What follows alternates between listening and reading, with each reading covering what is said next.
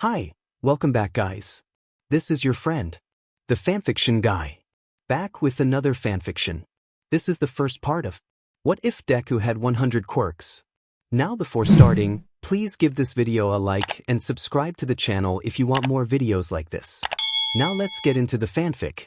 The one-shot. Remove the hood. Tsukachi ordered. Izuku obliged him by taking off the hood and shaking out his bright green curls with a smile. He also took off his cloth face mask and tucked it away in his pocket to reveal freckles and his lower face. Tsukachi narrowed his eyes, sighing, and placed a red blinking recording device on the metal table and then laced his fingers together. Please state your name and age for confirmation in the presence of my quirk, Truth, he said firmly. Midoriya Izuku, age 14. Izuku said without complaint. Izuku grinned at Eraserhead, giving him a fluttering wave before he crossed his arms. Midoriya, do you know how serious this is? Tsukachi asked, seriously. Absolutely, detective, I believe this is not very serious at all. Izuku grinned. It was more baring his teeth than a real smile. Tsukachi sighed again. Congrats on capturing me, by the way. It's cute that you worked so hard for this. Midoriya, can you tell us about how you became a villain? Tsukachi said, ignoring Izuku's teasing as he assessed him. You started as a vigilante when you were 9 years old, correct? I guess you could say that. I got bored one day and decided to see what it was like. Izuku shrugged. It was fun, kicking the shit out of people and leaving them on your doorstep. Tsukachi nodded, writing something on his clipboard. You started killing other villains soon after you turned 11, dropping their bodies off at the station instead, correct? No. Izuku grinned while Tsukachi frowned. Alright, when did you start killing? Well, I had my first kill when I was 5, but it was mostly accidental. Can you elaborate? My good detective, I'd love to. Izuku laughed. See, my dad decided I was old enough to start using my quirk. Unfortunately, my first test subject had a mutation quirk, and he didn't survive. Poor thing, his wings were torn off him in such an unpleasant way. Izuku clicked his tongue and grinned wickedly. Unpleasant but beautiful. Tsukachi was frowning, flipping through the thin folder of information they had on the villain. Drop off. Izuku never liked the name, but it was accurate enough. He did drop off villains at the stations, after all. Dead or alive. We haven't had any reports of your quirk doing anything like that. Tsukachi frowned. We haven't had any reports of your quirk at all. Well, that's because I kill the ones I use my quirk on. Can't have them spilling my secrets before I'm ready now, can I? Tsukachi frowned harder at Izuku's flippant tone. Can you state your quirk for the record, in the presence of my quirk, Truth? I can. Quirk, Steel at your service, detective. Izuku gave a little bow, grinning wickedly as Tsukachi went dead pale. Ah, cute. You've guessed who my father is then? Tsukachi. Eraserhead turned to his partner, looking at him with narrowed eyes when Tsukachi said nothing in response. We're sending him to Tartarus. Tsukachi said immediately, which made Eraserhead blanch. Well, why? He's a child. His father is the most feared villain ever, Eraser. Tsukachi stressed, dark eyes glued to Izuku's wicked smile. He's the son of the boogeyman of the underground. Seriously? Come on, Tsukachi, that's irrational. There hasn't been any proof he even exists. He's a legend. I've seen him, Tsukachi said as he turned to Eraserhead, taking his eyes off Izuku for the first time. All Might went against him 5 years ago and defeated him. He's known as All for One. Oh yeah, Dad was mad about that, by the way, Izuku said, rolling his eyes. Mama smacked him for it when he got home. Only idiots get caught by accident. He's still alive? Tsukachi choked, making Izuku laugh. Duh, you think All Might actually killed him? Sorry to break it to you, but Dad's fine. Injured, inconvenienced, but all you really did was ensure that my brother will replace Dad in a few years. Izuku sighed dramatically. Dad's gonna retire, which'll be so boring. There's more of you? Tsukachi jumped to his feet and slammed his hand on the table, making Izuku blink and Eraserhead sigh. Tell me everything. Now. No, Izuku said, bringing a hand up to examine his fingernails. You're throwing me in Tartarus, which, again, would be so boring, and I am allergic to boredom. How can I collect and kill if I'm in Tartarus? A waste of my talents is what it is. Tsukachi, you need to be rational. Drop-Off clearly has no interest in running the underworld. Eraserhead said, staring at the detective blankly. If what you say is true, he'd have done it by now if he was. Sit down. Good point. Izuku pointed at Eraser with his handcuffed hands. How did we even arrest you? Tsukachi narrowed his eyes at Izuku. The reports say an officer just tackled and handcuffed you. How many quirks do you have? A little under 100. Izuku shrugged. I'd have more, but Dad says I need to be selective because clutter gets annoying after a while. I haven't noticed, but that's what he said. Why didn't you leave? Tsukachi demanded. You could have just, I don't know, not been arrested. Tsukachi, he's wearing quirk suppressants. Aizawa sighed. I thought this would be interesting. Izuku shrugged, answering Tsukachi's question. You've been trying to catch me since I was 9 years old. I figured I'd give you a chance to have your fun. Tsukachi, if you don't sit down and do this interrogation properly, I'm taking you off the case. Eraserhead snapped. Tsukachi stilled, staring the hero down, then sat back down stiffly. Fine. He cleared his throat and picked up the file again. So your quirk is called Steel. Can you elaborate? My quirk allows me to take the quirks of others and use them for myself. Izuku rolled his eyes. It's pretty self-explanatory. Can you give back the quirks you've taken? Tsukachi asked shakily. No. Izuku pouted, crossing his arms. It's stupid, Dad says. It's my only shortcoming, but Mama doesn't care. Tsukachi nodded slowly but moved on. And how does it activate? I can pull them towards me whenever I want. Izuku said, brightening happily, which made Tsukachi stiffen. Currently, I can pull any quirk towards me that's within a mile radius of my position. In addition, I know any and all quirks in that radius and can understand their uses perfectly, if I want to. Much better than Dad's quirk, in my opinion. So you can feel everyone in the building? Tsukachi asked calmly even as his face drained of color. Yep. It's interesting, did you know one of your employees has a quirk that allows him to walk on water?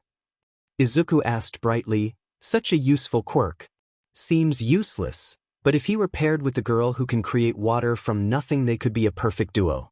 Imagine the girl creates a waterfall staircase, the boy can just go up it. Izuku sighed. You people have no creativity. Can't believe you stuck him in a lab and made the girl an assistant. Midoriya. Tsukachi didn't get to finish because Izuku's phone rang. I'm sorry, it's Mama. I'll put her on speakerphone. Izuku dug around in his pocket to reveal his phone, awkwardly tapped the green button with his wrist at an odd angle because of the HNDCFFS, then clicked the speaker icon. Hey Mama, you're on speakerphone, say hi to Eraserhead and the detective. Hello Tsukachi, Aizawa. She said, clearly amused. Izuku could just imagine her eyebrows going up as they did when she was pleasantly surprised. Izuku, I said you could spend 2 days at the station, not 5. Your brother nearly destroyed the house when I said he couldn't kill the police officers to get you back. Sorry, Mama. Izuku smiled, ignoring the pale detective and sighing hero. I'll be home soon. Promise. You'd better. Don't think I'll let you keep going out if you pull this again. I gave you a curfew and you weren't back by then. Her voice was stern and it made Izuku wince. Sorry, Mama. He said again. She huffed into the phone, perfectly portraying her disappointment. He sighed. I'll be home before Dad notices. Okay. Well, hurry up. He gets back tomorrow. Yes, Mama. Love you. Love you too, baby. Go easy on Tsukachi, you know his quirk gives him migraines. She hung up then and Izuku sighed. He tucked his phone away and smiled at the duo across the table. I'd better go, Mama was very clear. You think we'd release you just like that? Eraserhead raised an eyebrow, but then his eyes went completely colorless and blankly white. What the? He immediately stood with a shout, shoving back his chair and stumbling backwards with a hand over his eyes. Your quirk doesn't work if you're blind, Eraserhead. I'll be going now, Izuku said, activating a quirk called Whiteout. He then stood and easily unclasped the HNDCFFS. You should have double-checked, detective. I don't approve of quirk suppressants. Tsukachi stood, panicked, jumping forward to grab at Izuku.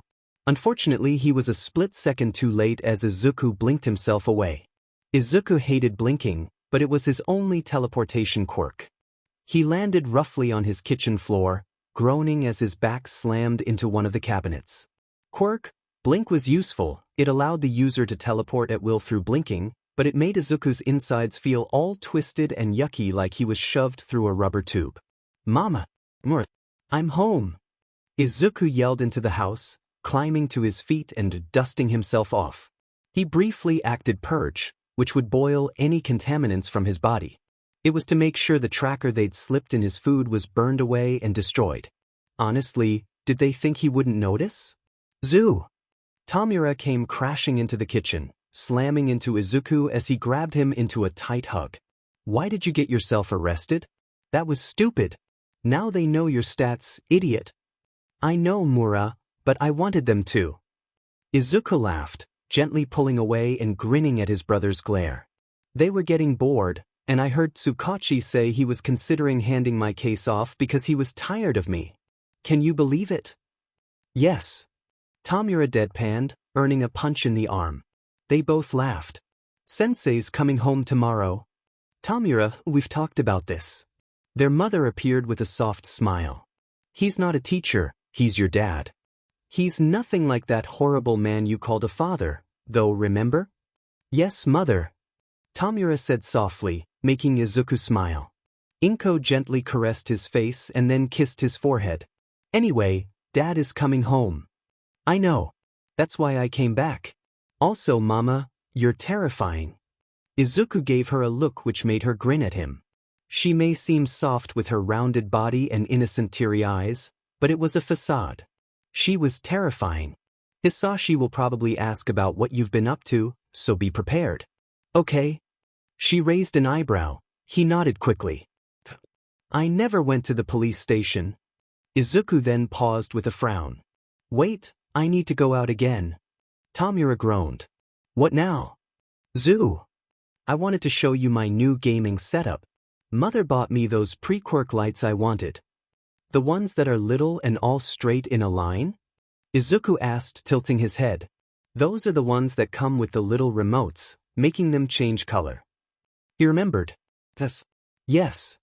Tomura exclaimed, eyes slightly crazed with excitement. What sort of side quest do you need to go on anyway? You'll just have to wait and see. Izuku said mysteriously. Oh Mura, if I gave you a quest of your own, up for it? Depends. Tomura crossed his arms. What is it? It's a hacking job. Izuku grinned when Tomura cackled in delight. Alright, let's hear it. Tomura prompted. I want you to scrub all of the footage from every police station from the entire week. All of it. Audio, interviews, data, everything you can get your extremely dangerous hands on. Izuku laughed at the absolutely delighted look on his brother's face. All of it? You're not making me keep some?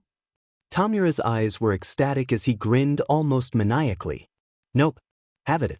Destroy whatever you want and feel free to add whatever villainous viruses and bugs you want. Perfect. You never let me have at it like this. Tomura exclaimed, running upstairs. I'll be back. Mother. I'll be in my room doing very villainous things. Inko laughed after her oldest, turning back to her youngest with a fond smile. You didn't have to do that. She asked, making Izuku shrug with a smile. I like making him happy. You know how Dad makes him do those precision jobs where subtly matters. Giving him free rein to destroy always makes his day. His mother ruffled his curls softly. Oh Izuku, I missed you. She pulled him into a hug. Welcome home. He sighed, burying his freckle-covered face in her shoulder. I missed you too. It's good to be home. Izuku pulled away with a sigh. I'm headed back to the police station. Tsukachi recorded the interview, so I need that recording device. Okay, baby. Be home for dinner, alright? I will. Izuku smiled at her and then activated Blink. Izuku slammed into the hard floor of a familiar interrogation room with a groan, standing up and waving at the camera for Tomura. He then activated Chameleon and slipped out of the room. Chameleon was a complex quirk that made his cells and small things in contact with his skin completely translucent, allowing people to see right through him without even knowing it. Izuku took note of where everyone was using steel, found Tsukachi in his office, then headed down the corridor on silent feet. He went slowly, ensuring nobody heard or could otherwise notice him, grinning as someone looked right through him. Tsukachi was still in his office when Izuku got there, so he gently opened the door with a maniacal grin. "Who's there?" Tsukachi asked. When the door was fully open but there was no one for Tsukachi to see, he shot to his feet and drew his gun. "I'm warning you. Reveal yourself." Izuku did not do this. He instead used psychokinesis to open the window a few inches before slamming it shut with a clatter. Tsukachi spun around and immediately turned his full attention to the window as Izuku spotted the recording device on the desk. Izuku snatched it up and hid it in his pocket, the device vanishing, then went completely still. Tsukachi turned back around and immediately noticed the missing recording device. He fumbled for his phone, eyes darting suspiciously around the room as he dialed a number and pressed call. "Aizawa, we have a problem," Tsukachi said before the other person on the line could say anything. "Do I need to come back? I just left the station. The recording device is gone. I don't know what good your presence would do, but it's definitely a problem." "You lost it?" "I think someone with an invisibility-type quirk came into my office. That's the only way I can explain the door opening by itself. And then the window slamming shut. I never saw anyone and I was standing right there." Tsukachi ran a hand through his hair roughly. "I hadn't even downloaded the interrogation yet, we have no proof it happened at all." "What about the camera footage?" "Interrogation rooms have audio," Eraserhead said calmly. "Think rationally, Tsukachi. You're panicking." Okay. I'm sorry," Tsukachi muttered, taking a deep breath. "It's just, the commission needs to know about this. You know how they are, they won't take anything seriously unless proof is shoved down their throats. Call me back when you've figured it out." Eraserhead promptly hung up on the detective and Izuku grinned. If the only proof Midoriya Izuku, son of AFO, existed in the footage and the device in his pocket, then Izuku was golden. He got what he wanted. He had Tsukachi's attention, scared the hell out of him, and nobody had any proof he'd done so. The best part was that nobody else had seen his face. Nobody besides Tsukachi and Eraserhead. Izuku knew this because no one had been watching the interrogation behind the double-sided mirror, and Izuku hadn't shown his face, hair, or even his eyes to anyone during the days in his cell. It was flawlessly executed, just as he had planned. Izuku stayed only a minute more, watching Tsukachi sit back down at his desk and try to pull up the footage that Tomura was destroying. Izuku was immensely pleased at the panic on Tsukachi's face. No, Tsukachi exclaimed, smashing buttons on his computer in frustration. "Damn it." Izuku laughed, making Tsukachi stiffen and snap his eyes to Izuku, but it made no difference. Using Blink and deactivating Chameleon, Izuku was home the next second while immediately landing on his but in Tomura's bedroom with a defeated groan. "It's hilarious watching you use that quirk, Zu." Izuku looked up at his brother's grin with a glare. "Before you ask, I've ruined all police stations in a 100-mile radius." "Excellent." Izuku laughed as he stood, brushing himself off. "Did you see me wave?" "I waved at you." "I did." Tomura cackled. "Very nice. You landed on your butt then too." "Oh, come off it." Izuku shoved his brother and made him cackle. "Can I have the recording device?" Tomura asked, fingers twitching and eyes bright. "Sure, here you go." Izuku handed it over easily. Tomura pressed all 5 fingers to the little device and cackled as it dissolved into dust. "You've been practicing." "Mother's been bugging me." Tomura groaned. "You're 20, Tomura. You need perfect control of your quirk, Tomura. No, you can't just play games all day, Tomura." He playfully made his voice high-pitched and bossy. Izuku burst out laughing. "She's amazing like that." Izuku giggled, making his brother sigh. I think it's great you're still practicing. Hey, I stopped disintegrating things randomly when I was 12. Tomura defended, crossing his arms. Sometimes I mess up, yes, but so does everyone. I know, Tomura. Izuku said, smiling. That's why you don't even wear gloves anymore. It's proof of how cool you are. Izuku pulled Tomura into a hug, his brother melting slightly at the affection. Really, remember when I tried getting a hang of that crumble quirk? Tomura pulled away with a laugh. You wanted a quirk like mine because you said it was powerful and you couldn't steal it. Tomura grinned. You destroyed literally everything for a week before Mother gave you that ultimatum. Did you know it still stands? Izuku raised an eyebrow. If I use that quirk even a little bit, I'm grounded and have to wear gloves for the rest of the week, even if I turn it off. Serves you right. Tomura flicked Izuku's forehead. Not everyone can be as cool as me. Too true, too true. Izuku said, nodding seriously. Tomura shoved him and Izuku laughed. Izuku. Both of them froze, then slowly turned to the door where their dad was lingering in the doorway. You been busy these last few days? Hey Dad. Izuku waved nervously. You're back early. You're dead. Tomura whispered, earning a smack from Izuku that made him choke on a laugh. Come along, Izuku. Their dad called, holding out an arm. Kurogiri will be escorting us to my office. Ah man. Izuku groaned. Tomura patted his shoulder and Izuku walked forward with resignation. He took his dad's offered hand, his hand being swallowed by his father's huge one, as one of Kurogiri's portals appeared before them. His dad pulled him through without delay. Now, Izuku, you know you'll need to be punished for this. Hisashi said, sitting down behind his desk heavily. Izuku could feel the disappointed stare, even through his dad's mask. I know. Izuku said, toeing the carpet with one of his feet. I was bored. You can't keep misbehaving just because you're bored, little one. Hisashi chided, making Izuku cross his arms. Your punishment will be a little more severe than just being grounded. Okay, what is it? Izuku sighed. He just hoped his dad didn't make him go another month quirkless. That was the worst. He had a quirk suppressant around his ankle the whole time. He'd gotten so bored. Yeah, most of his mental quirks still worked despite the suppressants, but it's still esikiri. You'll be taking the UA Heroics entrance exam and spending a year as a heroic student. His voice held sharp finality. Izuku gaped at him in disbelief for a solid second after. No! He exclaimed, eyes widening with horror. No, you can't. Izuku, you got yourself arrested. Hisashi scolded with heavy disappointment. Purposefully, I might add. You revealed your face and name, which put all of us at risk. A year in high school isn't the end of the world. In addition, you're only allowed to use 2 quirks the entire time you're at school. Dad, please, I won't do it again. Izuku cried desperately, don't make me go to you. I can't do school, I can't. There's people there, Dad. They'll talk to me and want to be my friend. Let this be a reminder, Izuku. His dad said, standing.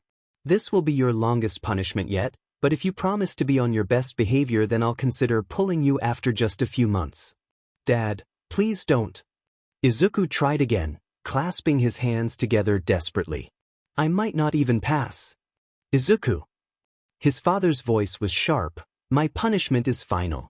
You will pass and you will go to UA. You've always hated the idea of being a hero, and now you'll have to act like one. It won't kill you, so let it be a lesson. Izuku wilted, dropping his head and nodding. Yes, Dad. His voice shook with both anger and tears.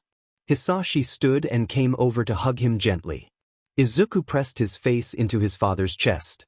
When Izuku was dropped back off in Tomura's room, he immediately fell face first on his brother's bed and started screaming into a pillow. Tomura spun in his desk chair and raised an eyebrow. What did Dad say? I'm gonna be a hero student at UA. Izuku cried, sitting up to whine at Tomura. Maybe as long as a whole year. Ouch. Tomura winced. He assessed Izuku's teary eyes and his shaking fists, then nodded. Wanna go to Takoba and destroy the trash? 3 days worth of dishes duty says I destroy more than you. Izuku gasped and jumped to his feet. I'll get my gloves. I'm gonna use Crumble you're on. Tomura cackled as Izuku sprinted from the room. Kurogiri, we're going to destroy a beach. What? Chapter 2, The Continued Story. Izuku frowned at his brother as he crossed yet another quirk off the list. Why can't I use Heave? Izuku asked, leaning over the list. Strength quirks are useful. You think all quirks are useful? Tomura grumbled, eyeing the very few that he hadn't crossed out yet. Sens, Dad says you have to pass, which means you need something stereotypically heroic and powerful. Tomura scowled. Dad told you that you'd be taking the entrance exam 2 whole weeks ago. You should have picked sooner, but you're stuck on that one, stupid. I'm not budging on Attract. Izuku huffed, crossing his arms. I picked it 2 weeks ago and I'm not changing my mind. Why? Psychokinesis is so much better. His brother threw his hands up. Attract only brings things towards you. Specifically your hands, and that's it. Psychokinesis allows you to move things around however you want with your mind. Attract is like Mama's. Izuku admitted, flushing as he looked away. Tomura stared at him for a moment, sighed, then reluctantly circled Attract. Fine. So what else? Also, have you come up with an explanation for how you have 2 quirks? Tomura turned to raise an eyebrow. Dad says you can pick 2. That depends on what we pick. Izuku hummed. They'll have to be able to pass as one chew. Izuku, you have 10 minutes before you need to leave. Inko came bustling in with a disapproving expression. What's this? She asked, leaning forward to examine the paper. Zu still hasn't picked which quirks he wants to use. Tomura made a So we wrote down all the quirks he has and we're sorting through them because he needs to get his butt in gear. He picked Attract for one of them. Ah, Izuku. Inko ruffled Izuku's hair with a soft smile. He glared at the wall with his face still red. I think Push would be a perfect secondary quirk. It's centered in the hands too. You could call your quirk Push and Pull, say it's based on mine. Genetics are so random it would make sense that the quirk could mutate to be more powerful. I like it. Izuku beamed, then started tapping his brother's shoulder repeatedly. Mura, I want that one. Ugh, fine. Tomura circled Push with a sigh. You'll be a little weakling of a hero, Zu, but fine. Don't forget the new address on your way back. It's not new, Tomura. It was Mama's apartment that Dad kept even after she moved here to be with him. Izuku corrected. Yeah, well, I say it's new. Tomura huffed. I've never been there. I already told you, Tomura, you don't have to live there if you don't want to. Inko said, smiling at him. I know you like it here, and don't really like Hisashi's Hue quirk. I want to. Tomura said immediately, I want to. Staying here without you and Zu would be awful. But he looked down at his lap, so Inko bent down to hug him gently. I know. You're sure you're okay with it? Hue isn't that bad. It just feels like being dunked in ice water briefly. Tomura sighed and Izuku laughed. What colors are you going to pick? Izuku asked. Hue only changes hair and eye color. I'll keep my red eyes, but my hair's gonna match yours. Tomura said, turning to grin at Izuku. Except mine won't look like a piece of broccoli. Hey! Izuku said, reaching up to touch his messy curls with a pout. That's so mean. Mama, Mura is bullying me. She laughed, patting his cheek fondly.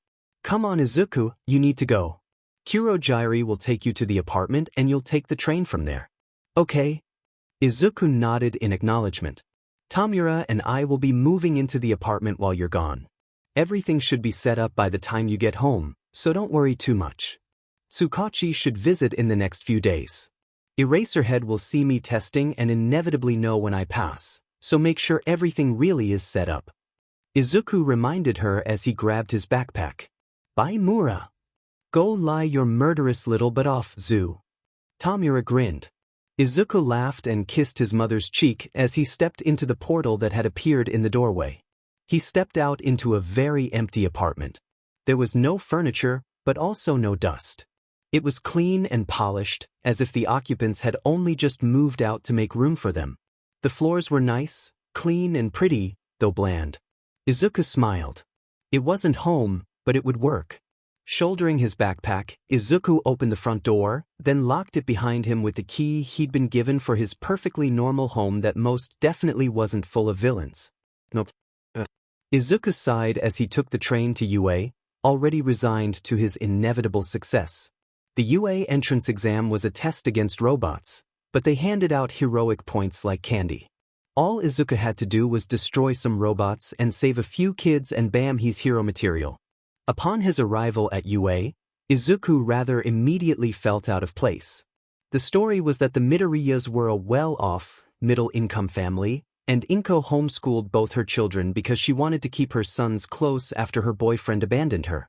Because of this, Izuku had no middle school uniform, so he stuck out like a sore thumb. Part of him knew nobody cared or were staring, but his anxiety said they were judging him. What? They didn't like his sweatpants and t-shirt combo.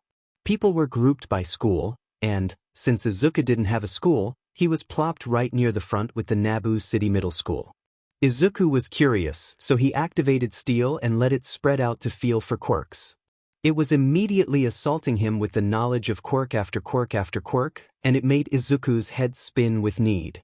One in particular, 2 seats down, had a hypnosis quirk that could put people in SBMSSV and mindless states that make them susceptible to the commands of the user. It sounded amazing and he wanted it. To distract himself, Izuku began to doodle on a piece of paper. However, he quickly became bored and decided to try and turn it into a paper airplane. The folds were sloppy, and it was a little bit of a mess, but it sort of looked like an airplane.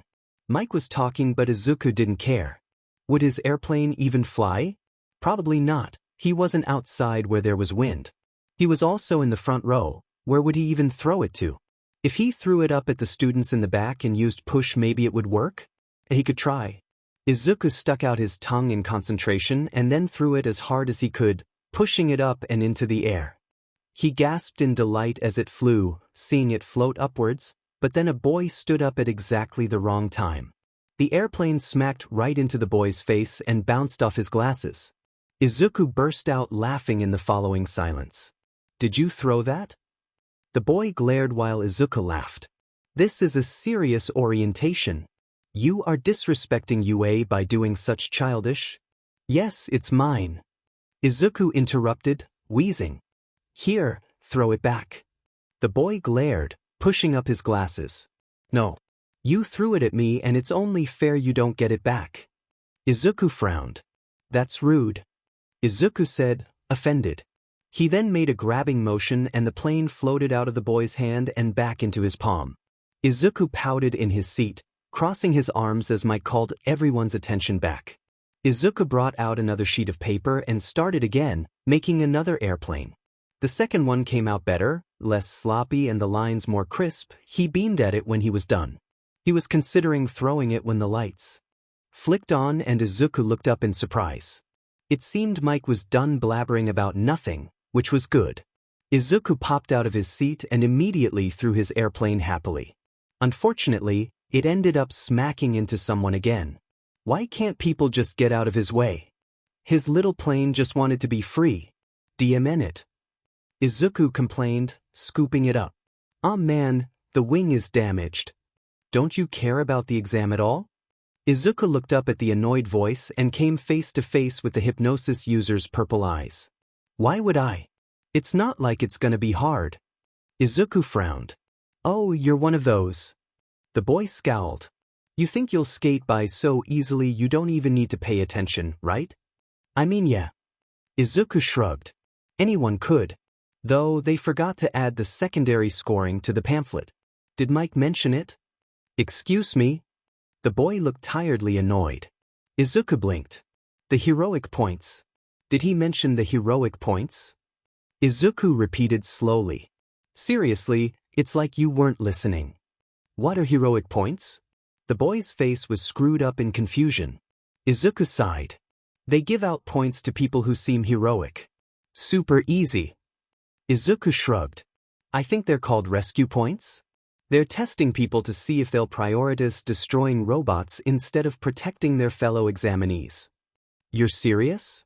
Izuku zoned in on the boy's face. He recognized that tone. It was a bland tone that tried to hide desperation. Izuku could see heavy scrutiny in the boy's gaze. There's another way besides the robots? Obviously. How'd you think people with non-physical quirks get in? Izuku raised an eyebrow. Look, this talk was great, but I don't do friends. Good luck or whatever, I'm sure whatever heroic dreams you have will come true and all that. See why? Izuku brushed past the boy without another word and threw his paper airplane again. Using push and pull, that was absolutely what his quirk was, nothing suspicious here. He made it swish through the air away from him and back without issues. He made sure to aim above people's heads to avoid more crashes. The wing was already bent and that was just annoying. Izuku sighed as he arrived at the testing grounds, so he threw his paper airplane one more time and pushed it all the way up and over the wall and into the city. He smiled as it disappeared. When a hand came down on his shoulder, Izuku reflexively reached back and grabbed the muscular arm of the person and promptly threw them to the ground at his feet. The boy in blue went up and over Izuku's shoulder and slammed back first into the ground. Izuku dusted off his hands and bent down to glare at the boy who had the wind knocked completely out of him. What the F did you touch me for? Izuku exclaimed angrily. It's extremely rude to touch people without permission, idiot. The boy on the ground gasped for breath as Izuku took a step back, and he slowly climbed to his feet shakily. The people around them were staring, but Izuku didn't care as he crossed his arms and waited for the boy to speak. You shouldn't attack people for touching you. The boy scolded, winded slightly. I only meant to ask if you're taking this exam seriously. You can do that without touching me. Izuku scolded. Seriously, don't you know about consent? Some of the people around him snickered as Izuku put his hands on his hips. Besides, who cares if I'm taking the exam seriously? Isn't that better for you? If I fail, you're more likely to succeed. Lay off, a-hole. Izuku then marched away and crossed his arms as he glared at the doors. He already wanted to leave. Start. Izuku glanced up at Present Mike before jogging into the arena. Other people were running, but Izuku just calmly jogged. Robots burst out in front of people and Izuku reached out a hand with a grin. Using pull, he ripped the control panel right out of its chest and threw it into the street with a little of push. Following the group, Izuku randomly yanked the cores out of robots that he could, but he also occasionally pulled people out of the way of lasers when he could. They always cried out in surprise, but Izuku didn't care. Safety first and all that heroic shit. Izuku was horribly bored by the time the ground started to shake. He briefly considered it to be an earthquake, but his mind was abruptly changed when he saw a massive robot climbing out of the ground from between two buildings. Izuku laughed upon seeing the terrified expressions on the examinees, and grinned at the robot. It would be fun to take down. If only he could use separate. It allowed the user to turn anyone inside out with a single thought. He'd never used it but was sort of dying to find an excuse to. The robot slammed a fist into the ground, cracking the concrete and blowing debris everywhere. Izuku would have grinned, but instead he sighed. A girl was stuck, and Izuku was a nice and perfectly heroic examinee. Izuku jumped off the roof, rolling as he landed, then immediately started using push to shove the concrete blocks off the girl. Once enough was cleared, Izuku used pull so she was yanked towards him. He caught her easily, bridal style, then gave her a pretty smile that made her go pink in the face. Considering his next move, Izuku set her on her feet. Go on, get to safety, he said evenly. Then he turned back to the robot and shut his eyes for dramatic effect. He put both hands up and took a deep breath as the robot closed in. Using push, he shoved the robot so hard it stumbled backwards into a building, then used pull to yank its whole core out and as many electric wires as he could. It flew right at Izuku, who sidestepped it, then he gently pushed the girl out of the way too. The robot collapsed backwards, slamming into nearby buildings and sending metal in every direction. To be polite, Izuku pushed every projectile aimed at the students away with a smile. Oh, how heroic he was! Look at him, he was so cool. When the exam ended, Izuku sighed as Mike yelled and started back towards the entrance. He accepted the gummies recovery girl gave him with a nod before leisurely heading back to the main campus. Izuku left UA and took the train home, unlocking the door and stepping inside without delay. He then blinked as he shut the door behind him. Izuku, welcome home, his mother said with an amused inflection. He snickered as he switched to the indoor shoes he found by the door. Nice place we have. The pictures are real cute. Izuku raised his eyebrow at the framed pictures of a baby Izuku with a very anxious Tomura holding him like glass figurine. The pictures were real, so were most of the others, but Tomura had green hair in every single one of them. There was also an absence of gloves on Tomura's untrained hands. Obviously they had been modified. Hisashi thought they'd make the place more welcoming and authentic. She laughed. Oh, he wanted to give you a quirk today, in preparation for the detective's visit. Kurogiri will take you. Sounds good. Izuku smiled, barely containing his excitement. Because Kurogiri was seemingly omniscient, he appeared as if called and created a portal directly beneath Izuku's feet. Kind of him. Izuku. Izuku heard his father's voice as he fell through the portal and slammed into the floor of his father's office with an oof, as he landed on his butt. Hiya, Dad. Izuku wheezed as he climbed to his feet. His dad smiled. The detective plans on visiting tomorrow morning. Everything is going as planned. I still can't believe you officially added us to the quirk registry. Izuku groaned, rubbing his aching tailbone. Spies are handy, I'll give you that. You put your fake quirk on your application and the apartment's address. Adjustments needed to be made. Identities created, families moved and all that. His father smiled. Here, I have a quirk for you. Izuku walked over to stand by Hisashi's desk and let his dad put a hand on his head. The new quirk felt like lies. It felt like smoke, untouchable, able to slip through fingers without resistance. It curled inside his throat, as if mist and secrets spilled from his lips and leaked from his vocal cords. It tasted like protection melding with his mind. It made him shiver. It's an immunity quirk. Izuku gasped as he felt the drawback slam into him in response to the new quirk. Izuku had never been drunk, but Demon did it feel like it whenever he got a new quirk. His head was spinning and he felt like giggling like a maniac. It allows the user to block mental quirks. It activates manually, like a switch. Exactly right, Izuku. His dad praised as Izuku shook his head to clear his jumbled thoughts.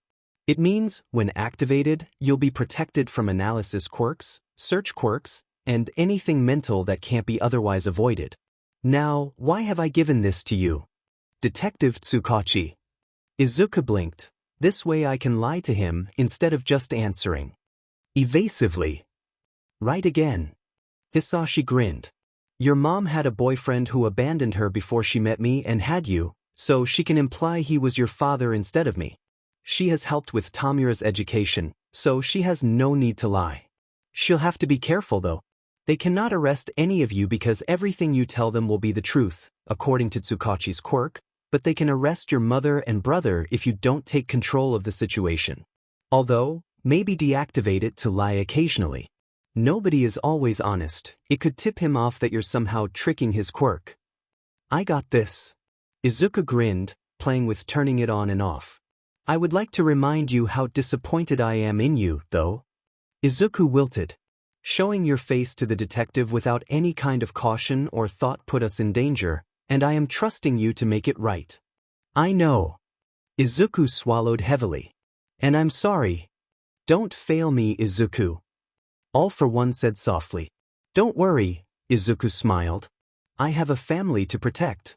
Izuku, get the door. Inko called sweetly as the doorbell chimed the next day. Izuku climbed off the couch, abandoning the fake homeschooling papers his mother had laid out for the occasion.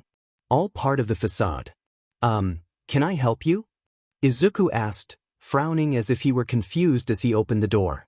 We're not expecting guests. He made sure Quirk Immune was active before he said it. Midoriya, we'd like to come in. Tsukachi said with a harsh glare. Eraserhead was behind him. He had cleaned up, his hair was tied back and he was out of his baggy hero jumpsuit. Izuku frowned harder at them. I'm sorry, you can't come in. Izuku said, I don't know who you are, and strangers aren't allowed inside. Tsukachi recoiled physically, turning to Eraser with an expression that screamed what the F-. He's telling the truth. Tsukachi muttered to Eraserhead under his breath. They probably thought Izuku couldn't hear it, but he did. Listen-in was a hearing quirk he'd picked up when he was about 12 to sharpen his hearing. It allowed him to hear conversations he otherwise wouldn't be able to hear. Not super powerful, since it only allowed him to hear conversations and not all sounds, but definitely handy. Bye, I hope you have a nice day. Izuku went to shut the door, but a hand shot out and grabbed it, preventing Izuku from shutting it. Wait! Tsukachi exclaimed. Izuku slowly opened the door wider again with narrowed eyes. I am Detective Tsukachi, and this is Pro Hero Eraserhead. We're here about your application to UA? Oh, are you here with my exam results? Izuku raised an eyebrow. I was told they'd send a letter, and it's way too soon. Are you sure you're from UA? Do you have proof of identity? Inko appeared behind Izuku, her eyes wide and innocent. Tsukachi nodded to her. Yes, ma'am. He pulled out his police badge and showed it to her.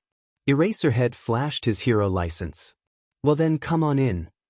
She smiled and Izuku stepped aside with a reluctant frown painted on his face.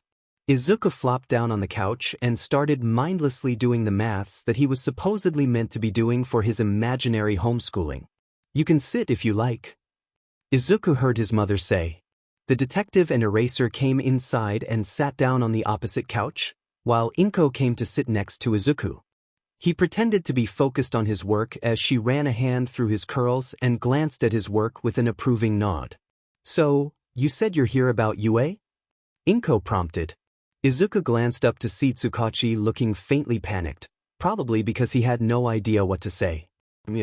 We're here to ask a few questions, he said, glancing at Eraser. The hero sighed. My name is Aizawa Shoda, and I'm a homeroom teacher at UA. Eraserhead said tiredly. We decided to be more careful about selections this year and are interviewing students we have our eyes on. Sometimes they get in, sometimes they don't, however, so this isn't a guarantee for his acceptance. Thank you for clarifying. Inko smiled at them. What did you want to ask? Mother, who was at the door? Tomura entered right when he was supposed to, blinking in false surprise at the two men on his couch. Oh, hi. Tomura, this is Detective Tsukachi and one of the teachers at UA. She smiled at him. Tomura's job was to confuse the officers and sell the whole family thing.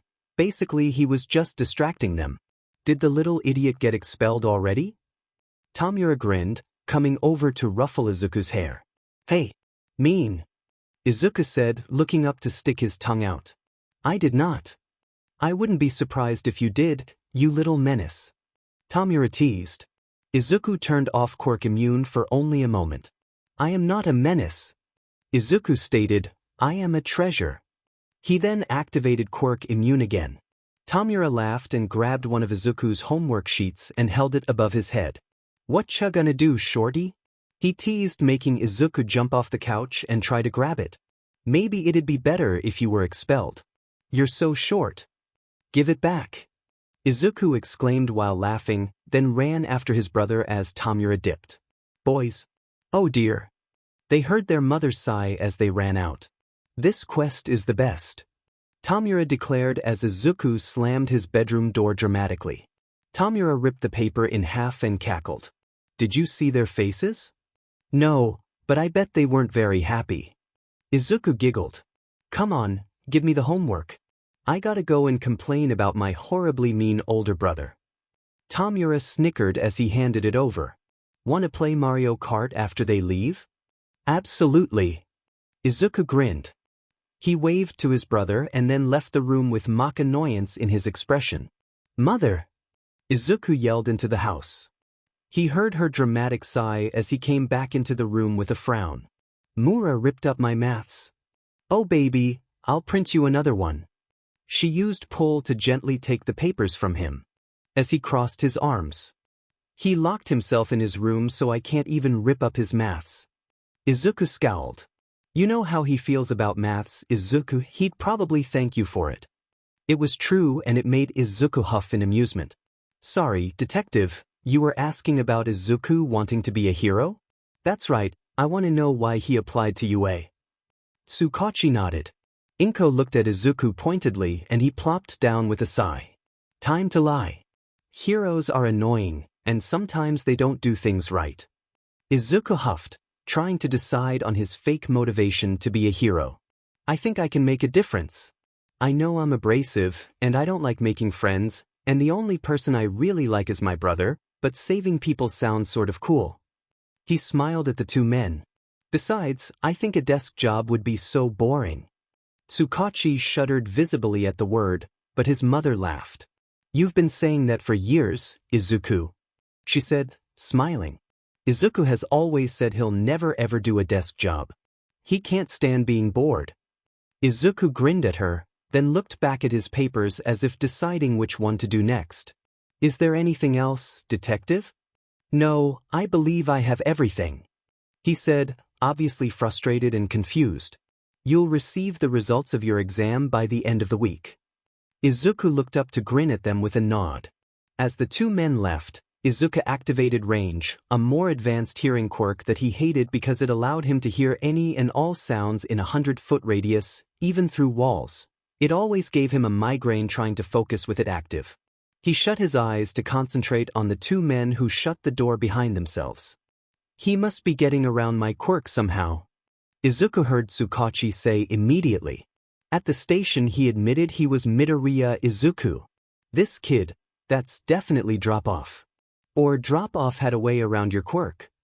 Aizawa sighed. I don't see any evidence Midoriya Izuku is a villain. He said he wants to be a hero. I already said he must have a way around my quirk. Tsukachi said, they even look the same. Same face, same name, it can't be a coincidence. Tsukachi, has it ever occurred to you that Drop-Off might have a quirk that allowed him to shapeshift? Eraser responded tiredly. It's likely he showed us a false face to throw us off. Drop-Off was intelligent, cocky, and uncaring to a fault. The Midoriya we just met is intelligent, childish, and honest. You only signaled one lie the entire time, and it was when he denied being a menace to his older brother. But Drop-Off has a brother. Do you have any idea how many people in this world have brothers? Eraserhead sounded absolutely done with life. It made Izuku grin. Whoever Drop-Off is, that's not him. The Midoriyas are innocent. I don't get it, Tsukachi said, completely ignoring Eraserhead's words. The mother said she had a boyfriend who left her before Izuku was born. Could that have been all for 1. Tsukachi, I'm serious. Drop it. You heard what Drop-Off's mother said on the phone. She clearly stated All for One was still around. Clearly he didn't abandon anyone. But I said drop it, Tsukachi. The footsteps Izuku could hear stopped. Eraserhead's voice was lethal. I'll remove you from the Drop-Off case if you keep accusing an innocent child. He passed your little test, and he did it with honesty. The evidence says it's not him. Leave them alone. Satisfied, Izuku opened his eyes and turned off the quirk. It had already given him a headache. So, what did they say? His mother asked, raising an eyebrow. We're safe. Izuku sighed, rubbing his temple ruefully. Tsukachi is mad, but Eraser yelled at him for accusing an innocent family and not letting it go even after proof they were innocent. Tsukachi will definitely still be suspicious, but Eraser is on our side. Wonderful. She laughed. What did they ask while I was with Tomura? Izuku tilted his head. They just asked about your father. Inko grinned. I told them I was abandoned by a boyfriend before you were born. They didn't bother asking how long ago it was, so I didn't mention it was when I was 19. They assumed he was my father and abandoned you while you were PRing tea with me. Smart. Izuku laughed. His mother smiled fondly, then grinned. I'll make katsudon for dinner for the occasion. She grinned even wider as Izuku gasped. Oh, thank you, Mama. He hugged her tightly and then pulled back with a laugh. I'm off to lose horribly at Mario Kart. Bye. His mother's laughter followed him through the house and he grinned. Another day, another villainous success. What more could he ask for, really? Chapter 3. Izuku was dragging a body to the police station, humming. He'd taken another quirk. It was impossible to pass up. Feature Shift allowed the user to change and mold their features however they want. Colors, shapes, everything. It was annoying it only applied to the face and hair though. Imagine the possibilities if he could add extra arms to himself. That was a spectacular quirk. Currently, Izuku was wearing a face that looked like Tomura's. He had a skin rash across his eyes and a scar through his lip, messy and long blue hair with red eyes and no freckles. He also changed his vocal cords a little, which was why he was humming. In general, Izuku found the sensation of feature shift uncomfortable. It felt like his skin was stretched too far and yet pinched in every way, his hair felt like he'd been wearing a ponytail for too long, and his throat hurt like he'd been screaming all day. Not impossible to manage, but also not very pleasant. As he reached the station, Izuku threw the body at the door and smiled at the satisfying thump it made against the glass. The doors didn't break and he couldn't see through the frosted tint, but the glass always made a happy little noise. Tsukachi seemed to be camping by the door though, because he burst out of the police station and tripped over the body, making Izuku laugh. It felt odd with his new vocal cords, but a laugh was a laugh no matter what voice did it. Drop off. You fooled Eraser, but you can't trick me. Tsukachi yelled. Oh, did you finally guess that I was the one to steal your adorable little recording device and all the camera footage? Izuku asked, playing dumb. So it was you? Tsukachi exclaimed. Giving myself away. Oopsie.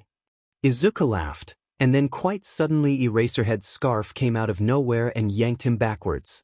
Hey! Izuku activated Blink, but his hood snagged and came right off as he landed a short distance away from Eraser. He landed in a crouch, trying not to wobble too much, and then he glared at Eraser. Well, that was rude. Izuku pulled his hood back up and tucked his blue hair behind his ears so it didn't get in his face. Maybe he should clip his hood on? It had fallen off before. What? Izuku looked at Tsukachi and found him staring at Izuku's red eyes in disbelief. I bring you a perfectly good villain body and this is what I get? Izuku teased, standing up from his crouched position. How inconsiderate of you. We arrested you once and we'll do it again. Eraserhead said. Izuku gave him a fleeting glance and grinned behind his mask. I'd like to see you try. Izuku blinked away with a grin and then landed on his but in his kitchen. It wasn't until he'd melted his features away and hopped to his feet that he realized he'd teleported to the wrong house. Sighing, Izuku blinked again and crashed into the correct kitchen back at the apartment. Oh hey Zu. Izuku looked up to see Tomura grinning down at him. Hey Mura. He replied. What's you hey? His older brother kicked him in the shoulder and then laughed at Izuku's pout. That was mean. Izuku sat up and rubbed his shoulder dramatically. Mama. Tomura kicked me. Don't provoke him if you don't want to get kicked. Inko's voice rang through the house. I didn't provoke him. Izuku yelled back, offended. I was minding my own business. Suyer Izuku. She called. Izuku glared at his brother who was shaking with silent laughter and a hand over his mouth. You're dead. Izuku grinned. Tomura sprinted away, and Izuku jumped to his feet to run after him. Tomura slammed his bedroom door, but Izuku blinked into Tomura's room and slammed into his brother hard. Oof! They tumbled to the ground and Tomura hit his elbows harshly on the floor, while Izuku landed on top of him. Ah! I have you now. Izuku pressed his hands to his brother's chest to hold him down, but Tomura's legs twisted against his and rolled them as he grinned widely. Hey! Boys! They both froze and looked at the door as their mother pulled it open. She sighed. Break it up you two. Izuku, your letter is here. Inko gave them both a stern look and left the room. Ugh! Izuku dropped his head in defeat, and Tomura pushed off him with his hands on Izuku's chest. Hey! Izuku wheezed as Tomura climbed off him and sent his brother a glare. You started it. Tomura shrugged as Izuku climbed to his feet. I did not. Izuku exclaimed, You kicked me. Nope. Tomura grinned. I was minding my own business and you started chasing me.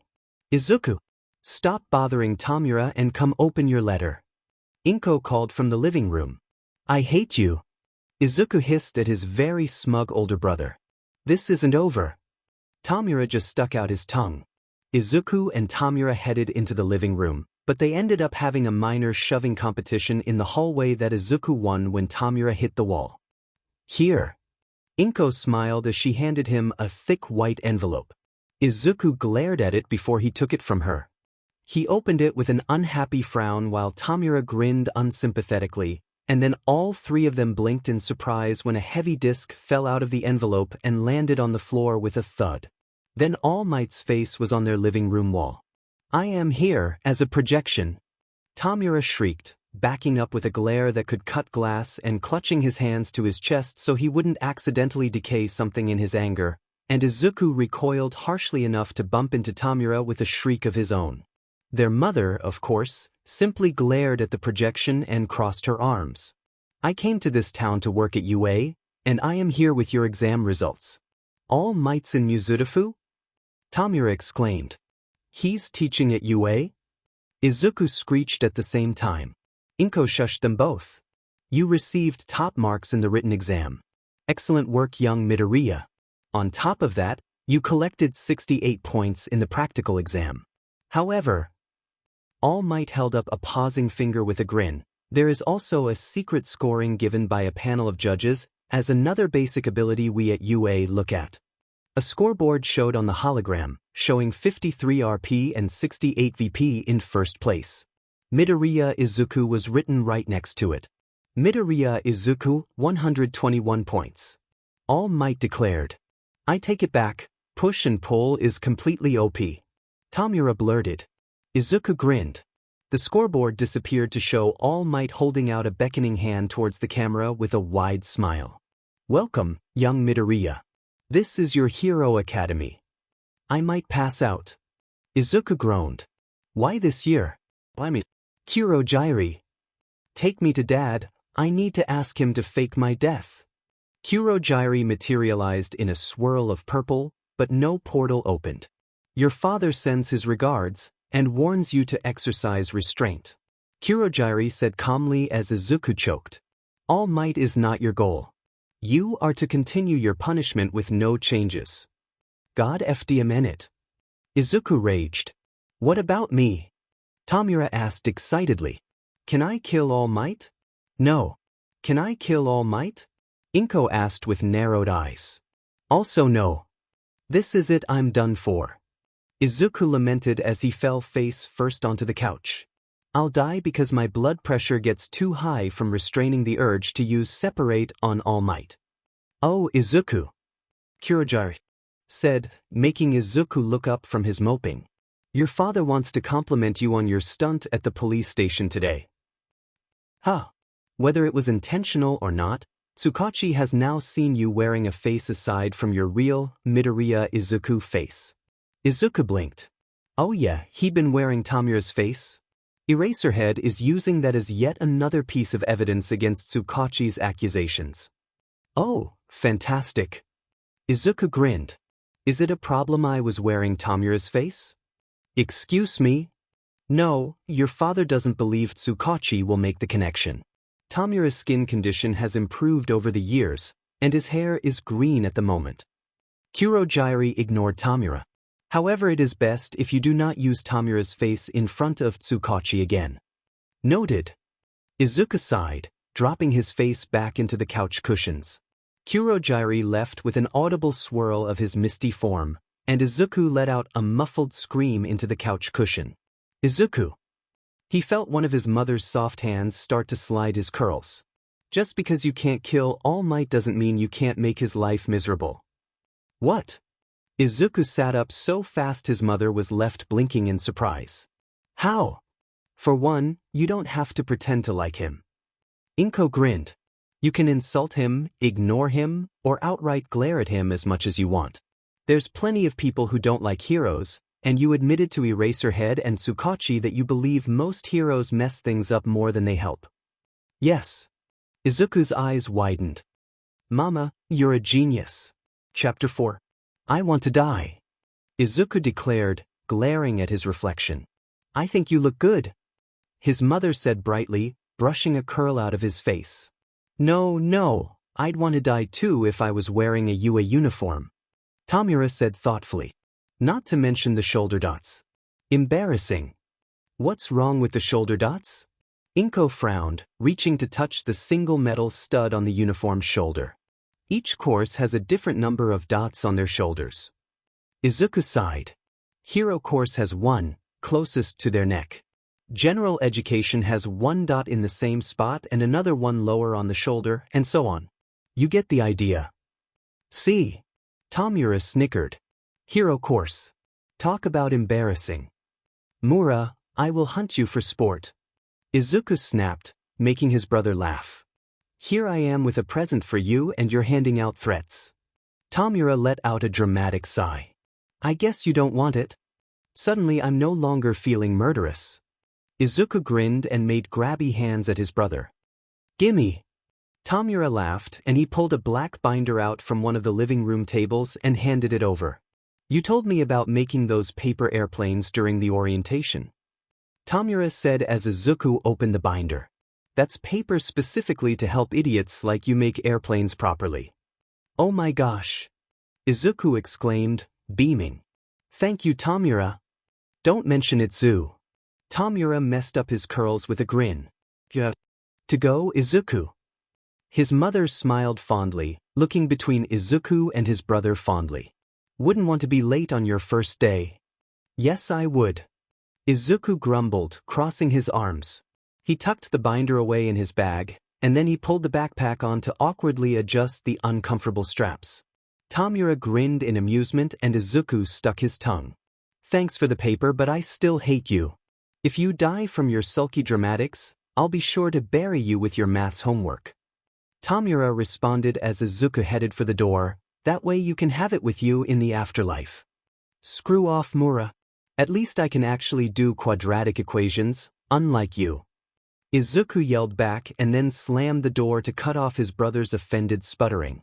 With one last huff, Izuku headed out of the apartment building and headed for the train station. People gave him smiles on his way. They probably assumed that if they wished him luck they could someday say they supported that one hero, insert cringy hero name, before they was popular. Gatekeeping behavior, honestly. Too bad for them, Izuku was never going to have a cringy hero name for them to support because he was never going to be a hero, and they didn't assign hero names until second year at the earliest anyway. Izuku looked up at Yue, holding his backpack straps and feeling like an idiot, and he only had one thought. Like a good child who definitely wanted to be a hero, Izuku entered the building and headed for the 1A classroom. He'd memorized it on the map he'd been given when his uniform arrived. One thing was for sure, Izuku was not going to be one of the embarrassingly idiotic students who arrived late because they had no idea where they were going. As expected of Yue, the door he arrived at was a bajillion feet high and screamed money. It just made Izuku sigh as he shoved the door open. There were about 10 people inside, half the class, and Izuku ignored them as he plopped down in his seat and pulled out the binder Tomura had given him. Just like Tomura said, the papers had guidelines on them. They were dotted and showed him exactly where to fold the flaps. Izuku concentrated as he folded the little flaps, his tongue peeking out of his mouth as he tried his very best not to F it up, and when he finished he gasped in delight at the perfect-looking plane. So you managed to make a plane that didn't look like sheet? Izuku looked up as he recognized the voice. It was the hypnosis quirk user. My brother got me airplane paper. Izuku proudly showed off the binder full of paper. Now I'll have a whole army of perfect little airplanes. Izuku grinned up at the boy who was staring with a raised eyebrow. You're insane. He commented. I'm aware. Izuku nodded. Did you need something? The boy raised a hand to rub the back of his neck with a sheepish grin that made Izuku raise an eyebrow. I just wanted to say thank you for telling me about the rescue points. The boy said, eyes not on Izuku as he spoke. I wouldn't have gotten in otherwise. Oh sure. Izuku said, waving him off. Heroic sheet, right? Sharing is caring and all that. He rolled his eyes and went back to his airplane. Right. The boy muttered. Look. Do you hate me or something? Izuku looked up at him and frowned when he saw the boy's eyebrows drawn together in hurt confusion. Why would I hate you? Izuku asked. You were sitting with my school. Did they tell you anything? No, should they have? Izuku raised an eyebrow as the boy frowned harder. You meant it when you said you don't do friends. The boy sighed. Izuku nodded, looking back at his desk to start on a second plane. Not really a people person. Izuku admitted, folding an edge carefully. My brother's the only one who can put up with my sheet. So it's because you've never had friends, then? Shinso frowned. And you have? Izuku raised an eyebrow, again, looking the boy up and down. You seem to be trying desperately to talk to me, which means you probably want to be my friend but don't know how to say it because you don't do friends either. The boy blinked for a moment before he grinned. It was all teeth, but it seemed genuine. I'm Shinso. The boy introduced. Midoriya. Izuku said, going back to folding his airplane. Since neither of us do the whole friend thing, let's not be friends. So we're acquaintances? No. Izuku denied, folding another flap carefully. Can't we just be two people who know each other and will probably stick together because neither of us want to be friends with the idiots we have for classmates? Fair enough. Izuku noticed Shinso shrug. Go somewhere else if you're here to make friends. A quiet voice said from the doorway, and Izuku froze. He knew that voice. This is the hero course. He'd either been lying on the floor or sitting on the floor, because when Izuku looked towards the door, Eraserhead was in the process of standing up and wearing what looked like an old yellow sleeping bag. Odd way to introduce yourself to a class, but alright. Okay, it took 8 seconds before you were quiet. Eraser said tiredly, unzipping and then stepping out of the sleeping bag. Time is limited. You kids aren't rational enough. Eraser then stepped fully inside the classroom and looked around at the class. I'm your homeroom teacher, Aizawa Shoyuda. Nice to meet you. Reaching into the sleeping bag, he pulled out a handful of gym uniforms. It's kind of sudden, but put this on and go out onto the field. Sheet. Izuku laid his head down on his desk. Exercise. Shinso snorted, which did not help. We'll be doing a quirk assessment test. Eraser said once everyone was out on the field. Izuku ignored the way half the class immediately started screaming or complaining, choosing to focus on using only pull to attract his plane towards one hand and then the other. It was difficult, which was why he was doing it. You kids have been doing these since middle school too, right? Izuku looked up at that, because he genuinely did not do whatever Eraser was referencing because he hadn't gone to middle school. Physical fitness tests where you weren't allowed to use your quirks. The country still uses averages taken from results from students not using their quirks. It's not rational. Well, the Ministry of Education is procrastinating. Then, Eraser looked right at Izuku. Midoriya, you finished at the top of the physical exam. In middle school, what was your best result for the softball throw? Izuku blinked blankly at Eraser for a moment. I was homeschooled, I never went to middle school. The teacher sighed heavily. It doesn't really matter. He muttered, go into the circle and do it using your quirk. Izuku walked forward in confusion and took the ball Eraser handed him. Everyone, keep your own scores in mind and watch. Midoriya, you can do anything as long as you don't leave the circle. Hurry up, give it all you got. Izuku stood in the circle, stared at the ball, and then glanced up at Eraser. I just throw it? Eraser nodded, and Izuku shrugged. All right. Izuku tossed the ball straight upwards, and then he flicked his fingers and pushed it as hard as he could. The ball went flying, disappearing in seconds and zipping off into the distance. After a moment, Izuku flicked his fingers again, adding a little bit of lift upwards, and sent the ball even further. He did it again. And again. And again. Midoriya, you can stop now. Eraser sighed finally. Izuku glanced over at him curiously. All right. Izuku crossed his arms and waited, looking out towards where the ball had disappeared, and a moment later Eraser's phone beeped. Know your own maximum first. Eraser said, glancing at the phone. That's the most rational way to form the foundation of a hero. Then Eraser held up the phone for the class to see. 16.09 kilometers, 16,093.4 m. The class exploded. People were gaping and yelling, and a few were cheering, and several were even glaring. Izuku just uncrossed his arms and walked back to Shinso, who was one of the people with their jaws on the floor. Izuku spotted his airplane nearby, and he zipped it towards his hand with a grin. "How did you do that?" Shinso exclaimed. "I just used my quirk." Izuku shrugged. "This looks like fun." A girl exclaimed, bouncing in place. "Did you guys see what he did? So cool." "Awesome." Someone laughed. "We get to use our quirks as much as we want." As expected of the hero course. Izuku watched Eraser with curiosity as his expression shifted. "It looks fun, huh?" Eraser repeated the girl's words quietly. "You have 3 years to become a hero. Will you have an attitude like that the whole time?" Izuku couldn't help but grin a little wickedly in response to the amused grin that slid onto Eraser's face. "Alright, whoever comes in last place in all 8 tests will be judged to have no potential and will be punished with expulsion." The class broke out in exclamations of shock. Finally, something interesting. Izuku grinned. Shinso gave him a terrified look that Izuku ignored. "Last place will be expelled? But it's the first day of school." Someone yelled louder than all the rest. Izuku knew that one. She was the helpless one he'd saved from the 0-pointer. "No, even if it wasn't the first day, this is too unfair." Eraser's face twisted at the girl's words, and he glared at the class with grave seriousness written all over his face. Natural disasters, big accidents, selfish villains. Calamities whose time or place can't be predicted.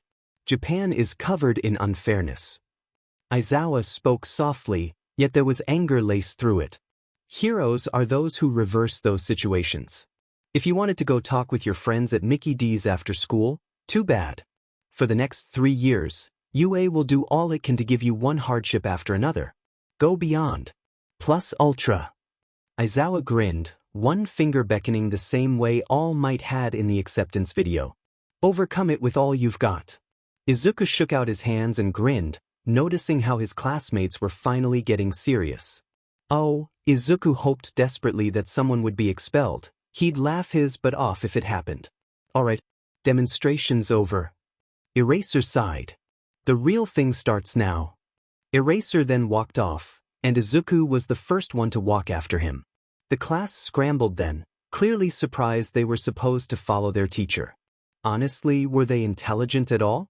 How long could you have kept the ball going? Shinso asked as they walked. Indefinitely. Izuku guessed, my quirk doesn't make me tired. I've never had quirk exhaustion. That was a lie, but only sorta. Steel fueled his many quirks whenever he needed them. He only ever encountered a problem when he used like 6 of his quirks at once, and that only gave him a mild headache. Steel itself wasn't the same though. One time he'd taken 5 quirks in one night and he'd passed out from the pure, overwhelming euphoria he felt. He'd been more careful after that. But his other quirks? Geez. Shinso sighed. I'd die for a quirk like that. My brother says I'm a poor weakling of a hero. Izuku grinned. He only changed his mind when I received my acceptance letter. How many points did you get? Shinso looked like he didn't actually want to know, so Izuku cheerfully told him. 121. He grinned, and Shinso actually choked. I'm pretty sure it was 68 villain points and 53 rescue points. Jesus Christ. Shinso muttered. Izuku just shrugged with another grin. What's that? Izuku blinked as the class stopped. There were 2 tracks chalked off, a start line and a finish line for each lane, and a weird robot tripod stood at the end. It's the 50-yard dash. Shinso sighed. I'm jealous. Skipping middle school must have been amazing. Tomura ripped up my homework a lot. Izuku replied, eyeing the students lining up. Tomura's my brother. By the way. Yeah, I'd guessed as much. Izuku didn't reply to Shinso in favor of activating Steel to get a gauge on his new classmates.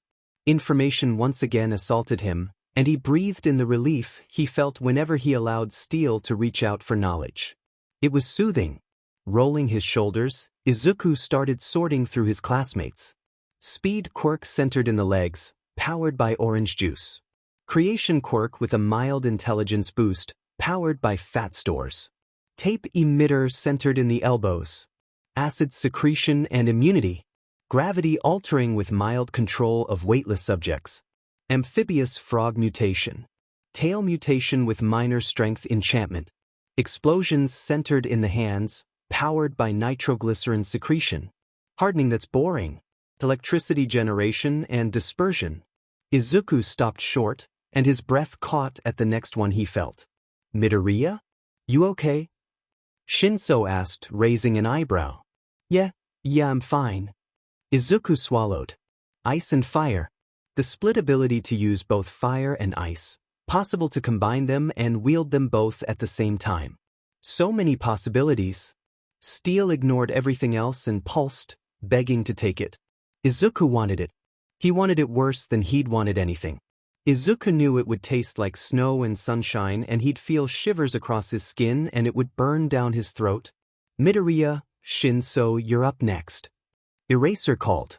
Izuku blinked and forcefully shut off steel immediately, dizzy with desire he hadn't felt in years. He swallowed thickly, and he tried not to stumble as he walked towards the line. On your marks. A robot voice yelled. You good? Shinso asked with a frown. Izuku took a deep breath and grinned at him. Get set. I'm going to kick your butt. Izuku replied. A gunshot. Izuku reached out for the boy with the hardening quirk and activated pull. The boy stumbled and he hardened on instinct. Izuku jumped, and he let pull yank him forward towards the boy. Izuku was propelled forward, and he deactivated pull when he started to lose momentum. Izuku rolled, jumped to his feet, and then he was across the finish line. 3.09 seconds. The robot voice chirped. 6.32 seconds. It said when Shinso caught up. Okay, what the F was that? Shinso gasped as he stopped next to him. Izuku shrugged. Just my quirk. Anyway, I'm gonna go thank the guy I snagged. Izuku said, I'll be back. But I thought you didn't do friends. Shinso accused with narrowed eyes. Izuku almost laughed when he realized Shinso was jealous. I don't. Izuku answered, amused. But I do know how to play nice with the sunshines. Shinso blinked in surprise, and then Izuku walked off and headed towards the very confused redhead with the hardening quirk. Hey, I just wanted to thank you. Izuku said as he caught the boy's attention, I used you as an anchor for my quirk. Your hardening is super useful. Izuku left out the fact that it was also boring. Oh, no problem, man. The boy grinned. My quirk's nothing special compared to yours. It's super manly. Everyone has their thing. Izuku shrugged, not bothering to disagree. If only he knew the truth of it. See ya. He waved, and the boy sent him an enthusiastic sharp-toothed grin as Izuku headed back towards Shinso. Before he reached Shinso, however, Eraser stopped him. Midoriya. Izuku turned to him and tilted his head. How long could you have kept up your quirk for the ball throw? Indefinitely. I don't get drawbacks from using my quirk. Izuku told him like he told Shinso, I could have kept it up until I got tired of standing in one place or I got bored. Why? The score you earned during the demonstration was supposed to be an accurate representation of your quirk's abilities. Eraser told him tiredly. Since I stopped you early and I don't think you're lying to me, I'm giving you an infinity on the ball throw. Oh. Izuku blinked. Thank you. Eraser just nodded and turned away, leaving Izuku to just blink some more. Well, that was certainly interesting. Shaking his head, Izuku once again headed for Shinso. What did Aizawa-sensei want? Shinso frowned as Izuku reached him. Apparently he's changing my ball throw score to an infinity. Izuku shrugged. He said my previous score wasn't accurate enough. Shinso gaped at him, but Izuku walked off to follow the group as they moved on. Shinso scrambled after him, which made Izuku huff. It seemed Shinso was going to stick around, which Izuku found mildly vexing. He didn't need a lonely purple-haired kid following him around like they were friends. Okay, so what test is this? Izuku asked as they entered a building and looked around. Grip strength. Shinso pointed as where everyone was lining up to grab little handheld devices. We squeeze a grip tester as hard as we can and get a score based on how much pressure we can muster. Oh, interesting. Izuku tilted his head. He and Shinso grabbed one each, and Izuku examined it before sliding his hand in. Damn it. Shinso cursed, looking at his number. Izuku glanced over at it curiously. 63.04 kilograms. Interesting. Izuku hummed, looking back at his own device. Now I'm wondering if suffering through the endless boredom of middle school could have actually been worthwhile. It isn't. Shinso sighed, setting his device down. Go on, be cooler than the rest of us. Wow. 540 kilograms? What are you, a gorilla? Oh, an octopus?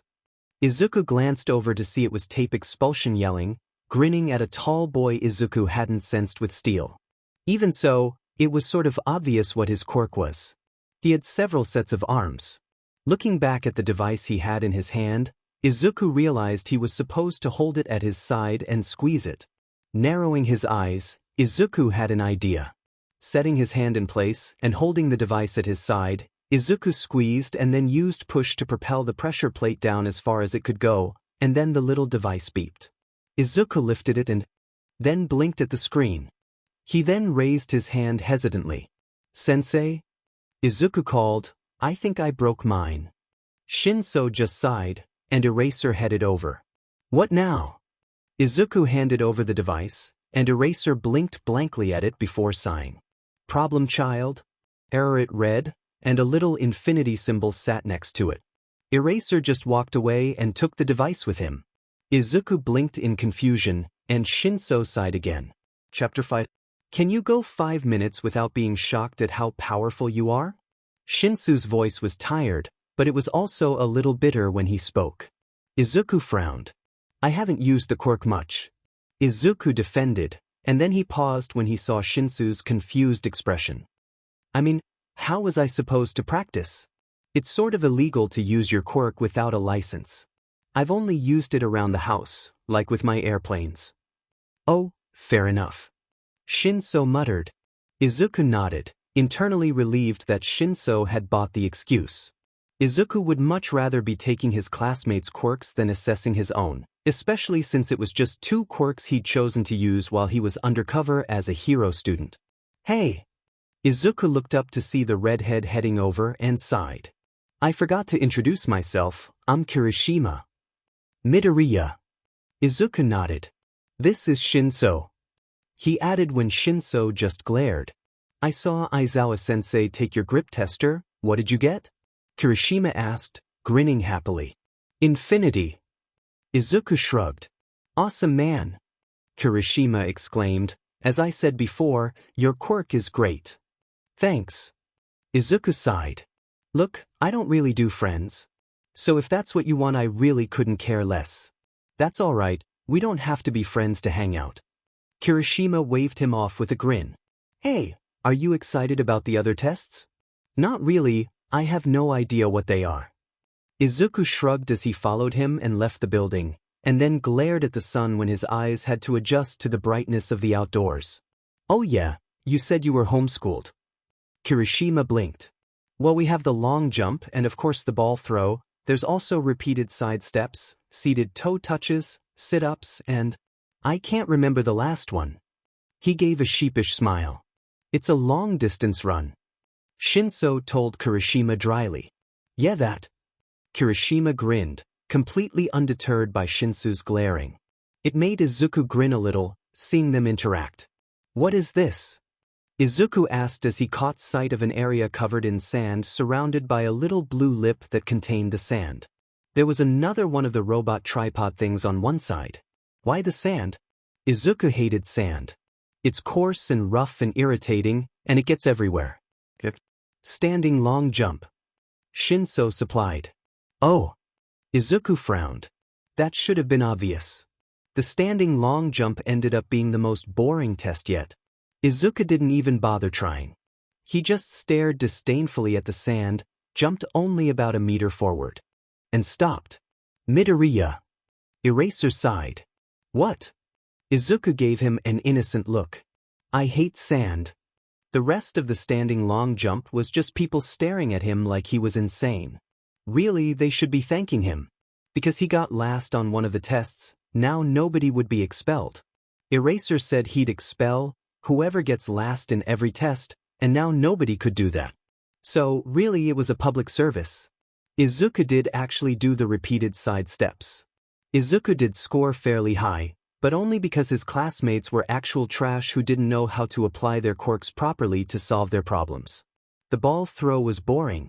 Izuku had already gone, so really all he was doing was just standing around and watching his classmates throw a ball without their quirks. Hardening couldn't use his quirk, Acid couldn't use hers, Tape Elbows didn't use his, the guy with lots of arms kind of had to use his but that didn't count, and so on and so on. There were only two people Izuku bothered to watch, and that was the Explosion User and the Gravity Manipulator. Explosion Boy propelled the ball 705 meters, which was impressive. Even more impressive was how it looked. Smoke rings and fire and a feral grin. Izuku would have been inclined to grab him and ask him to be a villain, if the kid wasn't such a hero. He was angry because he wanted to be the best, not because he was angry at the world and wanted it to come crumbling down. Such wasted villain material, honestly. The Gravity Girl was just interesting because Izuku wanted her quirk. She had a boring bubbly attitude that radiated blind faith and goodness, and it annoyed Izuku to no end. Her quirk on the other hand seemed useful. When he'd sensed it with Steel, it hadn't been enticing. It wasn't very powerful and the drawback SEKD, so Steel wasn't all that interested. However, Izuku thought it might be fun to be able to just send someone to space and then just let them fall. Midoriya? Shinso called from the circle. Izuku blinked back into the present. What? Izuku's mind went quiet almost immediately. Walk into the circle. A voice spoke softly, and yet it bounced around in Izuku's ears with ominous coaxing power. Izuku melted at the feeling of the command washing over him, but it was odd that he complied despite not meaning to. It must be Shinsu's hypnosis quirk. Call and response based? Activate your quirk and send the ball as far away as you can. The voice coaxed. A smooth round object was placed in his hand, and Izuku briefly had the ability to choose what he wanted to do. Izuku had more than one quirk, and his body did not know how to comply with Shinsu's command. As best he could, Izuku shoved push towards the surface and allowed it to cooperate. Vaguely, Izuku realized he had tossed the ball above his head, and then practically shoved it through the air and sent it flying even faster than he had originally for his own ball throw. Keep the ball going as far as you can and keep it off the ground. Izuku shuddered internally at the feeling of Shinsu's command settling, and couldn't deny the euphoria he felt from it. Steel was screaming at him, trembling in the back of Izuku's mind as Shinsu's quirk held him in place. Such unequivocal power. Izuku gasped as Shinso released him, and he bent over, pressed a hand on his chest and a hand on his knee, then he realized he could move again. His head spun and his stomach lurched, but it only made Izuku more excited. Midoriya, you okay? Shinso asked it casually, but Izuku could tell how anxious he was. That was amazing. Izuku breathed, lifting his head so he could look at Shinso properly. Shinso seemed to blue screen, and then looked extremely confused. You're wasting time. Eraser said, drawing Izuku's attention. Whoever's next, get ready. Izuku took a deep breath and straightened, but he didn't move. Midoriya? Shinso asked. He'd taken a few steps forward, but he stopped when Izuku didn't follow. Sorry, gimme a minute. I'm half high and I don't want to fall over. Izuku took another deep breath. He probably shouldn't be so honest, but Steel was throbbing in the back of his mind and his dad would kill him if he stole this kid's quirk and blew his cover. What? Shinso looked so completely baffled, it made Izuku laugh a little breathlessly. More stable, Izuku walked out of the circle and only stumbled a little bit. You good, Midoriya? Kirishima asked when Izuku had rejoined the crowd of classmates. You were totally zombie-like for a while there. I'm good. Izuku grinned. Really? Because you look like you're going to pass out. Shinso was watching Izuku suspiciously. I might. Izuku acknowledged with a bright laugh, and then he sent Shinso a pretty smile. That was really cool. He wanted it so badly. How? Shinso frowned. Most people absolutely hate it because they have no control. Shinso. Izuku leaned forward and put his hands on Shinsu's shoulders.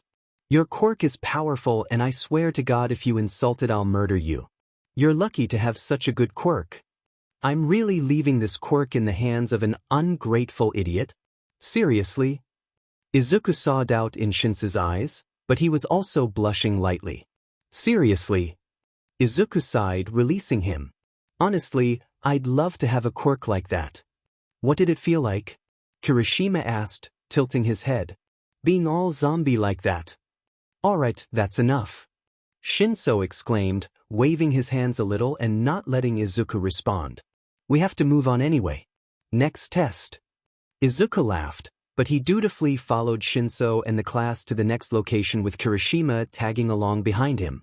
Oh, this is sit-ups, Izuku said as they entered another building. It had long white mats laid out across the floor, and Izuku glanced at Shinso for confirmation as people started picking mats. Right. Yep. He nodded. We need partners. Pair with me? Fine. Izuku grabbed Shinso by the arm and ignored the yelp the boy left out as Izuku yanked him towards a mat. You know, I feel like we're friends. Shinso grinned once Izuku had released him and plopped down on the mat. Even though you don't do friends. Oh, we're not friends. Izuku hummed. However, you aren't allowed to leave now because I like your quirk too much. Shinso just blinked at him. I can't tell if you're being serious or not. He admitted. Izuku just grinned at him. Shinso had no idea how serious he was. Once he was done with his punishment at UA, he was so stealing Shinsu's quirk as drop-off. You go first. Izuku said simply, gesturing to the mat. Shinso sighed heavily, but he laid down to do his sit-ups. Izuku dutifully leaned on Shinsu's feet, but his mind wandered. What would he do once he had it? Obviously he'd use it. Imagine how wonderful it would be to laugh at his victims and force them to do his bidding. How good would it feel to watch them walk themselves to the police station, or make them kill their own allies with their bare hands? Ugh. Shinso fell flat on the mat and didn't move. Better than I did in middle school though. Woo, accomplishments. Izuku rolled his eyes as he let go of Shinsu's ankles. Shinso gave him a deadpan look and moved to the side so Izuku could lay down instead. Sheet, why are your calves muscular?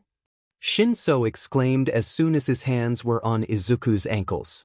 Because while you were in school I was working out. Izuku grinned.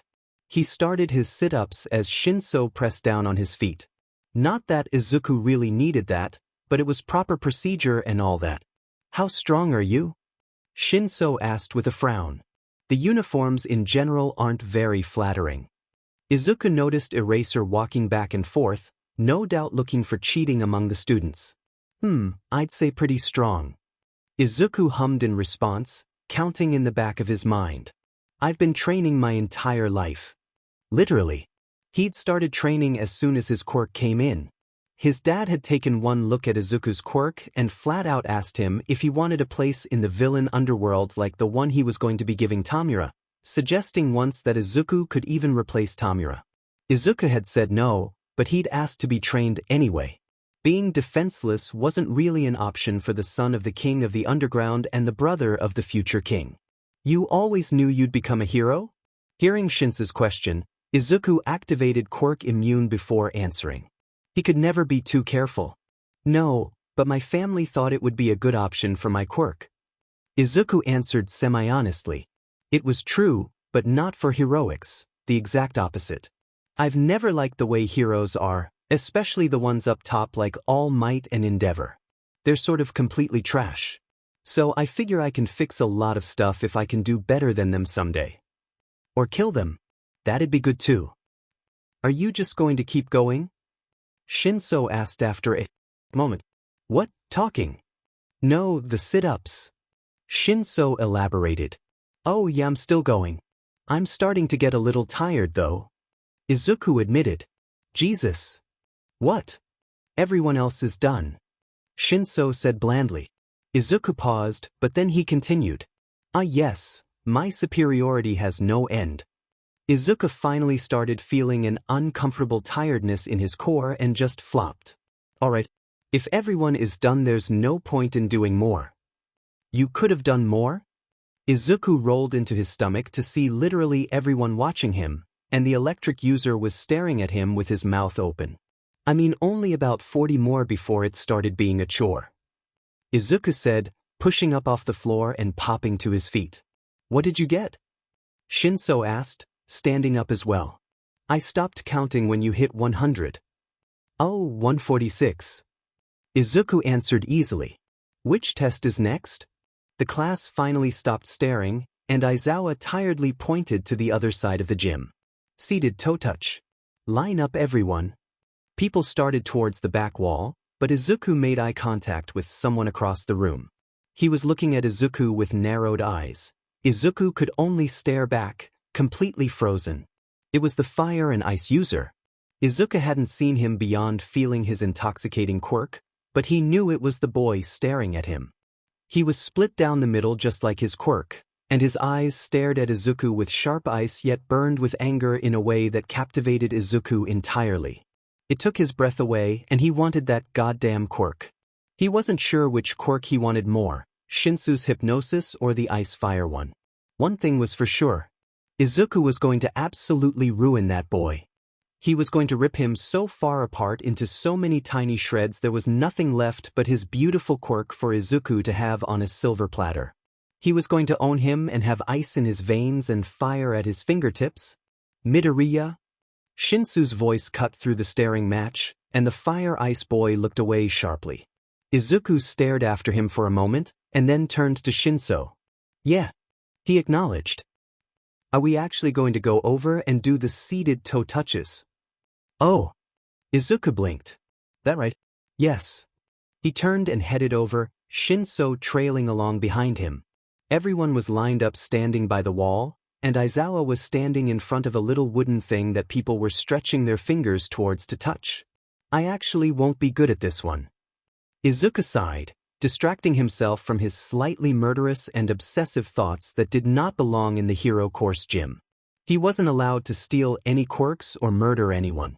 Unfortunately, stretching has always been boring for me. And you only do things that are interesting? Shinso raised an eyebrow. I'm allergic to boredom. Izuku told him bluntly. I can't stand it. If I'm bored, I will immediately do something to become unbored. That's what the paper airplanes are for? Exactly. Izuku nodded. Isn't standing around while other people test boring? Shinso frowned. Actually, it can be pretty funny. Izuku grinned. Especially when people don't actually use their quirks properly. It's interesting to watch them mess it up so badly. Who's messing up? Shinso frowned harder. Izuku rolled his eyes with a huff. Pretty much everyone except for explosions, the mutation kids, and, the ice one. Izuku stuttered over Fire Ice Boy because technically Izuku wasn't supposed to know he had fire abilities. The boy hadn't shown it at all. It was a total waste which Izuku would remedy the moment he had the power at his fingertips. But the acid girl could have slid on her acid during the first test. Creation girl could have done so much more than she did. Ironically, I'd say she has absolutely no creativity whatsoever. Okay, and the sparkly one? I can't. I just can't at this point. Midoriya. Izuku blinked as Eraser called his name, and Izuku realized it was his turn. He rolled his eyes at Shinso and then dutifully headed over to do the boring stretches. Izuku bent forward, his fingers going a few inches past his toes but not much farther, and Eraserhead marked down a number. Izuku didn't really care what the number was, so he just got up and walked to where the kids who were done were standing. Shinso joined him soon after. All we have left is the long-distance run. Kirishima grinned happily as they left the building. Do you think Eraser would be mad if I just sabotaged everyone to win? Izuku thought aloud. Please don't. Eraser's tired voice called to him, apparently having heard. I need actual results. What if I just sabotage? Don't make me have to start doing individual runs. Eraser sighed. This is supposed to be a group test. Fine. Izuku pouted. Spoil sport. Why would you need to sabotage anyone? Kirishima asked curiously. Aren't you already in the lead? Yeah, but I don't really care about that. Izuku shrugged. I'd much rather be losing if it meant the people around me were powerful. powerful people were the best people to challenge because they made everything so much more interesting. That makes sense. Kirishima grinned. Shinso frowned at him, but Izuku just grinned back at Kirishima. All right everyone to the line. Eraser grumbled. Midoriya, if you throw this test I'll expel you. God damn it. Izuku swore. You mean I actually have to run? Everyone is supposed to run. Eraser glared. Get in line. I hate running. Izuku scowled as he took a spot in the line. But, are you bad at it? Shinso asked, standing next to him. No, it's just boring. Izuku complained, it's just running and breathing and running and breathing and then trying not to run into things while breathing some more. That's a lot of breathing. Kirishima grinned, and Izuku threw up his hands. Exactly. On your marks. Izuku blinked at the robotic voice, and spotted the little tripod robot next to Eraser. Get set. Izuku sighed as he bent his knees, then he took off as he heard the telltale gunshot noise. Shinso was immediately lost as Izuku overtook the people who were just running. Speed Boy and Creation Girl were ahead because duh, and Fire Ice Boy was about the same as Izuku. He was breathing out frost, and Izuku vaguely wished he could know what it would be like to stand right in front of the boy and feel that frost on his skin. Throughout the whole test Izuku was basically just running with Fire Ice Boy while explosions angrily tailed them. He couldn't seem to keep up, and he was swearing up a storm about it. Izuku guessed quirk exhaustion had something to do with it because Explosion Boy occasionally stopped exploding in favor of running. At the end of the test Izuku crossed the finish line a tiny bit after Fire Ice Boy, and it made him laugh with delight. The boy just gave him a cold look, and Izuku wished he could have a glare like that pointed at him more often. The power. When everyone was finished, half the class looked just about ready to collapse or pass out. Shinso was one of them. Okay, I'll quickly tell you the results. Eraser said to the gathered students. The total is simply the marks you got from each test. It's a waste of time to explain verbally, so I'll show you the results all at once. He pressed a button, and then a scoreboard appeared. Midoriya Izuku. Yaoyorozu Momo. Todoroki Shudo. Bakugu Katsuki. Sighing, Izuku looked at his fellow students and tried to find whoever those three were. Who had done the best? Izuku tried to remember the higher scores in each test. The Creation Girl did really well. She looked smug, so that was probably Yaoyorozu. Explosion Boy had used his quirk extremely well, and he was looking between Izuku and the Fire Ice Boy with pure hatred. He was probably Bakugu, which meant Fire Ice Boy, who had done exceptionally well with his stunning quirk, was Todoroki. Finally, a name for the powerful person he planned to absolutely destroy. Thank God. Shinso breathed out. Confused, Izuku glanced back at the board to see Shinso had gotten second to last. Still, Izuku was confused. By the way, I was lying about the expulsion. Eraser drawled, and then a manic and toothy grin broke out across his face. It was a rational deception to draw out the upper limits of your quirks. But you couldn't have expelled anyone anyway. Izuku frowned. The students who had started yelling or letting out exclamations of surprise all quieted to stare, and Aizawa narrowed his eyes. You said you'd expel whoever came last in every test. I placed last in the standing long jump, which means no one could get last in every test because I took a spot. Every member of the class whipped their hands back to Eraser, who was sighing. Izuku grinned. With that, we're done here. Eraser said, not even denying it. He then started walking away. There are handouts with the curriculum and such in the classroom, so when you get back, look at them. Is that why you threw that one test? Shinso demanded, turning to Izuku. Half the class seemed to want to know the same, so Izuku just grinned.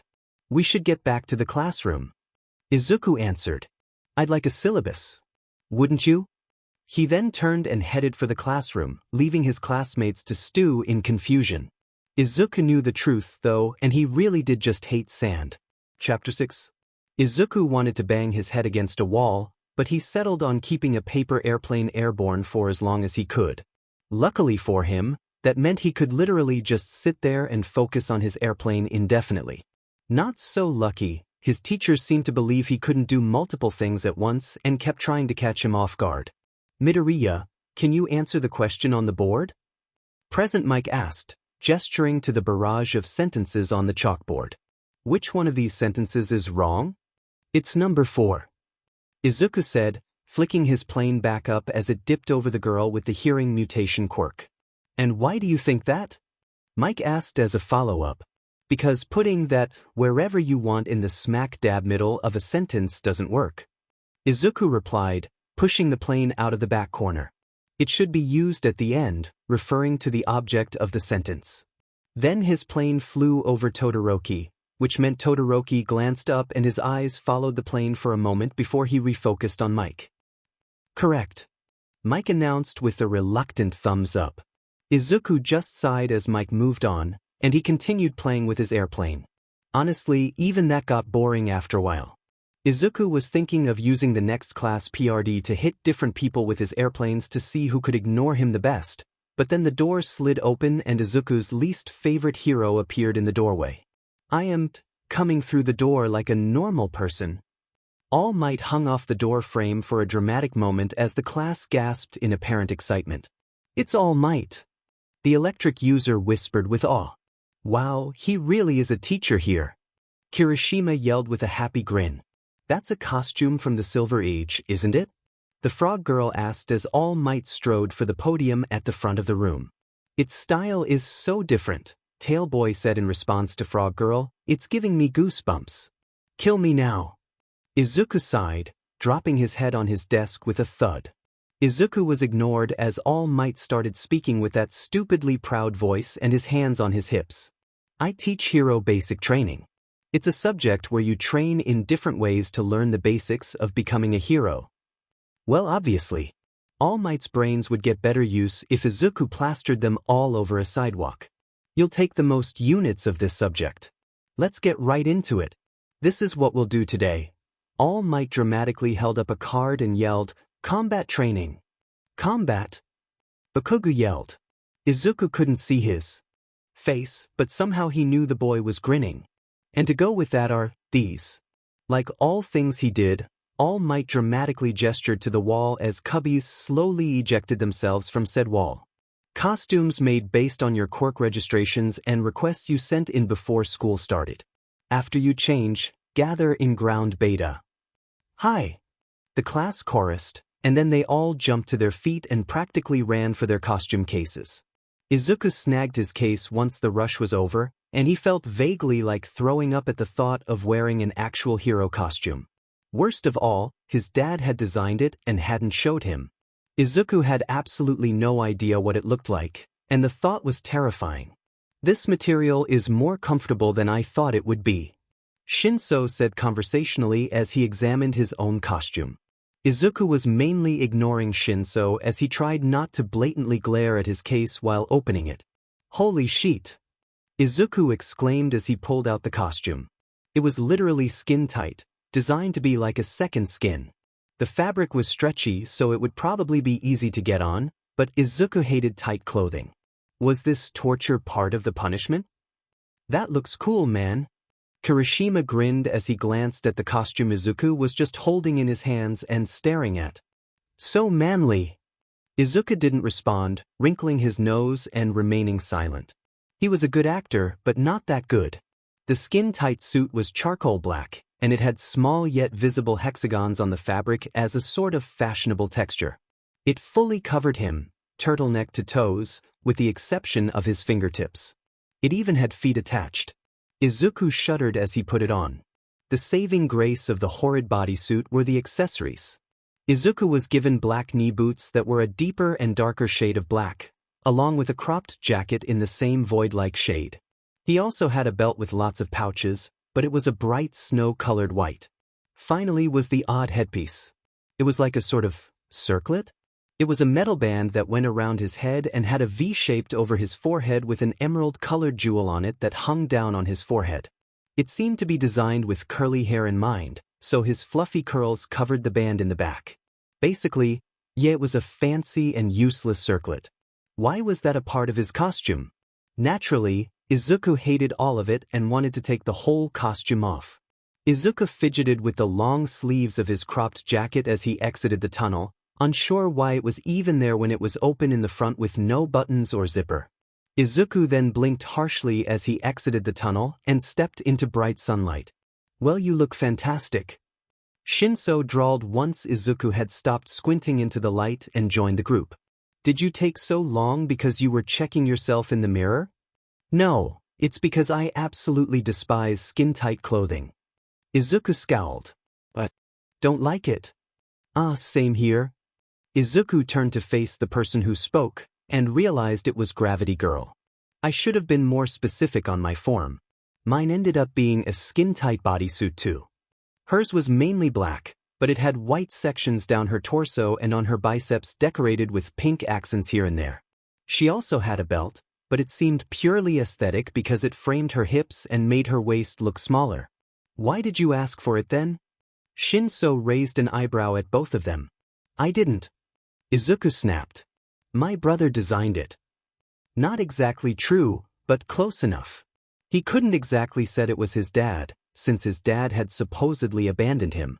"I just should have written what I wanted more specifically." The girl smiled awkwardly. "It's so embarrassing." "I'm not embarrassed." Izuku frowned. "I'm uncomfortable. My brother did this on purpose, and this is sabotage." Izuku wished that was the truth, because if it really had been Tomura's fault then Izuku would be allowed to complain and find a way to retaliate. But since it was part of his punishment from his dad, Izuku was stuck being uncomfortable and didn't have a choice. "Now, it's time for combat training," All Might declared. Speed Boy's hand was in the air immediately. "Sir, this is a battle center from the entrance exam, so we will be conducting urban battles again." "No, we're going to move ahead by 2 steps." All Might announced like skipping important steps was perfectly normal. Most of the time, fighting villains takes place outside, but if you look at the total numbers, atrocious villains appear indoors at a higher rate. Imprisonment, house arrest, backroom deals. In this society filled with heroes, truly intelligent villains hide in the shadows. For this class you'll be split into villains and heroes and fight 2-on-2 battles indoors. Without basic training? Frog Mutation Girl asked. "I second that question." Izuku called. "This is a real battle, to understand those basics." All Might explained, further proving his idiocy. However, the key this time is the fact that there's no robot you can just beat up. "How will wins and losses be determined?" Yaoyorozu asked in her monstrosity of a costume. Then questions continued rapid fire and Izuku couldn't keep up with who was saying what. "Can we beat them up anyway? Will the punishment be expulsion like with Aizawa-sensei? How shall we be split up? Isn't this cape crazy?" I'll answer all your questions," All Might declared. Pulling out a tiny book, no doubt some kind of lesson plan, All Might started reading. "Now listen here. The situation is that the villains have hidden a nuclear weapon somewhere in their hideout. The heroes are trying to dispose of that. The heroes need to catch the villains or get the nuclear weapon back in the allotted time. The villains need to protect the nuclear weapon for the whole time or catch the heroes."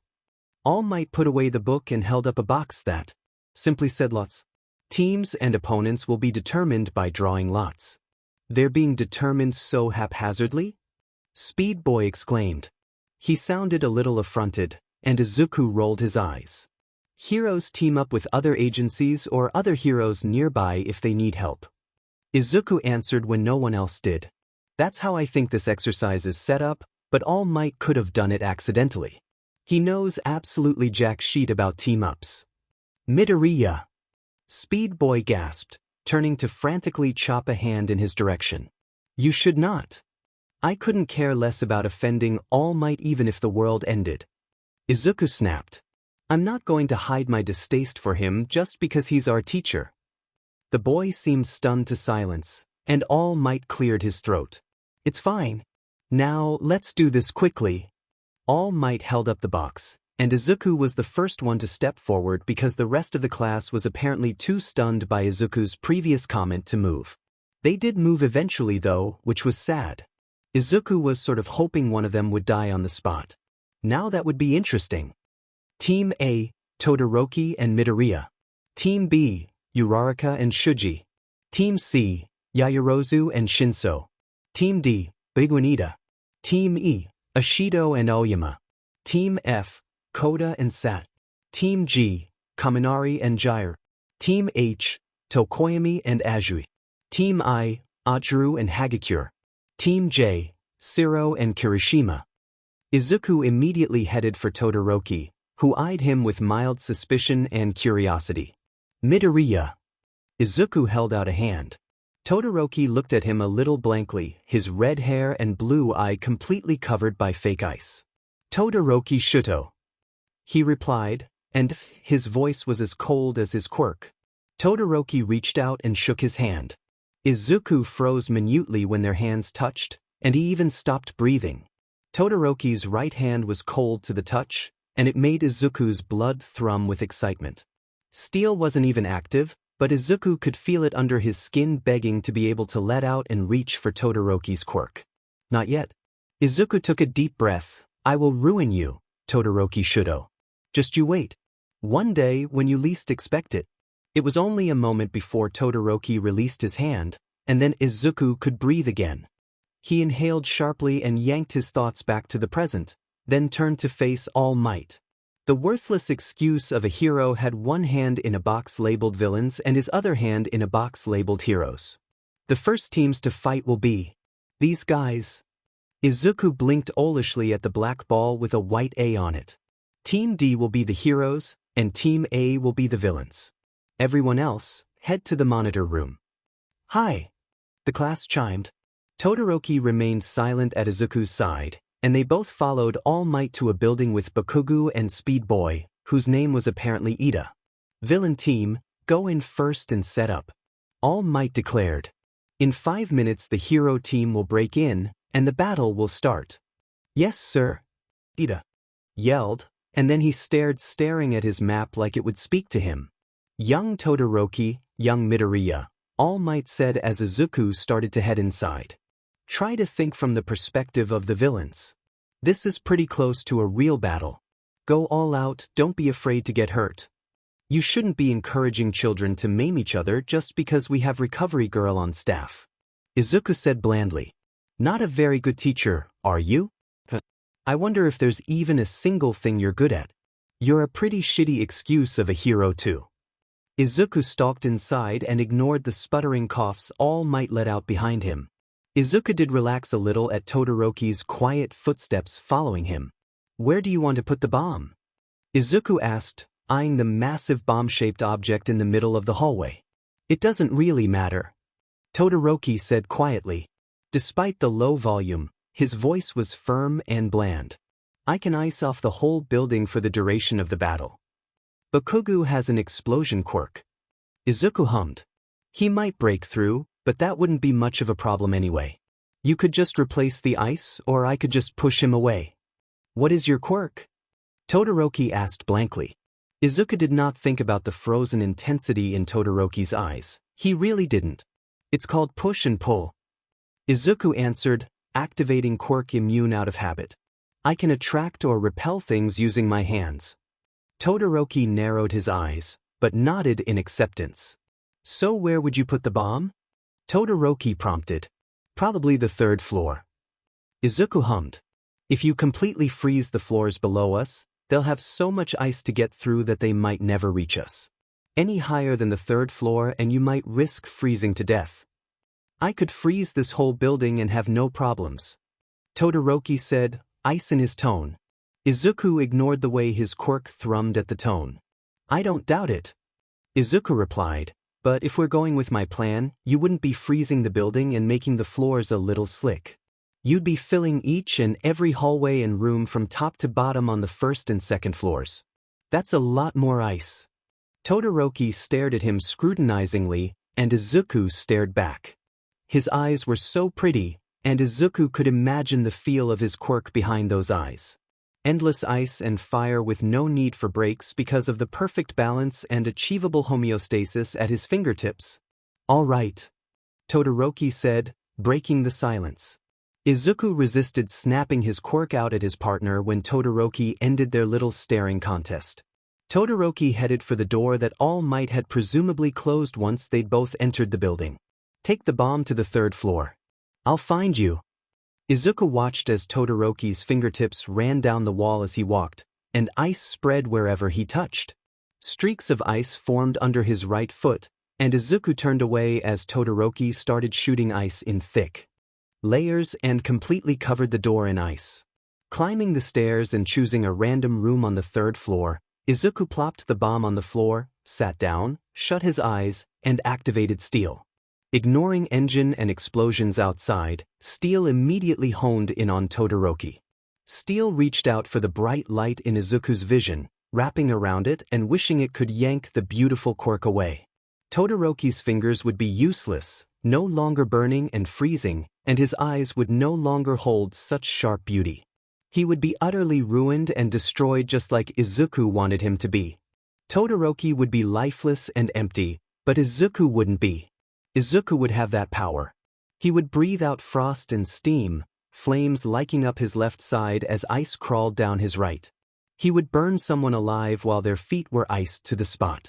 Izuku would be able to freeze someone's body and make little concentrated flames melt their fingers. Steel caressed Todoroki's quirk, skimming over it and feeling the way it shifted under the boy's skin as he froze himself from the inside out while his left side warmed the smallest bit to keep him alive. Such wasted potential. Such a beautiful talent and power, stifled by a boy who could never appreciate the beauty of a gift like that. Izuku opened his eyes and shut off Steel, gasping slightly as his quirk crashed back into him and fought being deactivated like it used to do when he was a child, back when he couldn't control it. Izuku took a deep breath to calm himself as Todoroki's footsteps approached, and composed himself. Done then? Izuku said as steadily as he could when Todoroki appeared in the doorway. Yes. Todoroki confirmed. I told you I could do it. I never doubted you. Izuku replied, trying to rein in his anguished awe. Todoroki just nodded. Now, let's start the person-to-person combat training with Team A and Team D. All Might's voice boomed through their earpieces. The announcement was immediately followed by ear-splitting explosions and the sound of shattering ice. Do you want to protect the door or should I? Izuku asked. You can do it. Todoroki said blandly. I froze the bottom floors just like you said, so it's unlikely they'll reach us anyway. We'll see. Izuku pushed to his feet and stumbled a little, but he headed for the door and chose to lean on the wall in the hallway just outside their bomb room. Izuku could see the stairs, and there was a wall of ice covering the doorway. Minutes went by where Todoroki stood by the bomb while Izuku leaned against the hallway wall, and Izuku quickly became bored. Izuku walked towards the ice wall that covered the staircase up to them, and he used pull to wrench a piece out. He grinned at the chunk of ice, and he retreated back to his wall so he could toss the ball up and use push to zoom it around the room. Leaning against the wall, Izuku spent the next several minutes watching the ice spin above his head, catching sunlight and making shadows dance as the ice shone. Such a pretty quirk. Much better than Shinsu's, he decided. Better than separate, better than Izuku's favorite quirk, Bloom. It allowed him to turn drops of blood into flowers, even blood inside people. It tasted like rust and wind and leaves, and it crept up his fingers like they were slick with blood. But this ice fire was better. Finally, the explosions they'd been hearing the entire match grew close enough for Izuku to straighten, and then he caught sight of fire and smoke beyond the ice. Soon enough, the ice covering the doorway exploded inwards, and Izuku shoved Bakugo backwards and sent him toppling down the stairs. Swearing and yelling ensued, swearing mainly from Bakugo and yelling mainly from Ida, and Izuku grinned upon hearing both. Then they were back and Izuku shoved them right back down the stairs. Die! Bakugo screamed as he reappeared, and Izuku's eyes widened as the bomb gauntlet pointed right at him and All Might's voice shrieking in his ear. No. Stop. You'll kill him. I won't kill him if he dodges. Bakugo cackled, and Izuku immediately dove for the doorway of the bomb room as Bakugo pulled a pin. Bakugo's gauntlet exploded and Izuku was hit with the very edge of it. He made it away from the main blast, but explosions were dangerous even if they grazed you. Motherfucker! Izuku yelled as he came out of his roll a few feet inside the bomb room. That was uncalled for. The back of his costume was smoking, but his jacket had taken the worst of it. Bakugo had blown a hole through the entire building. The hallway Izuku had been standing in didn't even exist anymore. Todoroki froze the doorway off as soon as Izuku was inside the bomb room, and so Izuku took the time to brush off his costume and put out the small patches of his costume that were singed or actually on fire. "You can't hide from me." "Bakugo, All Might said not to use that again indoors. He'll disqualify you." "I'm not Four Eyes, shut up." The ice exploded inwards, sending shards everywhere, but it was a normal explosion instead of whatever the F had happened in the hallway. Izuku flicked Bakugo away hard, and he slammed into the far wall of the hallway outside. Izuku then continued pushing until Bakugo couldn't move under the sheer amount of pressure Izuku was putting on him. When Ida tried to zoom through the doorway, Izuku pulled him inside the room and then pushed him into a wall. "Todoroki, can you freeze him there?" Izuku hadn't even finished speaking before Ida was neck-deep in ice and thoroughly attached to the wall. "Thanks." Todoroki just nodded. His eyes seemed to be glancing between Bakugo struggling weakly against a wall and Izuku's outstretched hand. Todoroki politely did not interfere, but was paying close attention so he could freeze Bakugo if he needed to. He didn't. "Time's up," All Might declared, voice ringing in all their ears. "Villain team wins." Izuku dropped Bakugo promptly and the blonde fell onto his hands and knees gasping for breath. Similarly, Todoroki promptly stepped towards Ida and pressed his left hand to the frozen boy's chest. Todoroki narrowed his eyes, and then Ida gasped as steam rose and all the ice melted off him. Soon the floor was soaked with hot water and Ida was free. Steam filled the building, and Izuku could feel the heat coming off the floor and walls. Todoroki had unfrozen the entire building, melting all the ice inside with that one hand. Izuku inhaled sharply, watching Todoroki glare and grit his teeth. Why did he hate to use such a gift? How dare he be so ungrateful for such a wonderful power? Then Todoroki was stepping away from Ida and stalking out of the room. Izuku slowly followed him with his heart beating nearly out of his chest, and he paid no attention to the trembling blonde on his hands and knees in the hallway. What wasted potential, was all Izuku could think for the rest of the day. Chapter 7. Izuku ran an exhausted hand through his hair and looked at his reflection in the mirror.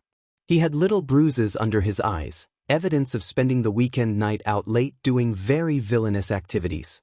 "Izuku!" Inko called, "You'll miss the train." "Maybe I want to miss the train," Izuku muttered. Hefting his backpack over one shoulder, Izuku left his room to kiss his mother's cheek and say goodbye. "Have a great day today." She smiled at him. "Be good, have fun, and don't get caught killing All Might." "I wouldn't get caught." Izuku huffed, and he looked around briefly before frowning. "Where's Tomura?" "With your father." Inko sighed fondly. "They're doing some underworld planning stuff today." "Ah, of course." Izuku rolled his eyes. "Bye, Mama." She waved at him as he slipped out the door and headed for the train station. Izuku, upon arriving at UA, debated turning his butt right back around and going home. Unfortunately, his dad would be disappointed in him if he did that. But his dad wasn't home. No, Izuku would be yelled at when his dad did get home. On top of that, DMN. Tomura would definitely make fun of him for chickening out over something as stupid as the press. Actually, no, the press was terrifying. With a deep breath, Izuku marched to the front door and tried to keep his eyes on the school as he passed through the sea of reporters. They didn't seem to get the memo or vibe of his attitude. "You!" a brown-haired lady yelled, shoving a microphone in his face. "What kind of a teacher is All Might? Have you had a class with him? Can you confirm he's a heroics teacher?" "I only have one thing to say."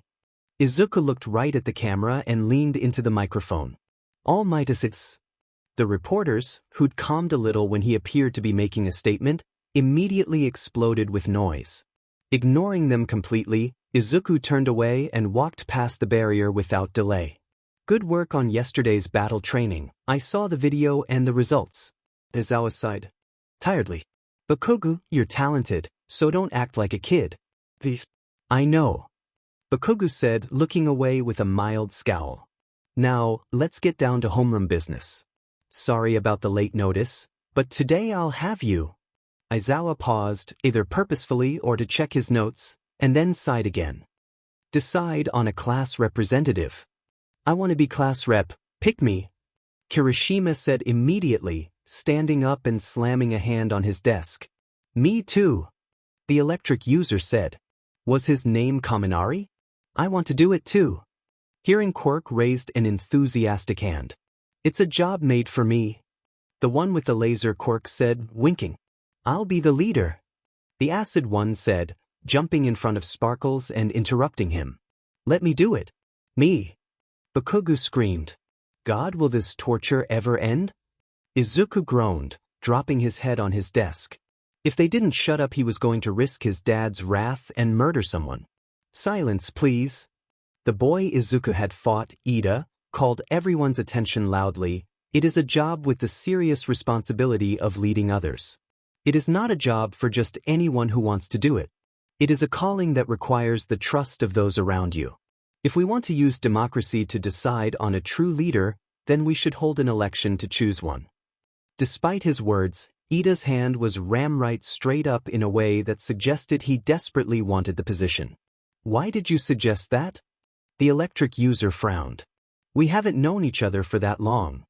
Frog Mutation said. So how can we have trust or anything? If that's the case and everyone votes for themselves. Kirishima trailed off thoughtfully, and Izuku again resisted banging his head on his desk. Don't you think that's precisely why whoever receives multiple votes here can be truly considered the most suitable person? Ida declared, becoming a robot and chopping the air. What do you think, Aizawa-sensei? Their teacher was hiding in his yellow monstrosity of a sleeping bag again. I don't care as long as you decide by the end of homeroom. Aizawa slid down and flopped onto the floor. The class blinked at him. Thank you very much. Ida said finally, and then Izuku was subjected to the chaos that was 19 hero students trying to vote. Izuku didn't count himself as the 20th because he wasn't really a hero student. He did vote though. When the votes were tallied and displayed on the chalkboard for all to see, Izuku did bang his head against his desk. Why me? Izuku groaned, and then stood swiftly and headed for the podium. Creation Girl, Yaoyorozu, was apparently his deputy, seeing as he was the main class representative by order of his 3 votes. Then, the class rep is Midoriya, and the deputy class rep will be Yaoyorozu. Aizawa said this tiredly, and then he was flopping back down onto the floor. Izuku was starting to wonder if Aizawa patrolled literally all night, and played with the idea that he himself, as drop-off, was part of. The reason Eraserhead was so tired. The thought appealed to him greatly.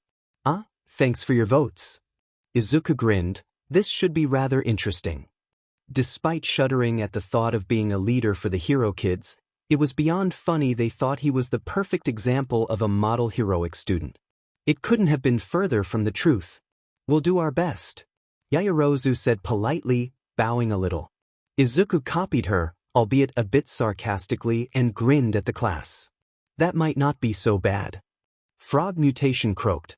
After all's said and done, Midoriya can get pretty fired up. Kirishima said brightly. And Yaoyorozu was cool when we were going over the battle results. Tape Boy grinned. They were all dismissed for lunch, and Izuku headed to the lunchroom promptly. Unfortunately, that meant his 2 tagalongs followed him like he was the leader of their little trio. It was annoying, but it did mean Shinso would be nearby when Izuku was eventually given permission to steal his quirk. Izuku would probably steal Kirishima's too, since he was now apparently one of Izuku's followers, but his wasn't a priority. It was still a bit boring. Who'd you vote for? Kirishima asked as they 3 plopped down at a table. Ida. Izuku shrugged. He got everyone to shut up and I was down for that. Ah, I can see that. Kirishima nodded happily. I voted for you, man. You were so manly when you tossed Bakugu around yesterday. I did too. Shinso grinned, but only because I knew you'd never vote for yourself. Smug idiot. Izuku muttered, which made Shinso's toothy grin widen. Moving on, what does a class rep do anyway? Oh, it's their responsibility to advocate for the class and keep everyone in line. Kirishima explained, grinning cheerfully. It's a leadership position, and you're basically a role model for all of us. Interesting. Izuku hummed, "Do you think if I bash All Might people will follow suit?" Shinso choked on his water, and Kirishima looked briefly confused. Before Izuku could get a proper response, there was a loud voice ringing through the lunchroom. "There has been a level 3 security breach. All students please evacuate outdoors promptly." Izuku blinked and narrowed his eyes. "A breach? I repeat, there has been a level 3 security breach. All students please evacuate outdoors promptly." "Oi, come on." Kirishima jumped to his feet and beckoned them. Shinsuke looked slightly frozen, eyes wide, so Izuku impatiently grabbed his arm and pulled him to his feet so they could leave the lunchroom. That's when things got hectic. Izuku was promptly shoved into the person in front of him, and he found he was suddenly in a sea of bodies.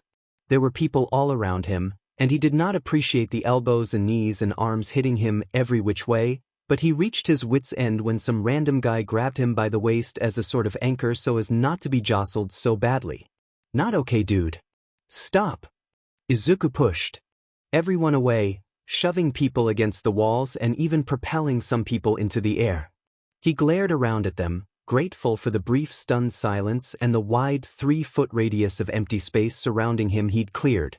"Didn't you hear the announcement? It said to evacuate outdoors promptly. How the F are we meant to do that if you're panicking and crowding the exits like this?" People were squirming under the force of his quirk, but they all seemed to be processing his words properly. Then Izuku glanced over when someone gasped. "It's just the press." Someone yelled, pointing out the window with an arm Izuku apparently didn't have pinned. "The police are here." As students slowly started calming down, Izuku let up the pressure on the students he'd pinned to the walls, and pulled the students still up in the air down to him safely. He caught them one by the waist and lowered them to the floor. They were shaken, but some of them thanked him or apologized sheepishly. Izuku smiled at them, even as he felt a twinge of annoyance at their stupidity. "Oi, that was so manly." Kirishima ran up to Izuku with a wide grin. "You had everyone under control in just a few seconds. We all have our things." Izuku shrugged, and Kirishima nodded cheerfully in understanding. "Did you have to slam everyone into the wall so hard?" Shinso groaned, rubbing his arm ruefully as he joined them as everyone started to evacuate properly. "Yes," Izuku said simply, "they wouldn't have listened to me otherwise." "If you say so." Shinso sighed. "What do you think that was all about?" "The panic. The breach. Reporters, the press." Izuku shrugged. "Did you see how they were assaulting people at the gate this morning? They were desperate beyond measure." "True." Shinso frowned, and then he jumped in surprise when Kirishima clapped him on the shoulder. "Don't worry so much, Shinso," Kirishima said brightly. "Aizawa-sensei and the other teachers will definitely figure it out." "Right." Shinso was eyeing Kirishima warily, and it made Izuku laugh. It was beyond funny to see Kirishima be completely oblivious to Shinsu's disdainful distrust, and Izuku wondered if they'd slowly become real friends. That'd be funny as hell to watch, honestly. Shinso would definitely be against it at first, when he noticed they were edging towards friendship, but he'd cave to the sunshine. Everyone caved to a pretty smile and encouraging words, and it would be so much more fun to kill them if they cared about each other. Maybe he'd make one of them watch as he turned the other inside out. Chapter 8. Mornings did not agree with Izuku, and it was made abundantly clear once again when Izuku got up for school. Stumbling his way out of his room, Izuku caught sight of his equally not a morning person brother. "Morning," Tomura grumbled, and Izuku returned the greeting with a small yawn. "What you and Dad been working on?"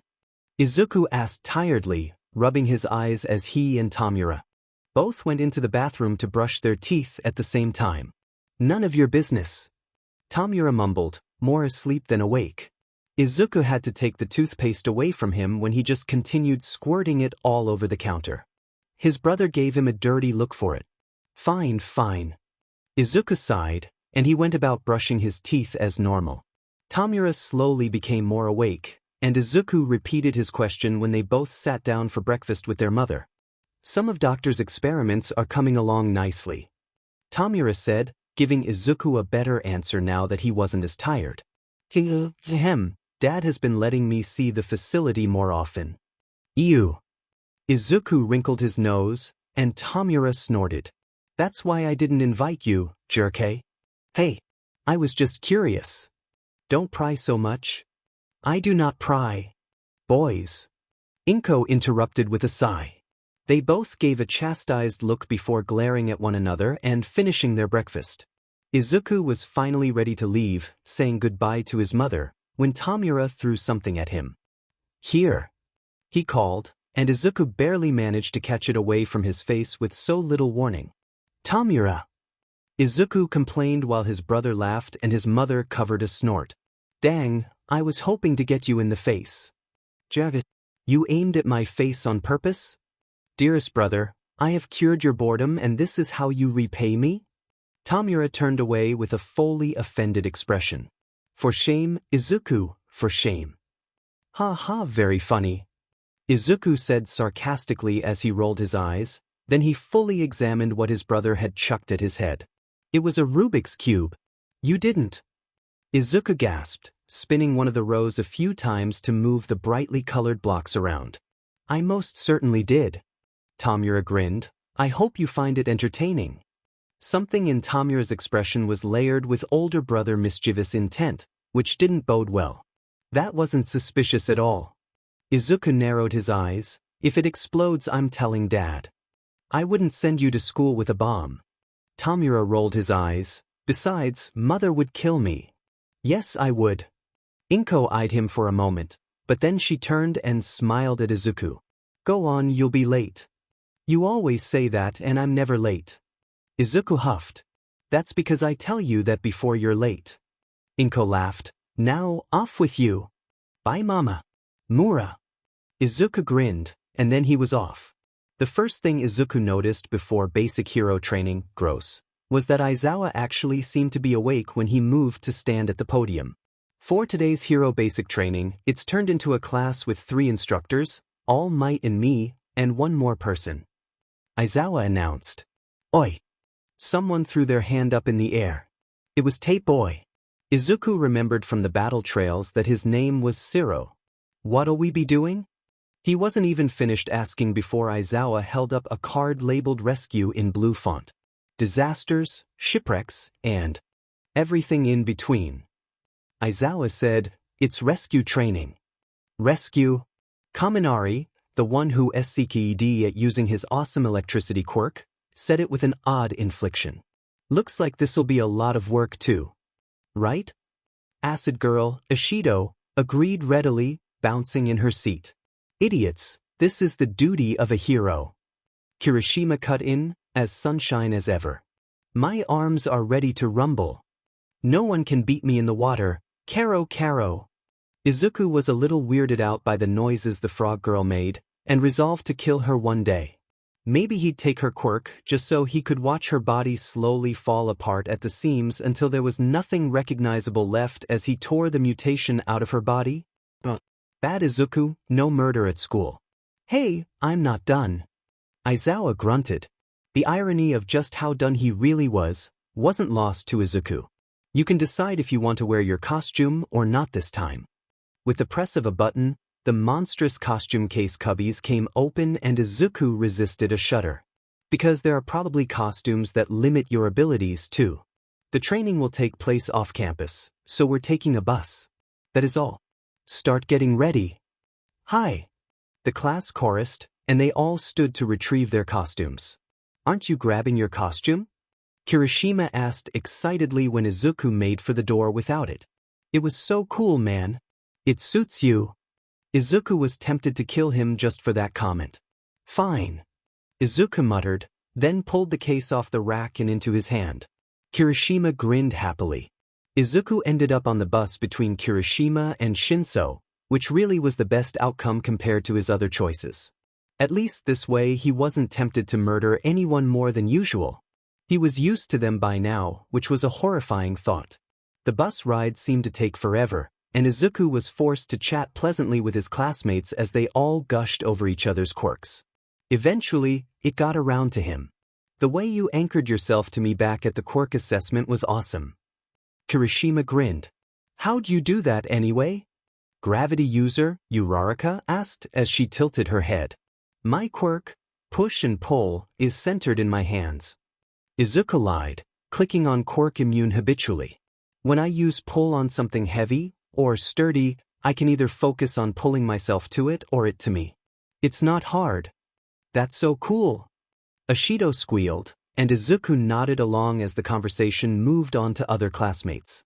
He was more than glad to unload when the bus finally rolled to a stop. When 13 appeared, Izuku pulled out his Rubik's Cube so he wouldn't be tempted to steal her quirk, Black Hole, immediately. The thought of having such a destructive and beautiful power literally at his fingertips, too stuck. As such, Izuku wasn't all that interested in what 13 was saying while he played with his Rubik's Cube. He spun the rows and clicked them to different positions. Usually he was good at solving puzzles, but it just wasn't working. Something about it was off, ever so slightly. Why couldn't he get all the colors to work? It was like someone effed it up on purpose. Wait a minute. With narrowed and suspicious eyes, Izuku counted each square and found that he didn't have enough reds and he had extras of blue. Tomura? Why would he murder Izuku like that? What was Izuku supposed to do now? Suddenly the lights went out, and Izuku looked up in confusion. That probably wasn't a good sign, but was definitely interesting. Izuku watched Aizawa tense and then whip around, and Izuku followed his line of sight to see Kurogiri's warp?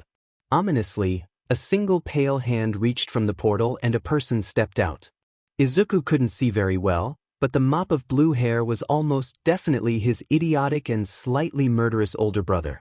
He was covered in hands? Izuku also frowned at the hulking purple monster that stepped out beside Tomura. It looked dead, brain halfway falling out with blank eyes, but it was standing and Izuku didn't really like that. Probably one of Doctor's experiments that Tomura got to play with. Izuku sighed heavily, even as his classmates seemed to recoil as a mass of villains stepped through after his brother. Interestingly, most of them had mutation quirks.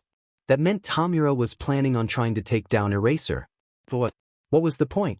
Izuku hadn't heard anything about a raid on UA, so he just sighed in resignation at being left out of Tomura's plans. Downsides of being the youngest and not liking Doctor very much. Don't move! Eraser yelled, probably in response to one of the babblings of Izuku's classmates. Those are villains. Nice job, Officer Fuckface, you really connected the dots on that one. 13 and Eraserhead. Interesting that All Might is missing, don't you think? Tomura's voice rang through the USJ ominously.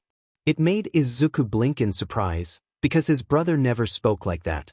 Tomura was all wild and teasing, and down in the plaza he was speaking softly, menacingly.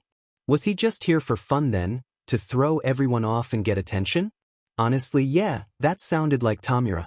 So you scumbags were the ones responsible for the trespassing yesterday? Eraser accused, taking a single step forward. Obviously, your defenses really need an upgrade, Eraserhead. Tomura seemed to be grinning, and it made Izuku sigh again. Anyway, we're here to cause trouble.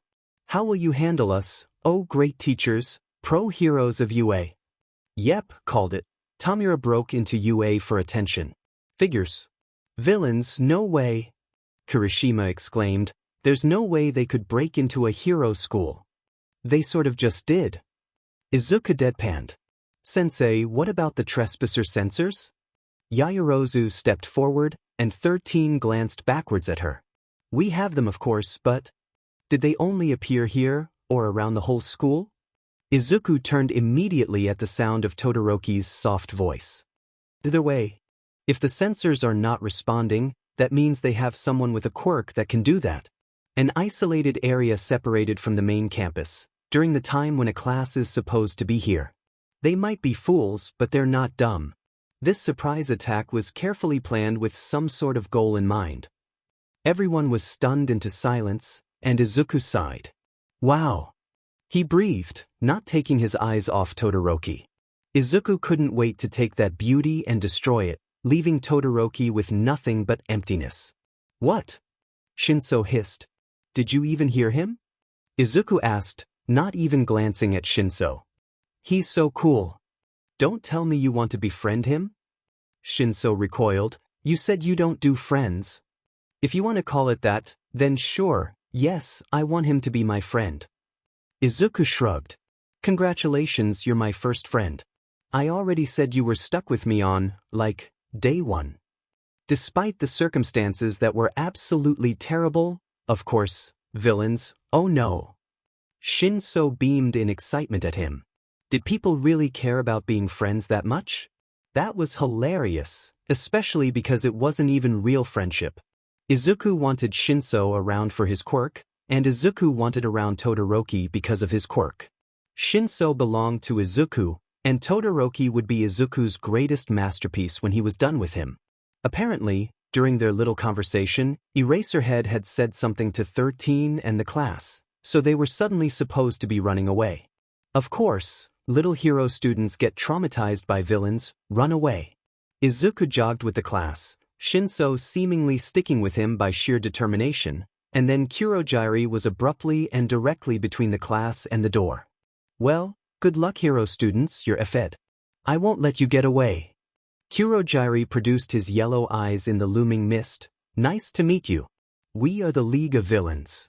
Izuku thought that was a horribly dumb name, and he was definitely teasing Tomura about it later. It may be presumptuous of us, but we invited ourselves into the home of the heroes, UA High School, to meet everyone. 13 put an arm out, as if she could even remotely protect the students, and glared at Kurogiri. She was wrong, of course, but Izuku was polite enough not to outright laugh. I believe All Might should have been here. Has there been some kind of change? Kurogiri expanded his mist, looking sort of like a bird of prey out to get them. Well, that is irrelevant. This is the part 1M to play. Everything about Tomura was games, and Izuku just sighed at the inevitability that he was about to be tossed somewhere random and have to beat up his brother's goons. Oh no, what a shame. He blinked in genuine surprise as Bakugo and Kirishima both leapt forward to try and get Kurogiri, only to fail spectacularly. Izuku sighed as Kirishima taunted Kurogiri. Oh yeah, A+ little hero student. Antagonistic behavior really was the way to go. Not that Izuku could really talk, being the antagonistic little sheet he was, but he wasn't a real heroic student, so Izuku could do whatever he wanted. Oh dear, that's dangerous. Izuku choked at the sarcasm from Kurogiri, and he had to wave off a bizarre look from Shinso because of it. That's right. Even if you are just students, you are excellent golden eggs. Mist surrounded them, blocking their vision and consuming them all, and Izuku didn't even try to fight it as his classmates screamed. My job is to scatter you all, so have fun, little heralings. Izuku was spat out at least a dozen feet above a massive expanse of water, and he shrieked in surprise as he slammed into it full force. That was just rude. Izuku was so burning Kurogiri's tea supply when he got home. He looked around under the water, and glared as a shark-like villain swam directly for him. Izuku pushed him away, and he went staggering backwards a little. Apparently push and pull didn't work very well in the water, so Izuku twisted around and started swimming away with perfect and clean strokes. Bubbles from a cry of surprise left his mouth as something wet and round wrapped around his torso, and Izuku found himself very suddenly being dragged along behind something. Reaching out with steel, he realized it was just Frog Girl. He forced himself to relax, even though he was mildly internally panicking.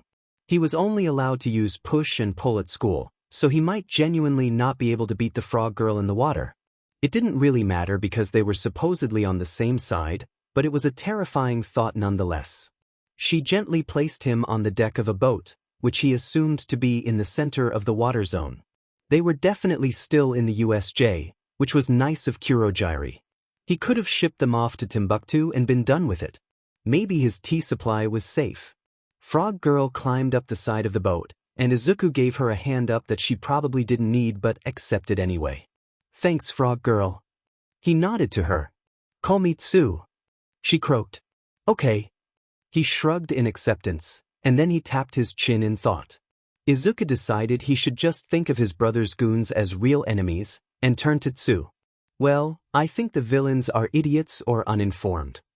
He declared finally. What makes you say that? She tilted her head. Well, they sent you here, and your quirk is heavily aquatic-based. I'm guessing frog-like mutations.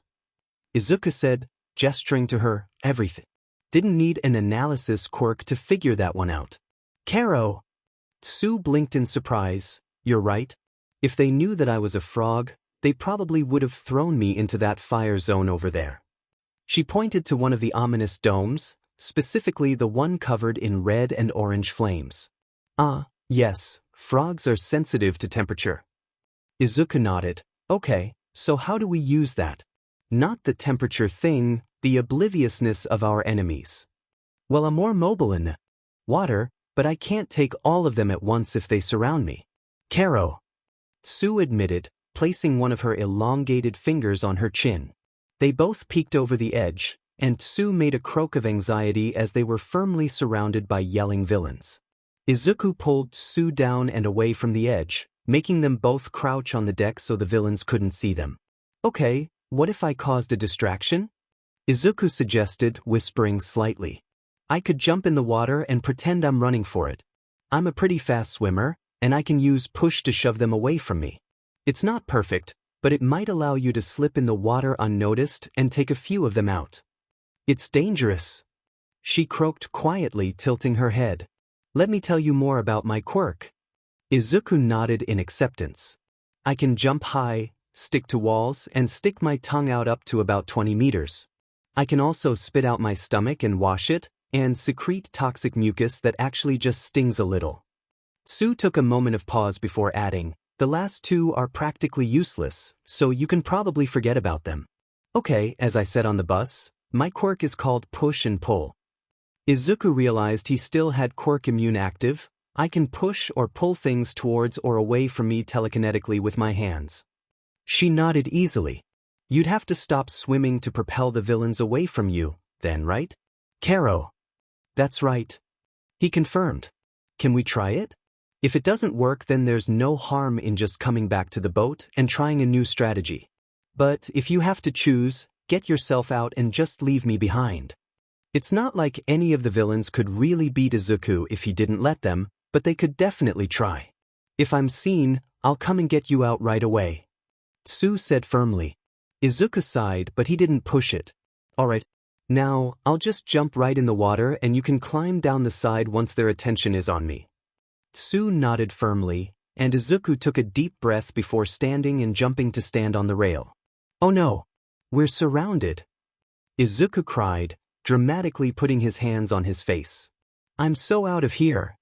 Izuku jumped, executing a flawless dive, and cut through the water as he landed to slide his way away from the boat. He glanced behind him to see villains yelling and swimming for him, completely focused on him and ignoring whatever Tsu was doing, but several had mutations that made it so they were going double the speed he was. You win some, you lose some. Izuku tried pushing the water away instead of the villains, and they all went spinning backwards much more effectively. Izuku surfaced with a gasp, taking another breath and continuing to swim. Several more swam at him, and he pushed them back as well with a wave of water. Die already, you stupid kid! Izuku looked down in mild panic as a webbed hand grabbed his leg and was sharply yanked downwards. Izuku shut his eyes, prayed his dad wouldn't kill him, and activated his quirk, Water Touch. With maximum control, Water Touch moved the water as he moved his hands. Izuku swirled the water around the villain's hand, creating little whirlpools around each finger and forcing the villain to release him, and then sent the villain spiraling downwards into the depth with 10 times the force he could have dreamed of creating with push. He then briefly used it to push himself to the surface, vaguely worried about the burning in his lungs. He broke the surface with a heavy gasp, and then coughed before swimming away again a little slower than his previous pace. Midoriya. Izuku turned as sharply as he could in the water, and his eyes landed on the upper half of Tsu's face that peeked out above the water. The villains are unconscious. Thanks for distracting them, Karo, you're amazing. You really did all the work, Tsu. Izuku grinned. All I did was run away. He glanced toward shore, and then looked back at his classmate. Let's head to shore, maybe we can get back to the entrance, yeah? Karo. She nodded. They swam for the shallows, Tsu politely going his pace instead of just zooming off like the OP little froggy she was, and then they waded through the shallows until they were close enough to make out the shapes of Eraser beating the sheet-out villains in the central plaza. Oh look, there was Tomura. Chapter 9. Let's get a closer look, Izuku said, and he started creeping towards the edge of the water zone without another word. His classmate croaked, but he felt her following him. Good little hero student. Izuku peeked over the ledge with Tsu behind him, and he immediately fought off a sigh.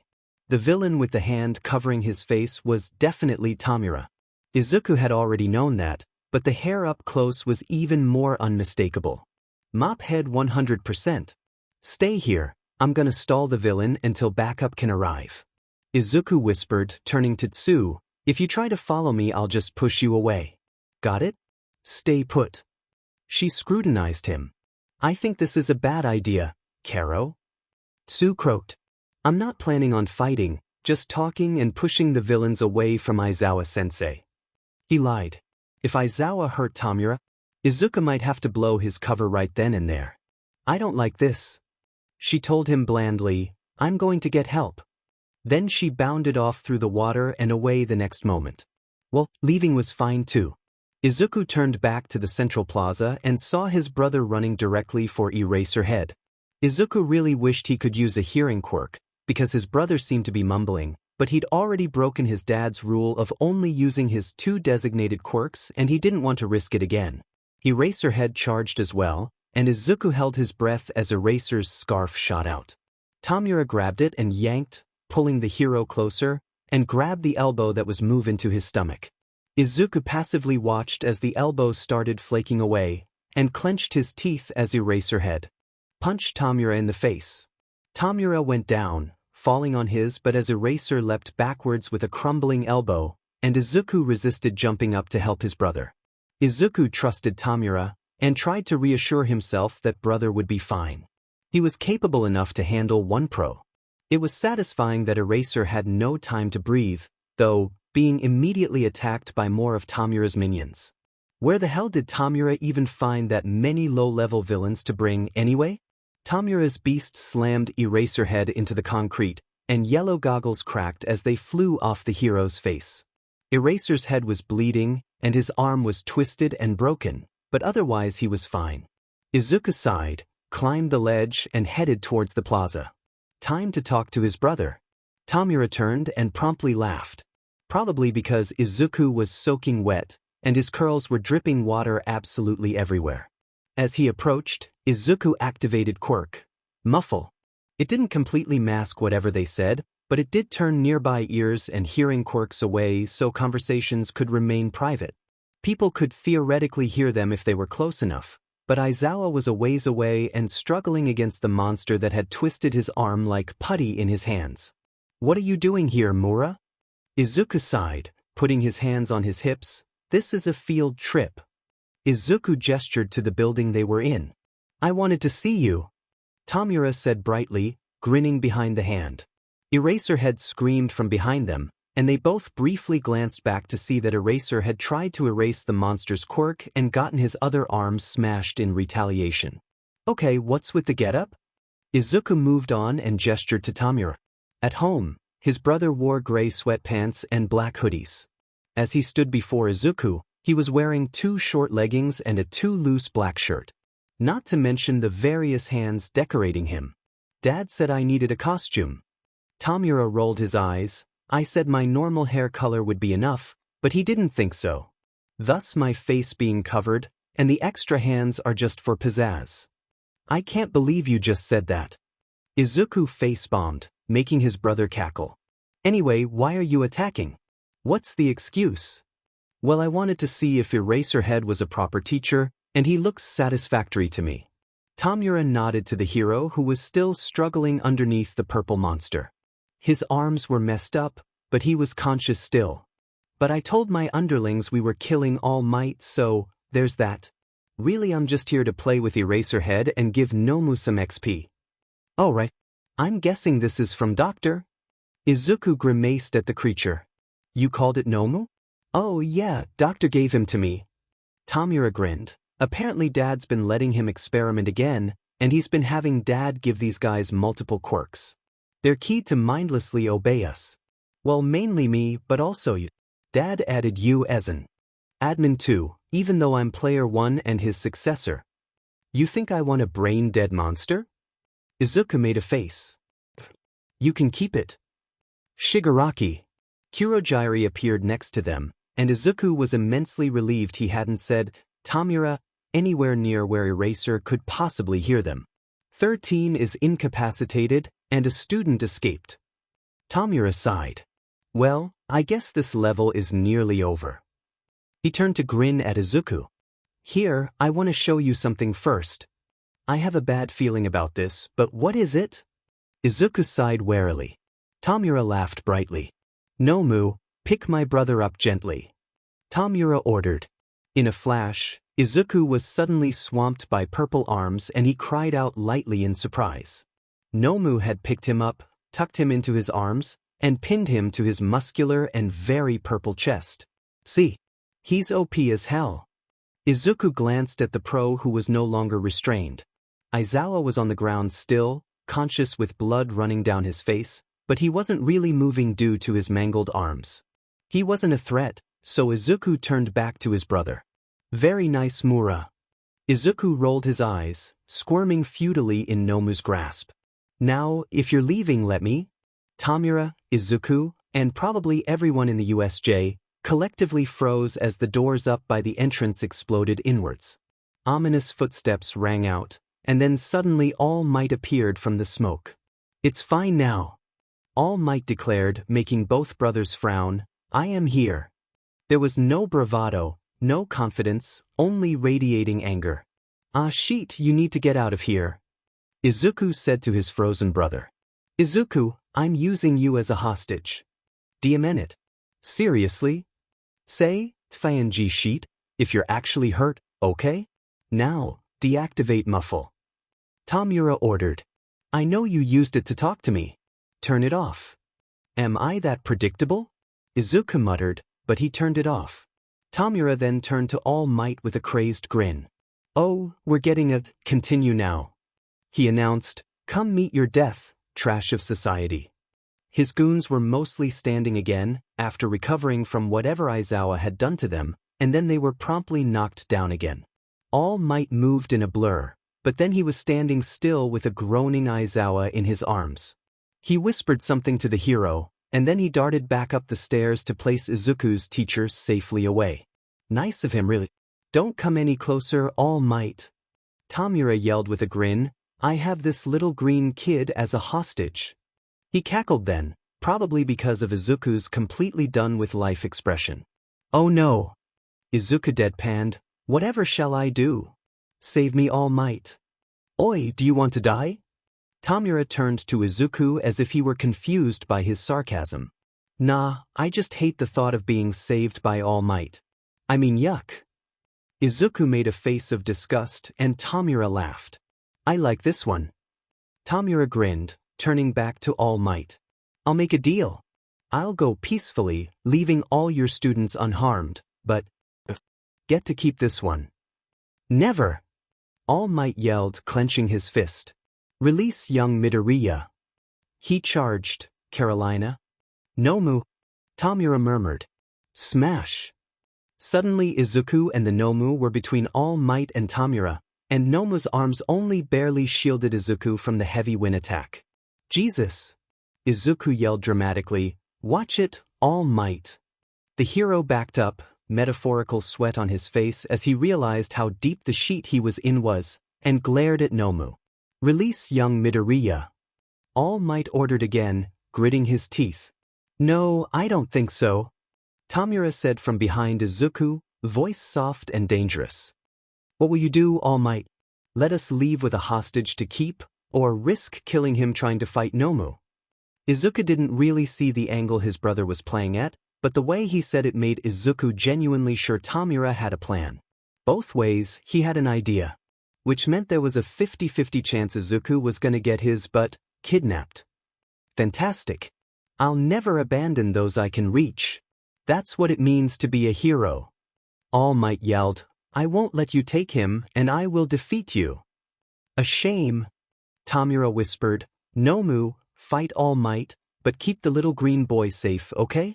I've decided I like him, but don't let him use his quirk. Keep his hands hidden. Oh, come on. Izuku yelled, wishing he could stomp a foot. Then the breath was hardcore knocked out of him as Nomu charged All Might with whiplash-inducing speed.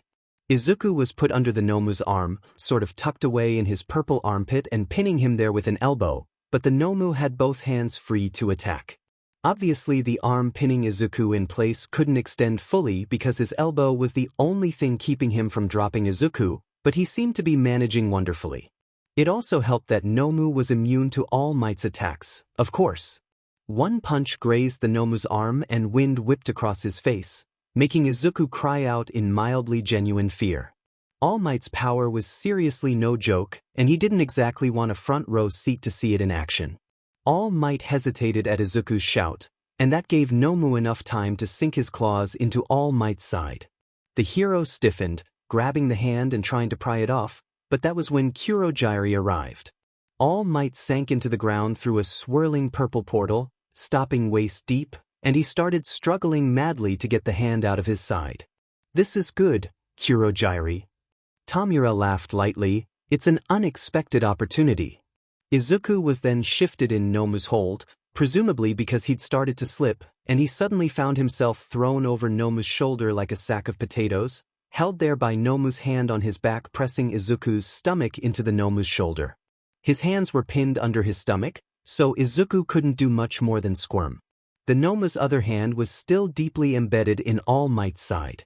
All Might seemed to realize his predicament, and turned to glare at Tomura with teeth gritted in pain. This is your first offense? All Might checked. You'd better prepare yourselves. Izuku watched his brother stiffen, clearly unhappy, and frowned. What a nice little bluff. Izuku muttered, loud enough that Tomura heard and relaxed slightly. Kurogiri. Tomura said softly. Would you be so kind? All Might turned to look at the misty villain, hands still pulling uselessly at Nomu's claws. I do not want blood and guts overflowing within me, but I would be happy to take in someone as great as you. Kurogiri sighed, smugness radiating in his voice. You're too fast to see with the human eye.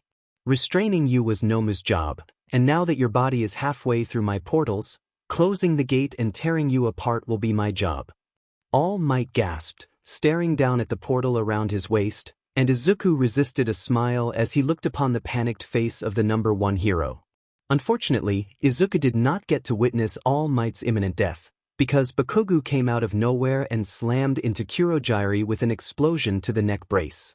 It made Izuku gasp in shock and concern for his sort of babysitter friend, but he played it off as just surprise. Die! Bakugo screamed as he pinned Kurogiri with a feral grin. Take that! At the same time, ice crept from the left and encased the Nomu's entire left side, freezing his fingers so All Might could rip the claws from his side. Nomu's right side was untouched, leaving Izuku unfrozen, which made him sigh in disappointment. Demon Todoroki's perfect control. Izuku would have loved to be frozen. Just a bit of frostbite? All I heard was that you all are here to kill All Might. Todoroki said, breathing out frost, and Izuku could have swooned at the burning anger in his expression. All Might jumped away to land by Todoroki, and Shinso came sprinting forward then too. Midoriya! He yelled, eyes panicked as he saw Izuku pinned in the Nomu's grasp. Stop acting so stuck up, foggy nobody. Bakugo grinned ferally, leaning in to loom over Kurogiri. The symbol of peace cannot be killed by the likes of you. Todoroki said blandly, staring at Tomura. All Might, the deal still stands. Tomura called, ignoring the students altogether. Remember, the little green one is at stake. Izuku sighed. What deal? Todoroki narrowed his eyes. Oh, I promise to leave peacefully and not hurt anybody else, so long as I can keep him. Tomura grinned, approaching the Nomu and gesturing to Izuku. Otherwise, well, All Might will probably kill him accidentally if he tries to fight my Nomu. Obsessive behavior, really. Izuku muttered. Oh my god, shut up. Tomura groaned. Keep annoying me and I'll take the purple one instead. He pointed at Shinso with a distinct look, reminding Izuku he was supposed to care about his classmates and stuff. Yeesh, alright, my bad. Izuku sighed. Keep me then. Maybe I will. Tomura grinned, making Shinso take a step forward before he was stopped by Todoroki's hand landing on his shoulder. Demon, if only Todoroki touched Izuku like that so he could feel his freezing touch a guy. If I can't attack Nomu, I'll just attack you. All Might declared. He charged, but Nomu jumped in front of him, directly blocking All Might's path. The hero's punch slammed into Nomu's chest, and Izuku's hair was blown back by the wind again. He cried out and hid his face in Nomu's shoulder as All Might jumped back, gritting his teeth. Shinso was barely being held back by Todoroki, and Bakugo was still pinning Kurogiri. All Might dodged to the side with a punch, and the hero's attack connected with Nomu's shoulder. The blow landed inches from Izuku, and he shrieked again. Stop! Shinso yelled. Stop, you'll hurt him. It's fine, young Shinso. All Might threw a thumbs up behind him. Why? Because I am here. Oh yeah, 'cause I feel safe. Izuku coughed, recovering from the wind shocks. All Might slammed his fist into Nomu's face, probably to try something new, but the bird head whipped to the side and his beak sliced across Izuku's shoulder. He cried out in pain and All Might jumped back with gritted teeth. Effing Yishit! Izuku yelled, gasping as blood sluggishly leaked from the wound. Nomu, bring him here.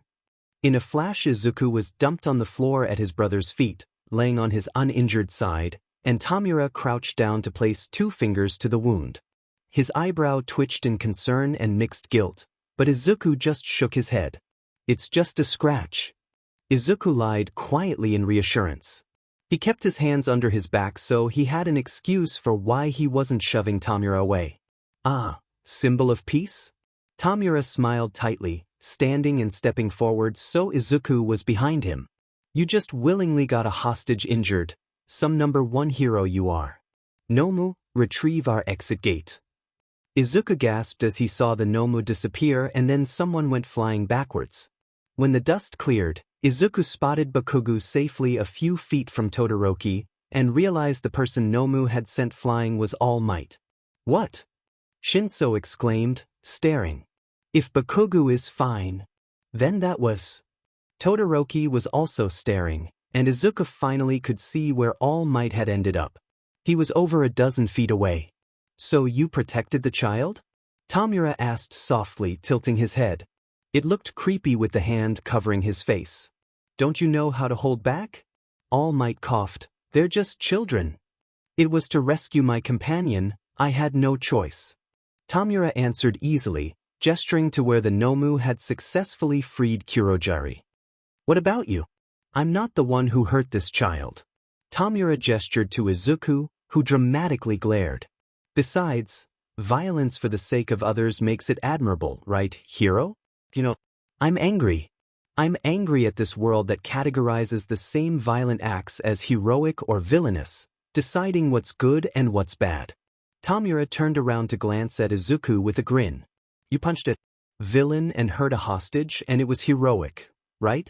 But if I did it... Tomura crouched down beside Izuku, making sure everyone could see him, and he ripped off a pouch from Izuku's belt. He grinned as he set all 5 fingers on it, and then turned to blow the dust off his hand towards the students. Izuku wiggled to unpin his hands as though he was panicking, and then sent Tomura a significant look. His brother shot out a hand and grabbed both of Izuku's wrists with one hand. He pinned Izuku's wrists to the ground with an excited grin. Please don't.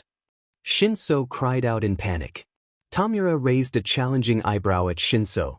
Young Shinso, don't get involved. All Might ordered, running forward to stand between the students and Tomura. Run away. You would have been in trouble if I hadn't done anything earlier, right? Todoroki asked evenly, raising a defensive hand. That was a different story, young Todoroki. Thanks. All Might replied with a pressed grin. But it's fine. Just watch as a pro gives it everything he's got. You can't. Shinso yelled, glaring at All Might. Midoriya's still over there. Don't worry. I will save everyone. All Might assured him. Something in Shinsu's eyes changed, and it made Izuku very interested. You promise? Shinso asked nervously. I assure you. All Might froze in place, unmoving, and Shinso blew out a heavy breath. Izuku blinked in genuine shock because Shinso just brainwashed All Might. Okay, villain, you said there was a deal, right? Shinso said, looking at Shigaraki shakily. Oi, don't negotiate with villains. Bakugo yelled, cracking his knuckles.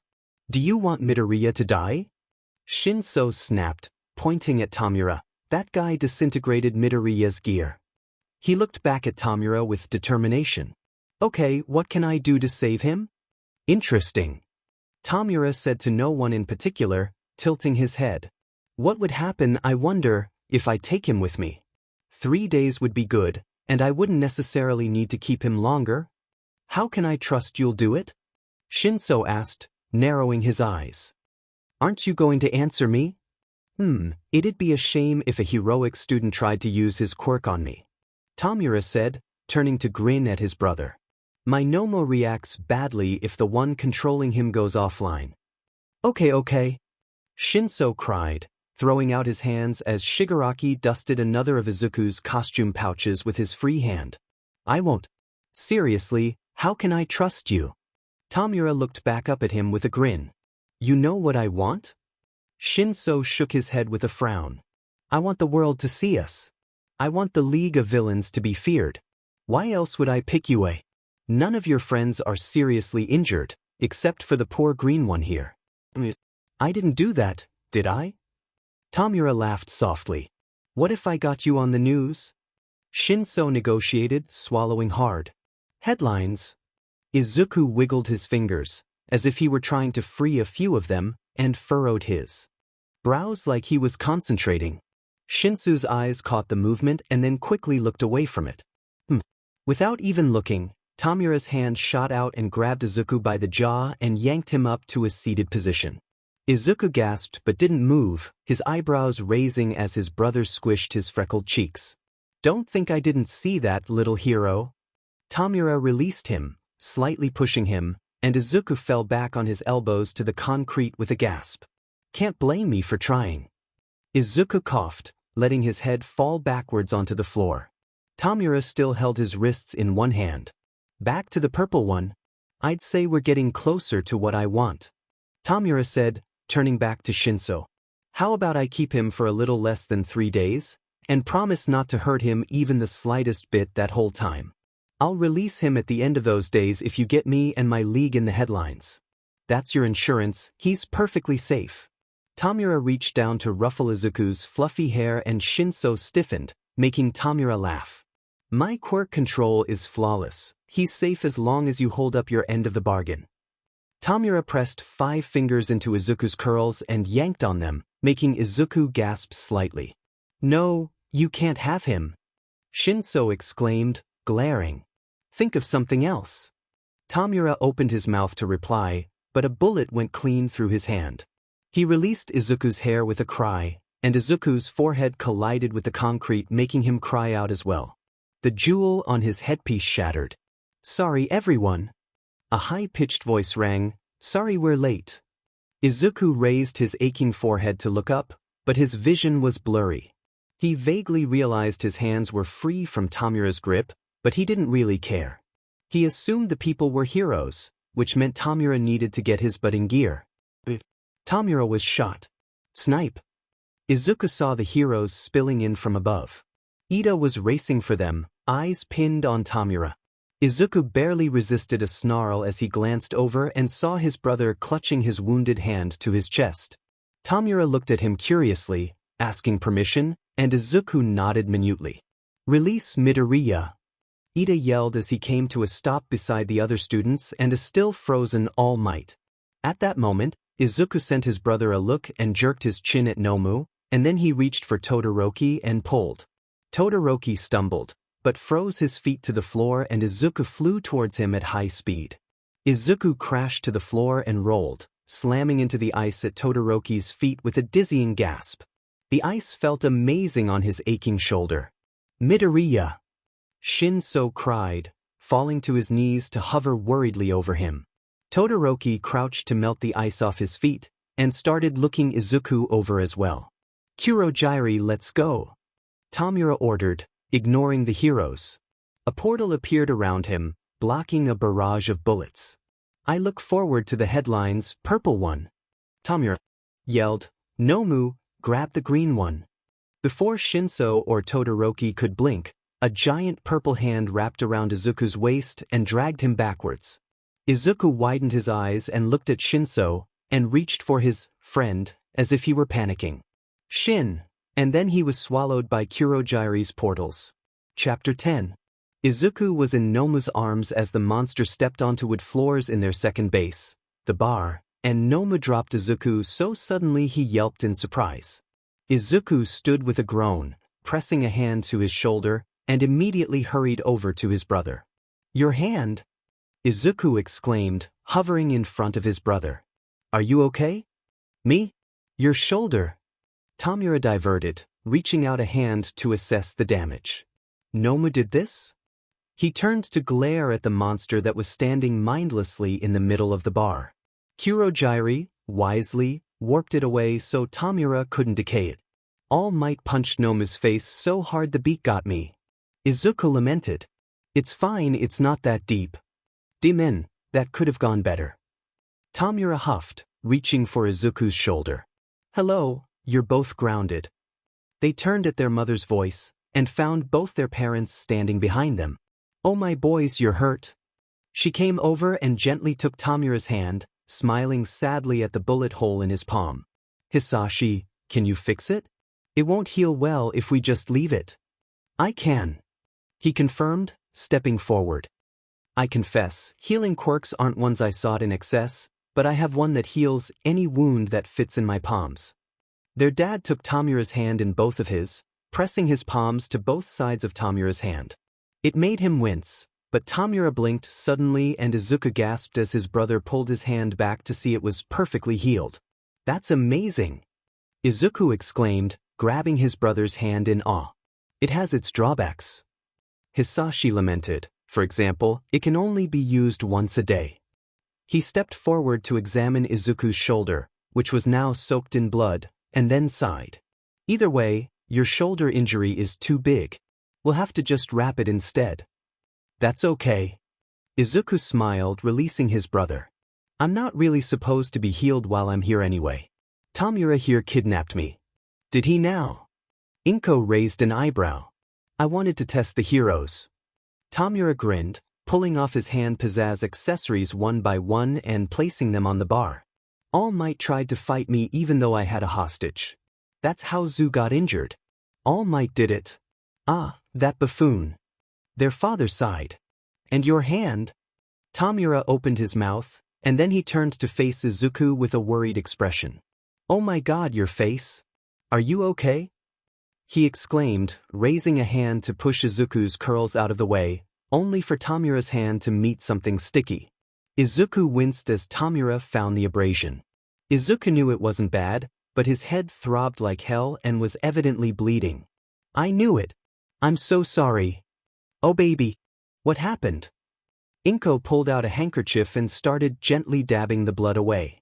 Izuku reached up and removed his circlet, which was missing the gem that had shattered, and threw it to the ground. Tomura was showing off his ability to control his quirk by holding my hair with all 5 fingers, and that's when he was shot.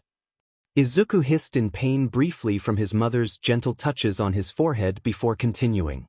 He let go, obviously, but I fell forward and hit my head on the concrete. Do you have a concussion? Hisashi asked. Izuku shook his head.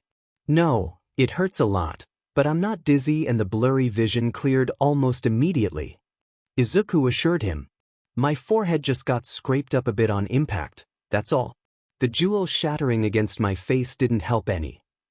He looked over to smile at his brother who was fidgeting anxiously. It's okay, it wasn't your fault. Okay, Tomura murmured, frowning. Also I'm killing Snipe. Izuku declared. Nobody shoots my brother and gets away with it. Tomura cracked a tiny smile. Oh, Tsukachi is heading for the apartment. Hisashi said suddenly. He suspects that the villain Shigaraki is Tomura because of his interest in Izuku and wants to check for a bullet wound. What is his deal? Izuku exclaimed in exasperation. Now he's accusing random villains too? If I say hi to someone on the street, do you think he'll accuse them too? You did show off your boring face to him at the station, it's your own fault. Tomura grinned. Yeah, but that was before Dad made me become a hero. Like you're doing a good job anyway? Boys. Tsukachi. Their father reminded gently. We should get back to the apartment, then. Tomura sighed. I'm guessing we'll have to pretend to be devastated? Ask a lot of questions. Izuku piped up, glancing from his mother to his brother. He can't detect lies or truth in questions. You could use, how could this happen, and, aren't you going to save him? They'll expect things like that. Saying you never expected a kidnapping should also work. Hisashi hummed. Especially since Izuku being kidnapped for real is a ridiculous idea. Oh Hugh. Tomura realized with a blink. His father reached out with a smile and ruffled Tomura's hair, green soaking it, and Tomura shuddered briefly. Thanks. Go change. Izuku grinned, gesturing to Tomura's badly fitting villain clothing. You look ridiculous. Right. Kurogiri, my bedroom? Tomura glanced at the portal user, and then wrinkled his nose. Not the apartment. I can't keep my costume there, for obvious reasons. Kurogiri sent Tomura through a portal, and Izuku sighed. How long until Tsukachi arrives? He asked his dad. About 15 minutes. He answered with a smile. We have time. You're sure your head is okay, Izuku? His mother asked seriously, do you want some ibuprofen? I'll take some ice, actually. Izuku decided. A portal opened in front of him, and he had to quickly catch a freezing cold blue rectangle as an ice pack was ejected. Oh, thanks Kurogiri. He sent the misty man a smile. Okay, fine. Izuku wasn't burning his tea stash anymore. Even if he did rudely dump Izuku in the flood zone. Of course, Izuku. Kurogiri nodded to him. As Izuku pressed the ice to his head, Tomura was portaled back and looked comfortably messy in his usual hoodie and sweatpants. Kurogiri. Inko called gently, we're headed to the apartment. Yes, ma'am. Kurogiri nodded politely, creating a portal for them easily. Izuku waved with his free hand as his mother and brother disappeared, and then plopped down on a bar stool. Izuku. He looked up at his father curiously. I'd like to give you a quirk, coloring. It allows the user to change the color of anything they touch as long as they've seen the color before. You're around Tomura enough that it would be beneficial for you to have it in situations where he might need to have green hair, and I'm unavailable. Why haven't you used it before? Izuku asked. It seems more useful than hue. Coloring is harder to control, and it can change the color of anything. Hisashi explained patiently. You might accidentally change all of Tomura green instead of just his hair. Does that make sense? Izuku nodded. That's why. Regardless, you need a color-changing quirk, and this is the next best thing. Can I have hue? Izuku frowned. I don't want to mess it up. I trust that you'll get the hang of it. Hisashi smiled, and Izuku nodded. All right, I'll do my best. Izuku smiled in consent. Hisashi placed a hand on Izuku's head gently, and Izuku felt the quirk transfer to him. It tasted like bubbles and caramel, sickeningly sweet and sharp, as if too many tastes and feelings were tangled on his tongue. It swirled in his palms, and he felt as if his hands were crusted with old paint. He wiggled his fingers against the sensation. It then soaked into his skin, leaving him gasping with euphoric dizziness. Wicked. Izuku breathed, inhaling and exhaling to let the feeling pass. He couldn't help but feel disappointed by the feeling. It made him ache for Todoroki and Shinsu's quirks even more. Detective Tsukachi arrived. Would you like to watch? Hisashi asked, grinning. I have cameras. Izuku laughed as the slight high faded and nodded. Definitely. Inko answered the door with a frown, Tsukachi standing on the other side. Detective, what can I do for you? She asked, looking him up and down. Midoriya, can I come in? Tsukachi asked seriously, I have some news that you and your son need to hear. Is it about Izuku? she exclaimed, eyes widening. He sighed tiredly in response. Yes, can I come in? Inko opened the door for the detective, stepping aside and leading him into the living room. Tomura, come here. Inko yelled into the house. The detective is here about Izuku. There was silence, but then a door slammed shut and Tomura appeared in the doorway, yawning with a hand over his mouth. What is it? Tomura said, plopping down next to his mother. Tsukachi had narrowed eyes pinned to Tomura, eyeing both of his perfectly intact and flawless hands. Midoriya Izuku was kidnapped by the League of Villains during a field trip today. Tsukachi said bluntly, watching their reactions closely. Now, Inko and Tomura had already chosen their roles, so Tomura stilled completely and stared at the floor in apparent shock. Inko, on the other hand, immediately covered her mouth with a hand. How could this happen? Inko gasped. Nearly everyone says UA is the safest school around. Tsukachi sighed. They attacked with over 4 dozen villains, and there were only 2 teachers present at the time. Tsukachi admitted, scrutinizing them both. Midoriya was taken hostage. All Might and the heroes were unable to recover him before the villains retreated. So you lost my brother? Tomura said, looking up with wide eyes. All Might let him get hurt. Is that what you're saying? I suppose, but All Might could only do so much with a hostage thrown in the mix. Tsukachi frowned. Reports say Midoriya Izuku was very nonchalant about his hostage situation, but showed immense alarm when he was actually taken. Do you know why that is?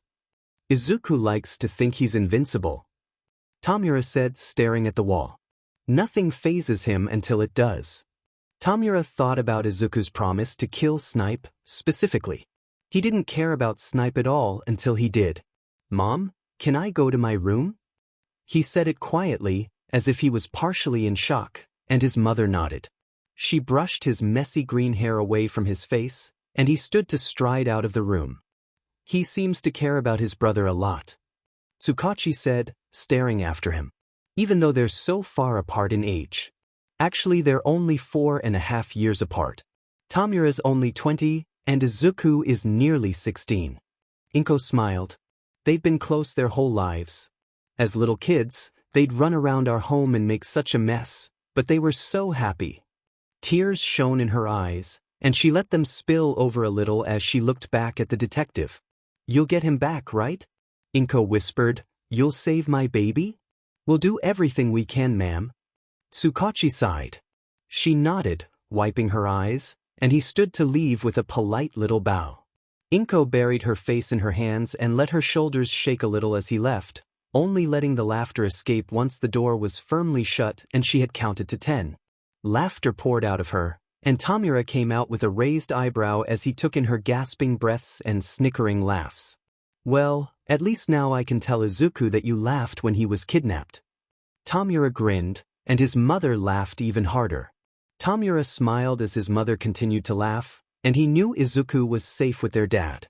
It was a successful day for the villainous family, really, and the thought only made him smile wider. Chapter 11. Izuku tried to focus on something other than his shoulder. It screamed at him, probably because his weight was on his elbows, and Izuku wasn't going to be moving until his target reappeared. It was inconvenient he'd disappeared into another room the moment Izuku's rifle was ready and loaded. Putting aside the pain, Izuku focused as Snipe finally exited his bedroom and could be seen in his kitchen through the window.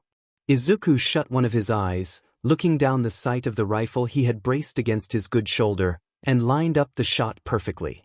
Izuku then pulled the trigger without hesitation. One round into the torso to down the hero, and then Izuku discarded the weapon to jump across the roof and through the kitchen window. Izuku never liked jumping through windows. The glass was unpleasant to land on and left little stinging sensations even through his thick and protective villain costume. He also knew the tiny bullet hole in previously mentioned glass wouldn't make much of a difference either. Nevertheless, Izuku dove through the window, shattered the glass fully, and rolled to standing. On the floor of the kitchen lay the hero with a bullet hole in his right lung, exactly where Izuku wanted it. Not a shot that would kill him immediately, but bad enough that he'd be dead after just a few minutes. "Oh my dear Snipe, you effed up," Izuku whispered. He took off his mask and hood, showing off the shifted face he wore specially for the occasion. The same one he'd used when he'd accidentally showed Eraserhead and Tsukachi that one time. His eyes were a ruby red, and his hair hung by his ears in messy blue strands. Across his face were the same marks of the skin condition that plagued Tomura's face but worsened, making Izuku look like a younger and softer version of Tomura. "You," Snipe choked, blood wetting his lips as he quickly found his lungs filling with blood. Izuku grinned, widening his eyes to achieve the same crazed look Tomura produced naturally. "Nobody hurts my brother and gets away with it," Izuku stated. Snipe choked again, writhing as life left him, and Izuku pulled out a knife. "May your death be more beautiful than your life, hero." Izuku drove the knife straight into Snipe's right eye, digging it in with a ruthless laugh as Snipe started screaming. With his punctured and blood-filled lungs, Izuku found the sounds the hero who shot his brother made were beautiful. The way the blood from his bullet wound poured across the flooring and the gore from his punctured eye that was thrown everywhere as Izuku yanked the knife out was deeply satisfying. He was covered in blood and gore, they both were, and Izuku couldn't help the delighted laugh that bubbled up and out his throat. There wasn't anything better than being showered in an enemy's blood. Well, except maybe Todoroki's quirk. Tossing the knife on the floor, Izuku didn't even care that he'd wasted a perfectly good knife. The heroes would appreciate having the main murder weapon right in hand, and Izuku was nothing if not considerate. He left then, taking his rifle with him, and left only Snipe's mangled body, the knife, and a note. "Justice has been served. How many times do I have to remind you that you're grounded?" Inko put her hands on her hips, and Izuku wilted in the face of her disappointment. "Once more, I think," he muttered. "You know this means quirk suppressants, Izuku." "But Snipe deserved it," Izuku protested vehemently. "I won't leave the base again, I swear. I won't use my quirks either." "You're right, you won't," she sighed, and Izuku clamped his mouth shut as his mother went to retrieve the quirk suppressants from the closet. He hated quirk suppressants. "How long do I have to wear them?" Izuku asked with a scowl as she returned. "Until you're dropped off at the station after your kidnapping is over," Inko replied, and with a beckoning gesture Izuku trudged closer so she could bend down and lock it around his left ankle. "This isn't fair." Izuku crossed his arms, looking away. His mother sighed as she straightened. "This is fair," she said. "Tomura is grounded too, and he's been wearing his quirk suppressant bracelet since yesterday, after Tsukachi left." "That's different," Izuku exclaimed. "He only has one quirk anyway." "Izuku, we let you remain without them because you promised not to use a single quirk. You broke that promise, and on top of that you left the bar. That's not okay, Izuku." Inko gave him a stern look, crossing her arms, and Izuku sighed in frustration. "Oh Izuku, I know you hate them, but it's only a few days. Tomura has to wear his for 2 full weeks for staging the kidnapping, remember?" "I remember." Izuku huffed. He took a deep breath, blew it out, and then sighed. "I'm sorry for sneaking out." "Thank you, Izuku." She smiled. "Now, I'm pretty sure your dad wants to check your shoulder in case you re-injured it. That rifle has some harsh recoil." Izuku winced, and she gave him another stern look. "Kurogyri." A whirling portal appeared, and Izuku stepped through in resignation. He stepped out into his father's study, his dad sitting on the couch. He patted the seat next to him, and Izuku reluctantly headed over to sit beside him. "Because you've already spoken with your mother, I'll say nothing on the topic of your little escapade last night," Hisashi said with a little amused smile. It made Izuku wilt slightly anyway. "Now, show me your shoulder." Izuku sat still as his father unwrapped the wound and re-bandaged it, checking that it hadn't worsened. Izuku had been lucky, he hadn't needed any stitches. Still, the bandaging process was obscenely complicated. Because it was a shoulder wound, they had to wrap the bandages around Izuku's shoulder, torso, and partly his collarbone to keep everything in place. Izuku hated it, but there wasn't a more effective way to wrap a shoulder. When they were finally finished, Izuku sighed. "Thanks," he mumbled. "Of course, Izuku." Hisashi wrapped an arm around him, and Izuku leaned. into the side hug, dropping his head on his father's shoulder. Even if I don't approve of you breaking your grounding, I will say I'm proud of you. What? Izuku straightened, looking up at his dad with wide eyes. You defended your brother. Hisashi smiled, but it was coupled with sadness. That's something I never learned how to do. Not properly, at least.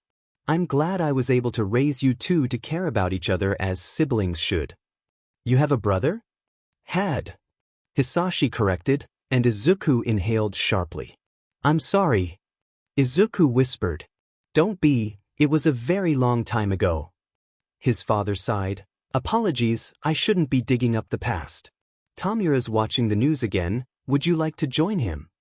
No thanks, I want to go to my room. Izuku wanted to be alone for a while. All right. His dad smiled. Kurogyri, Izuku's room at the bar if you please. Of course. Kurogyri nodded slightly, and a portal opened. See you at dinner. Izuku waved briefly to his dad, and he stepped through the portal. He hated being grounded. Tomura grinned at the TV, leaning forward over the bar as if it would help him absorb the information better. This is great. Tomura laughed. Zu, have you seen it? Is it more of the same woman or something new? Izuku asked, glancing up from his puzzle. It was a rainbow gradient with 1,000 pieces, and he was only halfway done. When he looked up, he found that the TV showed Nizu making an announcement about the break-in, new security measures, and the exact number of arrested criminals, but he was also making sure to talk all about the League of Villains. Oh, it's you. Nothing about my supposed kidnapping? Must be because of the deal. Tomura shrugged. They'll probably wait to see if I give you back. If I don't, then they'll admit to losing a student. Interesting approach. Izuku nodded. When am I going back? It's been 2 days, right? Now's fine. His brother shrugged. Kurogyri. A portal opened directly behind Izuku, and Izuku shrieked as Tomura just shoved him through without warning. Izuku slammed into a floor, but he didn't know where. They hadn't discussed it because Izuku was sure he'd have another day, maybe even 2. He immediately groaned in defeat. Can you stop with the portals? Izuku yelled at the purple mass as it dwindled. Jesus Christ, that was mean. Where the hell am I now? He rubbed his bruised hip and looked around, freezing when he recognized his surroundings. Midoriya? There was a mummy standing in the middle of the police station. Aizawa-sensei? Izuku exclaimed, recognizing what little he could see of the man. Jesus, are you all right? It hadn't occurred to Izuku that the man wouldn't have been healed by Recovery Girl after the USJ. Evidently, her quirk must have a limit, and Aizawa's injuries must have exceeded that limit. By quite a lot, if the bandages were any indication. Someone get Tsukachi, tell him Midoriya's back. Aizawa said to a random officer, and he immediately knelt down at Izuku's side. It was awkward with his bandages, but apparently determination to be on the floor won over his injuries. Are you injured? Sir, I could ask you the same thing. Izuku grinned, but he sighed when Aizawa gave him a disapproving glare. Fine, yes, my shoulder is effed up. Midoriya. Tsukachi appeared, and he also knelt down where Izuku was still sitting on the floor, leaning back on his uninjured hand. Can you stand? Yep. Izuku accepted the hand Tsukachi held out to him, and was pulled to his feet promptly. His shoulder twinged at the movement, and he didn't bother hiding his wince. I'll call Recovery Girl. Aizawa said firmly. Midoriya with me. Tsukachi beckoned. We're going to an interview room. I'd like to talk about what happened during your kidnapping. Okay. Izuku sighed. He followed Tsukachi down a few hallways and through the station. They didn't speak as they walked, so Izuku thought over what he'd say and how he'd answer the questions. Obviously whatever he said would become the truth, but what that truth was mattered. Izuku recognized the room he was eventually led to, and he had to resist a grin. It was the same interrogation room he'd been brought to when he was arrested as drop-off. Tsukachi seemed to realize it too as Izuku sat down and gave him an innocent smile. The man shuddered. Can you state your name and quirk for the record in the presence of my quirk, Truth? Tsukachi prompted as he set the red blinking recording device on the table. Izuku double-checked that quirk immune was activated before he replied. The quirk suppressant was only so powerful, which meant he could slip most mental quirks past it. Otherwise his parents would have had it removed before shipping him off to be interrogated. Midoriya Izuku, quirk, push and pull. Izuku replied easily, looking down to fidget with his fingers as if he were nervous. Can you tell me about the USJ? Tsukachi asked. Izuku nodded, still looking at his hands as he started picking imaginary dirt from under his nails. I was thrown into the water zone with Tsu, my classmate. I don't actually know her full name. Anyway, she saved me right away. Izuku said, trying to remember clearly. They'd probably interviewed her already, so he couldn't get anything wrong. We got to the boat, and we made a plan for me to be a distraction so she could take out the villains. Okay, thank you Midoriya. Izuku looked up, confused as Tsukachi interrupted him, but the man waved him off. We already have her full statement, so we just needed to check your memory of the beginning before moving on. What happened directly after you disappeared, calling for Shinso Hitoshi? Izuku frowned, looking back down at his lap. I landed somewhere. I hit the ground pretty hard, and my vision was spinning from hitting my head. How did you hit your head? Tsukachi asked for clarification. Shigaraki was holding me by my hair, which hurt by the way, and when his hand was shot he released me. Izuku explained. My neck was at a bad angle, so when he let go my face just slammed into the ground. Izuku pushed back his curls to show then the scabbed-over injury, which looked worse than it was. Abrasions always scabbed badly, no matter how serious they were. Thank you. Tsukachi nodded, jotting something down on his notepad. What happened next? They put quirk suppressants on me. It's an anklet, which I'd like very much for you to remove. Izuku said it a little pleadingly, and he didn't even have to fake how much he hated it. I'll make sure to do that after the interview. Tsukachi assured him. What happened next? I was in some kind of bar. Izuku frowned in thought. There weren't any windows, just wood floors, a bar, a liquor wall, a TV, a couch, and 2 doors. People came in and out one door so that one must go to the rest of the building, and the other was definitely an exit. He felt bad for telling the truth, but his dad had said it was okay, it wasn't home, and it wasn't the apartment, so supposedly Izuku was allowed to talk about it. Still felt like he was betraying his family though. Did they keep you there for all 3 of your days there? It was 2 days. Izuku corrected, making Tsukachi blink. 1 full day, which was Wednesday. It's Thursday, probably sometime afternoon. The USJ was on Tuesday, a little before noon. That's 2 days. Shigaraki probably thought it was 3 because it was Tuesday to Thursday. Honestly, Tomura was an idiot. I see. Tsukachi cleared his throat, eyes flicking from Izuku's eyes to his notes. So, what happened in that time PRD? They treated me like a criminal on house arrest? Izuku tilted his head in thought. If I asked for food or water or the bathroom, they let me have those. They let me walk around that one room, the bar, but they didn't really speak to me or acknowledge me otherwise. It would have been completely unremarkable if not for the villain in black.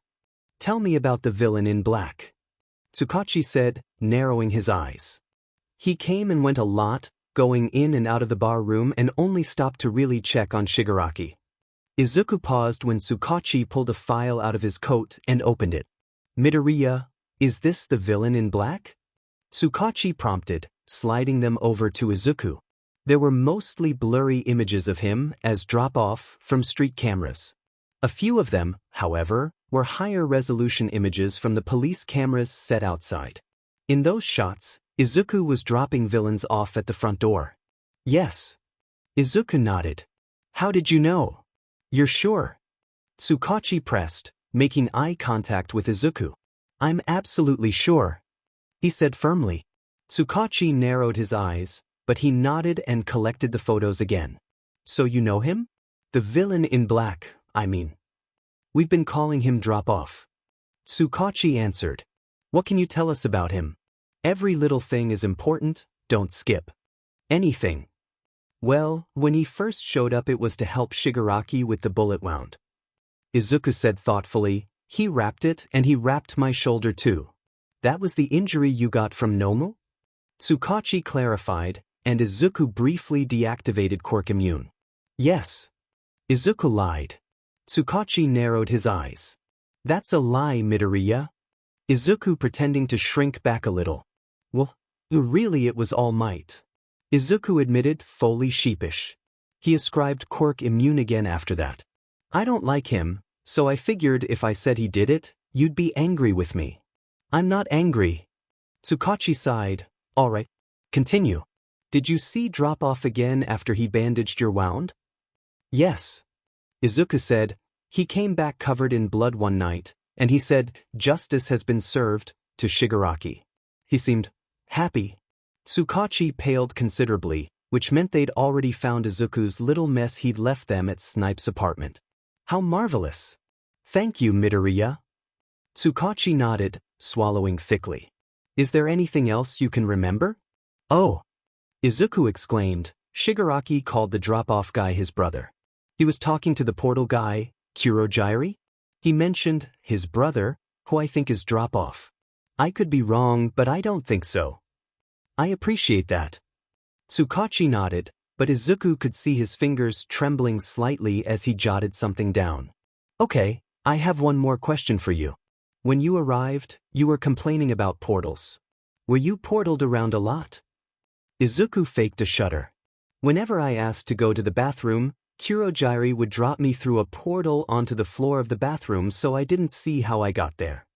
Can you elaborate on your dislike of the portals? Tsukachi asked, raising an eyebrow. Was it unpleasant? Painful? It was mean. Izuku huffed. He dropped me several inches off the floor. It wouldn't hurt me, but I hit the floor hard, like every time, and never landed on my feet. Izuku didn't even have to fake his annoyance. Kurojairi had been doing it for years. Tsukachi just sighed. Is that everything? Tsukachi asked with a frown. I think so. Izuku said after a small pause.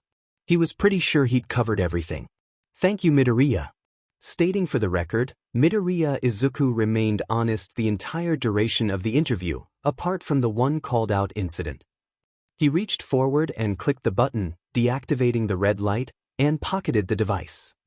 Follow me, please.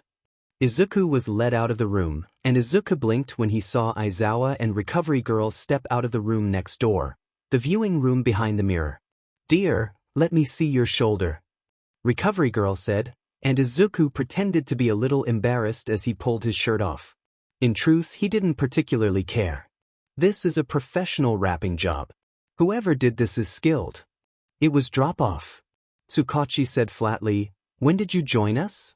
Near the end, when Midoriya was talking about the possibility of relation between Shigaraki and drop-off. Aizawa replied tiredly. Izuku was paying more attention to Aizawa than Recovery Girl, so he jumped a little in surprise when her lips stretched freakishly far to kiss his shoulder. He shuddered as exhaustion hit him. What a drawback. Izuku complained, but when Aizawa reached over to completely unwrap the bandaging, Izuku felt no pain when he rolled his shoulder. Nice quirk though. Might be worth picking up someday. Hopefully he could get it before she died of old age. He couldn't steal from dead bodies. Let's get that quirk suppressant off you. Tsukachi cleared his throat. Oh yes please. Izuku exclaimed, and Tsukachi bent down to take it off. He knew his dad used the same kind the police station did, buying them from the same production company, so Tsukachi's key fit the lock and unlatched it. Thank you. Midoriya. Izuku looked at Aizawa, who was glancing at his phone. Your family is here. Izuku gasped dramatically and turned on his heel. He didn't wait for their permission. Izuku sprinted down the hallways he recognized to return to the lobby. The two men followed him, but Izuku didn't care as he caught sight of his green-haired brother. Mura! Izuku yelled dramatically. His brother whipped around with a grin. Zoo! Tomura opened his arms, and Izuku jumped at Tomura without hesitation. He buried his face in his brother's chest with a sigh, like he hadn't seen him in days instead of an hour ago. Police are exhausting, kill me now. Izuku muttered. Much less fun than last TI? Oof. Inko joined the hug, wrapping one arm around Tomura and one around Izuku. Both boys laughed as their mother teared up. "Thank you for coming." They broke apart to look at Tsukachi, Aizawa standing a few feet behind him. "Of course, Detective." Inko smiled, wiping her eyes. "I'm glad Izuku can come with us back to the apartment." Izuku was glad she hadn't said home. That would have been a lie. The apartment wasn't home. "How the hell did you get out?" Tomura exclaimed, mockingly interrogating him. "Which irresponsible hero made up for losing you in the first place?" "Actually, the League sort of let me go?" Izuku laughed nervously, rubbing the back of his head with false sheepishness. "They kept me for 1/2 day, a full day, and this morning. They laughed about being on the news, and then just shipped me off to the station." Izuku shrugged. "It was very generous of them to give you to the heroes," Inko said, kissing his head. "Do you want to go home?" "I'd love to go home." Izuku smiled sadly. Tomura put a comforting hand on his shoulder, knowing exactly what Izuku meant, and their mother's sad smile matched Izuku's. "Can we go back to our apartment, Detective? Eraserhead?" Inko asked, glancing at both men. "Yes, Midoriya has already given his statement." Tsukachi nodded. "Thank you again, Midoriya. You're exceptionally honest." It had a suspicious undertone that made Aizawa sigh, and Izuku deactivated Quirk immune with a grin. "I'm an angel, Detective Tsukachi." "Obviously," Izuku stated. 3 things happened all at once, and each was equally amusing to Izuku. 1. Aizawa choked on nothing and hit it with a cough. 2. Tomura immediately put a hand in Izuku's hair to ruffle it with a scoff that made Izuku pout. 3. Detective Tsukachi tapped his thigh twice in signal of a lie with a heavy sigh. "So it would seem." Tsukachi sighed out. "Have a good day, you 3. Izuku waved happily and then headed out with his family. The doors of the station behind them closed firmly, and Tomura snickered quietly all the way to the car. "Tsukachi really hates you." He grinned as they climbed into the car, making Izuku pout. "I know." Izuku groaned. "Can't he just forget he ever saw my face? Like seriously? I'm minding my own business and this man dares to correctly accuse me of villainy? Harassment." Tomura's cackles filled the car, and soon enough they were all laughing messes. It wasn't home, but it was definitely the next best thing. Chapter 12. "If you ask me if I'm okay one more time, I'm kicking you in the shin." Izuku glared when Shinso gave him yet another concerned look. Izuku was more likely to rip out his kidney, but he couldn't exactly say that. The rest of the class had fawned over him a little when he arrived, but he'd quickly changed the subject by mentioning the news. His classmates had taken that as a cue to go along with the diversion, and those that didn't notice were roped into the new conversation pretty quickly regardless. One good thing about his hero-hopeful classmates: they could take a hint. Well, all except Shinso, of course, who refused to shut up. "Fine," Shinsoi muttered, looking away. "But are you sure you're okay to come back to school? Maybe you should take a few days or something to recover." Izuku sighed, and he turned around in his seat so he could properly glare at Shinso. "Look, Midoriya." Kirishima bounded over to Izuku's desk, a concerned look on his face that made Izuku want to bang his head against a wall. "I'm glad you're okay. Welcome back, man." "Huh, surprisingly that wasn't so bad. Thank you." Izuku smiled and shot Shinso a pointed look. "See? Be more like Kirishima," he conveyed. As Izuku went back to giving Kirishima his attention, he was satisfied to see a scowl on Shinso's face. "Izuku was petty, okay? Were you scared? Did they hurt you? How did you get away?" Kirishima asked, rapid fire. "I wasn't scared, they didn't hurt me, and they let me go willingly." Izuku relayed dryly. "Or rather, I asked when I could go home, and Shigaraki waved a dismissive hand at me and Kurogiri tossed me through a portal right to the police station." "That's all?" Kirishima asked, eyes wide. "Yep." Izuku nodded and shrugged. "They even fed me and everything. I'm pretty sure they just wanted the press. That Shigaraki guy watched the news pretty much constantly." Even after Izuku returned home, Tomura spent a lot of time watching the many news runs that covered the incident on various channels. Yue had only made the one statement, but Izuku caught Tomura watching it on loop. That's so weird. Kirishima huffed, both in awe and confusion. I seriously didn't expect those guys to just give you back. It wouldn't be very manly to go back on their word. Izuku said, which made Kirishima beam with delight. Izuku smirked sidelong at Shinsu's outraged expression. It really was fun to make him jealous, Izuku decided. That's right. Kirishima replied happily, though, as a villain, I can't say he's very manly in general. Guess Izuku's not very manly either, being a villain and all. I'm glad they arrested all those small-time villains though. Attacking the school was seriously messed up. Oh, definitely. Izuku rolled his eyes, but really I wouldn't worry about those League guys. They're just attention seekers who broke in to make a name for themselves. And their leader wanted to check on his younger brother, Izuku himself, but he wasn't going to mention that. Something told him it'd be against the rules his dad set about not revealing his identity to admit that, especially in front of Eraser, who was casually walking through the door still wrapped up like a mummy and leaning on a crutch. Morning, Eraser said, but it was too calm and nonchalant for the class liking in his mummified state. The class immediately started bombarding him with questions about his welfare along with various exclamations of disapproval, but Eraser didn't care one bit. My well-being doesn't matter. More importantly, the fight isn't over yet. Izuku leaned forward in interest at the words, and he was amused by the way the class immediately panicked. Izuku wondered if Eraser expected another attack. If so, he probably wanted to assure the class of brand new protections that would without a doubt be relayed to Tomura promptly. That'd be ironic. Inform the students of new protective measures in the hopes of reassuring them of their safety, resulting in the immediate sabotage of those previously mentioned fancy new protections. Unfortunately for Izuku's amusement, their teacher was just being dramatic. The UA Sports Festival is drawing near, he declared, and the class broke out into cheers. That's a super normal school event.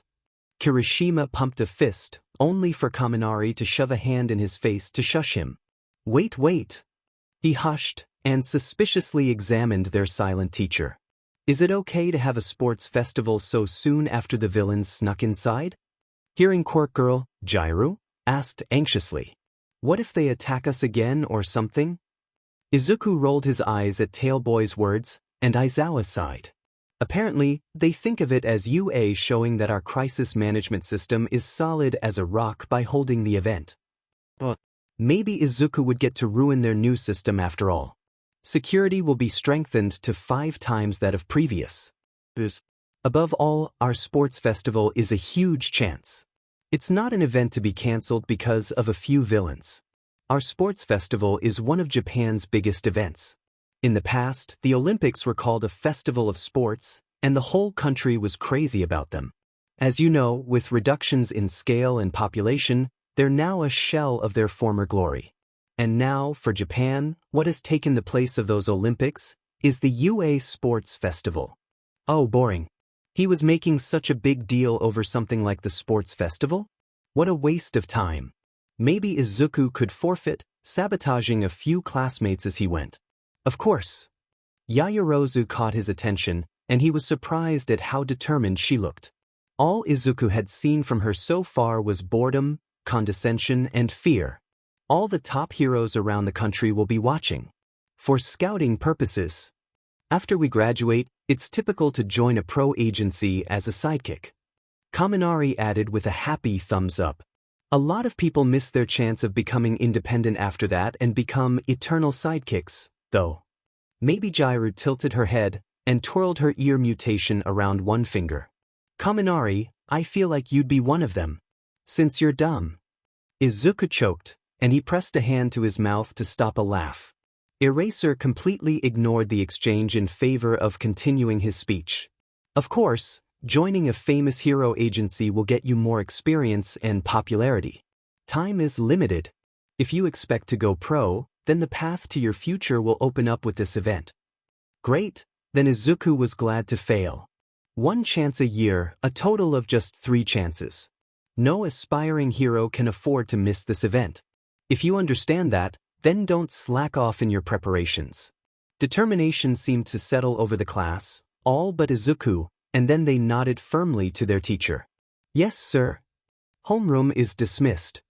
Eraserhead said boredly, and then limped out of the classroom so Mike could replace him for English class.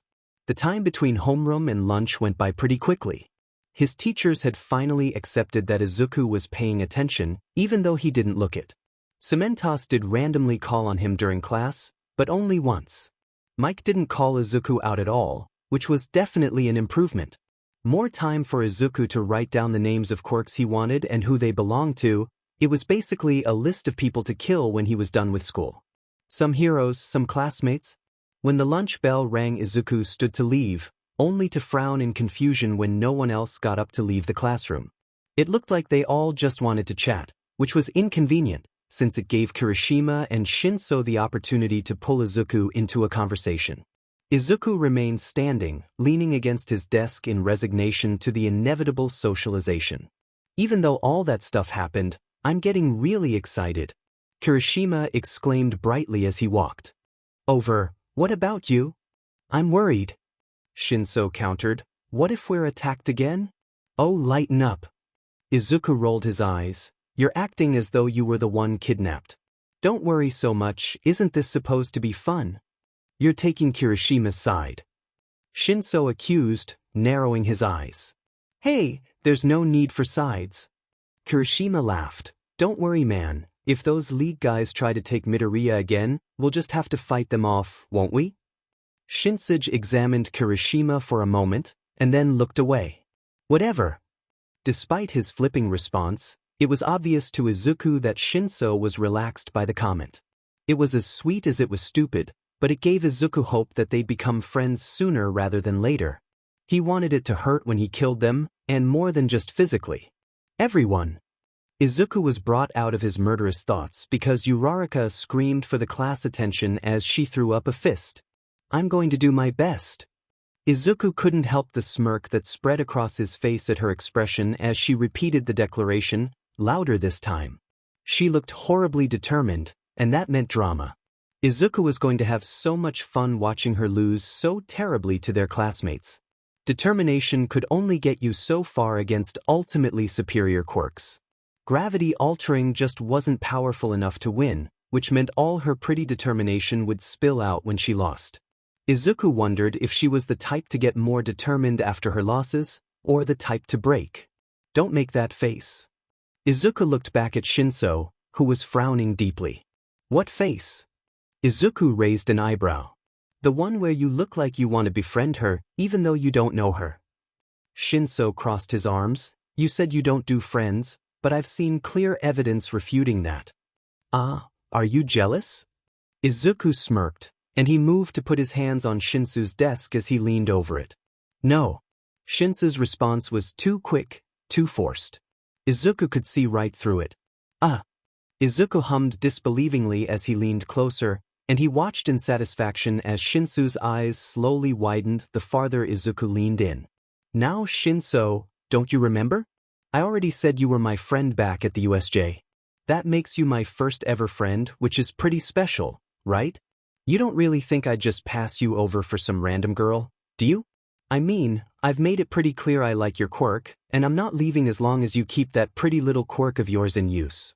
Rest assured, Shinso, I'm not going anywhere. Izuku's voice had fallen to a whisper at the end, and then he immediately withdrew with what he hoped was a playful grin. Shinso was bright red, which made Izuku think he'd overdone it. If he accidentally scared him, it might cause some problems. Shinso would be less likely to stick around if he was intimidated by Izuku, and it would be a lot harder to take his quirk if he wasn't constantly following Izuku around. Luckily, Shinso recovered quickly. Okay. His face was still red, but it was lighter, and he didn't look scared, so Izuku nodded in satisfaction. Come on, I don't care if the rest of the class is skipping lunch at this point. Izuku nodded to the door. I'm starving. You coming? The brilliant smile that dawned on Shinsu's face was beautiful. It expressed such trust. Izuku knew that Shinso was completely wrapped around his finger. Kirishima, hearing Izuku's words and seeing Shinso stand up, happily trotted after them as well. Izuku had both of them completely ensnared without even trying. He tried not to imagine what he could accomplish when he was trying. Such murderous thoughts and imaginations could get him in immense trouble at school, so Izuku instead focused on going to lunch and keeping a pleasant smile on his face. Safer for his classmates and his cover. Chapter 13. Izuku didn't know whose idea it was to crowd the classroom door with over a dozen students, but he was not having it. What's going on? Uraraka took a step back from the doorway in shock. Do you have business with Class A? Ida asked, stepping robot with one arm in robot form. Seriously, what was with that?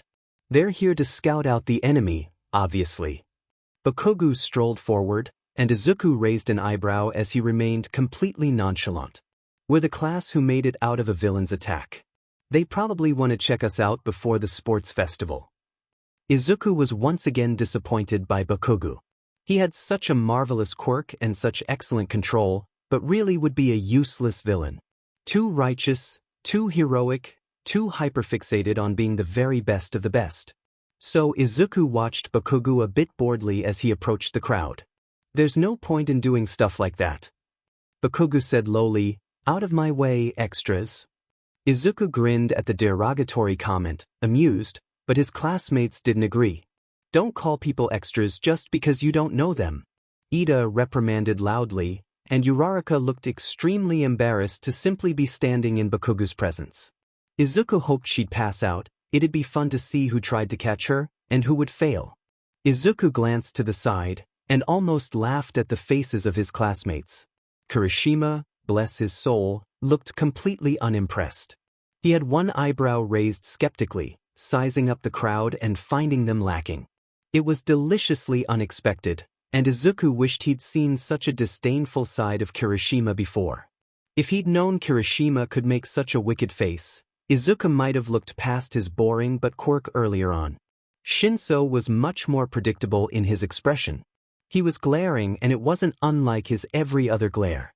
A bit of an overused expression, to be honest. The rest of Izuku's classmates were equally predictable. Though, Izuku found himself disappointed in Uraraka. The poor girl looked overwhelmed, completely taken aback by the crowd and Bakugo's response to the swarm. Izuku remembered her determined expression just before lunch, and a part of him wondered if she had it in her to actually follow through on her declaration of strength. So far, she seemed like a coward in the face of anything in opposition to her. How disappointing. But I'm from Class B next door. Someone slid in between the people and shoved his way to the front, letting Izuku and 1A get a full look at his odd appearance. He had mutated eyes, which actually looked quite fascinating to Izuku. They were sort of like eyelashes, thick white rims elongated around his eyes, mimicking an eye mask. He had sharp teeth, similar to Kirishima's, and sharp silver hair. Izuku wondered how much of it was a mutation, and how much of it would flake off and tear if he stole it. Would the boy die screaming, or would he simply have his eyes peel from his skull and leave him begging for death under Izuku's oppressive mercy? I heard you fought villains, and I came to hear about it. The boy continued speaking, oblivious to Izuku's inner murderous imaginations. Don't get so full of yourself. If you bark too much, it'll be embarrassing for you during a real fight. Are you ignoring me, Bisu? His ire was directed at Bakugo exiting the classroom, remaining silent and parting the sea of students with his disdainful expression. Kirishima stepped forward angrily, one eyebrow still raised. Wait a minute, Bakugo, what are you gonna do about all this? Kirishima called. It's your fault that everyone's hating on us. It doesn't matter. Bakugo looked over his shoulder back at Kirishima, who let out a confused, huh? And then slid his eyes towards the 1B boy in the crowd. It doesn't matter as long as you rise to the top. He then walked out, ignoring the 1B boy's exclamations and insults. That was... Kirishima clenched a fist to his chest and said, so simple and manly. You said it. Saturn nodded, a thoughtful hand on his chin. Huh? Kaminari exclaimed in confusion. I have to agree. Izuku said with a grin, that was badass. The top the boy with the bird head and some kind of shadow bird quirk that Izuku hadn't considered before but suddenly wanted to understand was muttering, There is truth in that. Hang on, don't be tricked. Kaminari complained. He's just made more pointless enemies. Hey, you should get angry more often. Izuku nudged Kirishima, who was back to looking like the joyful sunshine Izuku thought him to be. Not gonna lie, I thought you didn't know how to look so unimpressed like that. Oh, thanks. Kirishima grinned awkwardly and rubbed the back of his neck with a little laugh. I just think they overstepped, crowding us the way they did. He gestured to the door where Todoroki was stepping through, forcing the crowd to disperse even more to let him by with sufficient space. His glare could cut glass, like diamonds. Izuku wondered how those kids at the door would react. If they saw Todoroki really glare, as he had at the USJ, they might have frozen in fear instead of merely getting out of his way. They might have run away under the force of such fiery eyes. Izuku longed to see it, but unfortunately Todoroki simply stared the crowd down with his neutrally bland expression and waited until they became unnerved enough to move aside. Effective but less than beautiful. That could have been me. Shinso shoved his hands in his pockets and stared at the crowd, catching Izuku's attention. His teeth were clenched enough that little veins popped out along his jawline. But it isn't. Izuku raised an eyebrow. Doesn't that count for anything? Only because of you. Shinso looked at him and his eyes softened. It seemed almost SBMSSV to Izuku, which was both odd and exhilarating. His process of destroying Shinso had apparently already begun, and Izuku hadn't even noticed. If you say so. Izuku shrugged, tucking his triumph away. You deserve to be here. With a quirk like yours you deserve more than to be forgotten in some backwater classroom to hide and seethe. The very thought was infuriating. The mindless obedience in Shinso's quirk was a blessing, one to be taken, cherished, and Izuku would have gone the entire year without it, not even knowing what he was missing. The mere idea of such a possibility was unacceptable. Thanks. Shinso looked away, flustered, and Izuku frowned. Had his untoward thoughts shown on his face? It wouldn't bode well if Shinso detected Izuku's less than friendly intentions. Fear would ruin half of Izuku's plans for him. He'd end up with Shinso's quirk either way, but still. He wanted it to hurt. For that to happen, Shinso would have to be near him and stay near him. Izuku reached out and used one finger, pressed into Shinso's cheek, to turn his head back towards Izuku. Shinso inhaled sharply, but Izuku ignored it as he stepped into his space and forced Shinso to look at him. Shinso needed to understand, he needed to know. He belonged to Izuku, the same way Todoroki would belong to him. One day. Eyes on me. Izuku whispered, always. You understand? Yes. Shinso breathed, and his eyes were blown wide enough that his white pupils nearly consumed the purple of his irises. Very good. Izuku smiled, and he stepped back as he dropped his hand. He ignored how Shinso gasped quietly as though he'd been holding his breath, and turned to Kirishima. See you tomorrow. Of course. Kirishima beamed, and Izuku waved as the boy bounded out of the classroom with his bag bouncing against his shoulder blades. Wanna walk to the station together? Shinso asked. His breathing had stabilized, and his eyes seemed more normal, so Izuku nodded. Sure, we're friends, aren't we? Izuku smiled prettily, and he was rewarded for his efforts when Shinso grinned back at him. As they walked, Izuku turned his plans over in his head.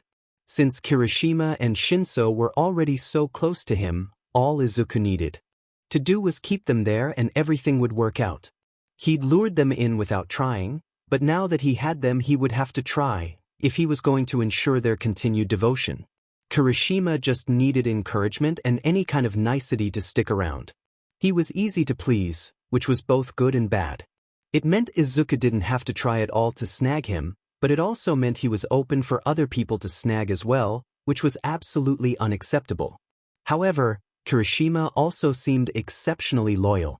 Izuku didn't want to have to rely on Kirishima's loyalty, but if he could find a way to make Kirishima feel like he owed Izuku his loyalty, it could prove useful. Shinso was harder. It seemed like he was constantly on the fence between completely devoted and dangerously leaning over the edge.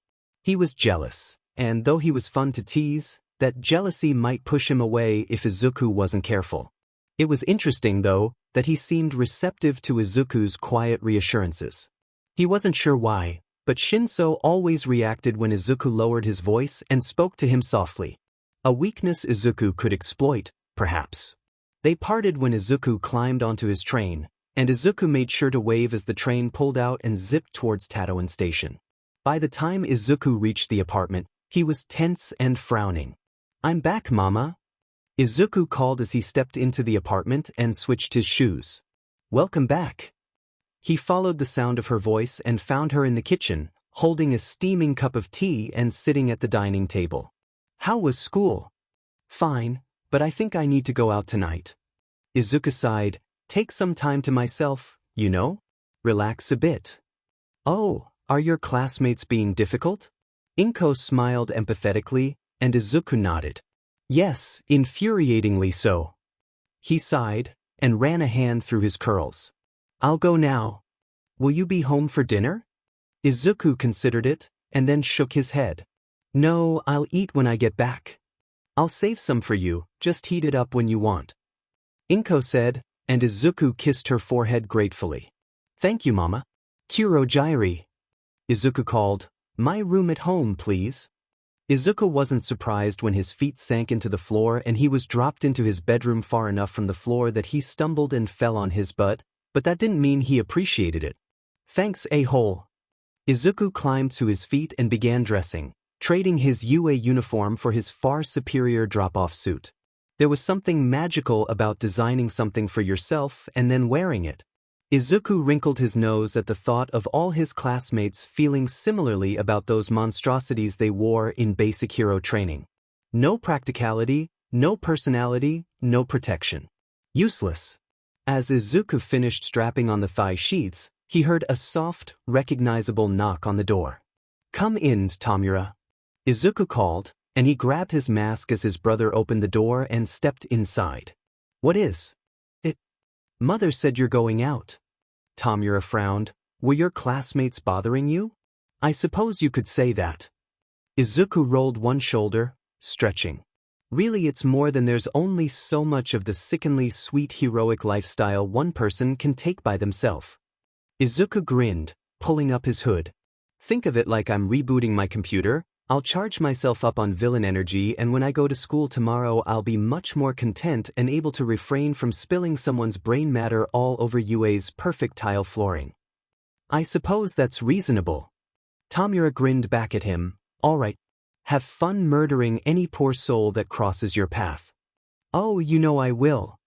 Izuku laughed, and then he put on his face mask, hooked it over his ears, and blinked away. Izuku landed in the dark alley outside the police station, two goals in mind. He wanted to kill at least one police officer or law enforcement personnel, and he wanted to tear apart one person with a mutation quirk as he stole the life from inside them so he could watch as the light left their eyes as blood soaked the ground. He always started at the police station so his hunting ground would remain the same. His dad taught him predictability was the best cover for people like them. If the enemy believed they knew what you would do, it was all the easier to stab them in the back before they knew you even moved. Unfortunately, Izuku wasn't very good at being on the opposite end of the same situation. He tended to underestimate people, which, really he shouldn't, but he couldn't help it. He's just so much better than everyone else. Izuku perked up as the back door opened, and a man with a cat head stepped out into the alley. He was looking down at his phone, and Izuku couldn't help the grin that split across his face. He was wearing a police vest, and he had a mutation quirk. Well, wasn't it Izuku's lucky day? Jumping down beside him, Izuku grabbed the man by the arm and kicked the back of his knees, sending the man to the ground. Stomping on his shoulder blades, Izuku pinned him to the concrete with a wicked laugh. His blood was pumping wildly, making him lightheaded with adrenaline and thrill, and Izuku was reminded of just how badly he'd missed his nightly excursions. "What's your name, officer?" Izuku leaned down, keeping his foot on the guy's back and his hand around the man's arm. "Come on, answer me." "Never." The man coughed, choking on nothing as he was pressed so harshly against the floor that the very air in his lungs was spilling out with no way back in. "Here's the deal, how about I let you breathe if you tell me your name?" Izuku coaxed, grinning. Earn the right to breathe under my boot where you belong. The officer gasped for breath, but still he refused to yield. Izuku clicked his tongue in disappointment. He hated the righteous types so willing to die for their cause. They were no fun. All right then, I suppose that's fine. Izuku shrugged. Nonchalantly, though the officer couldn't see him, pinned face down and all. I guess I'll just have my fun some other way. Izuku reached out with steel and enveloped the weak mutation quirk and let it seep into every little nook and cranny.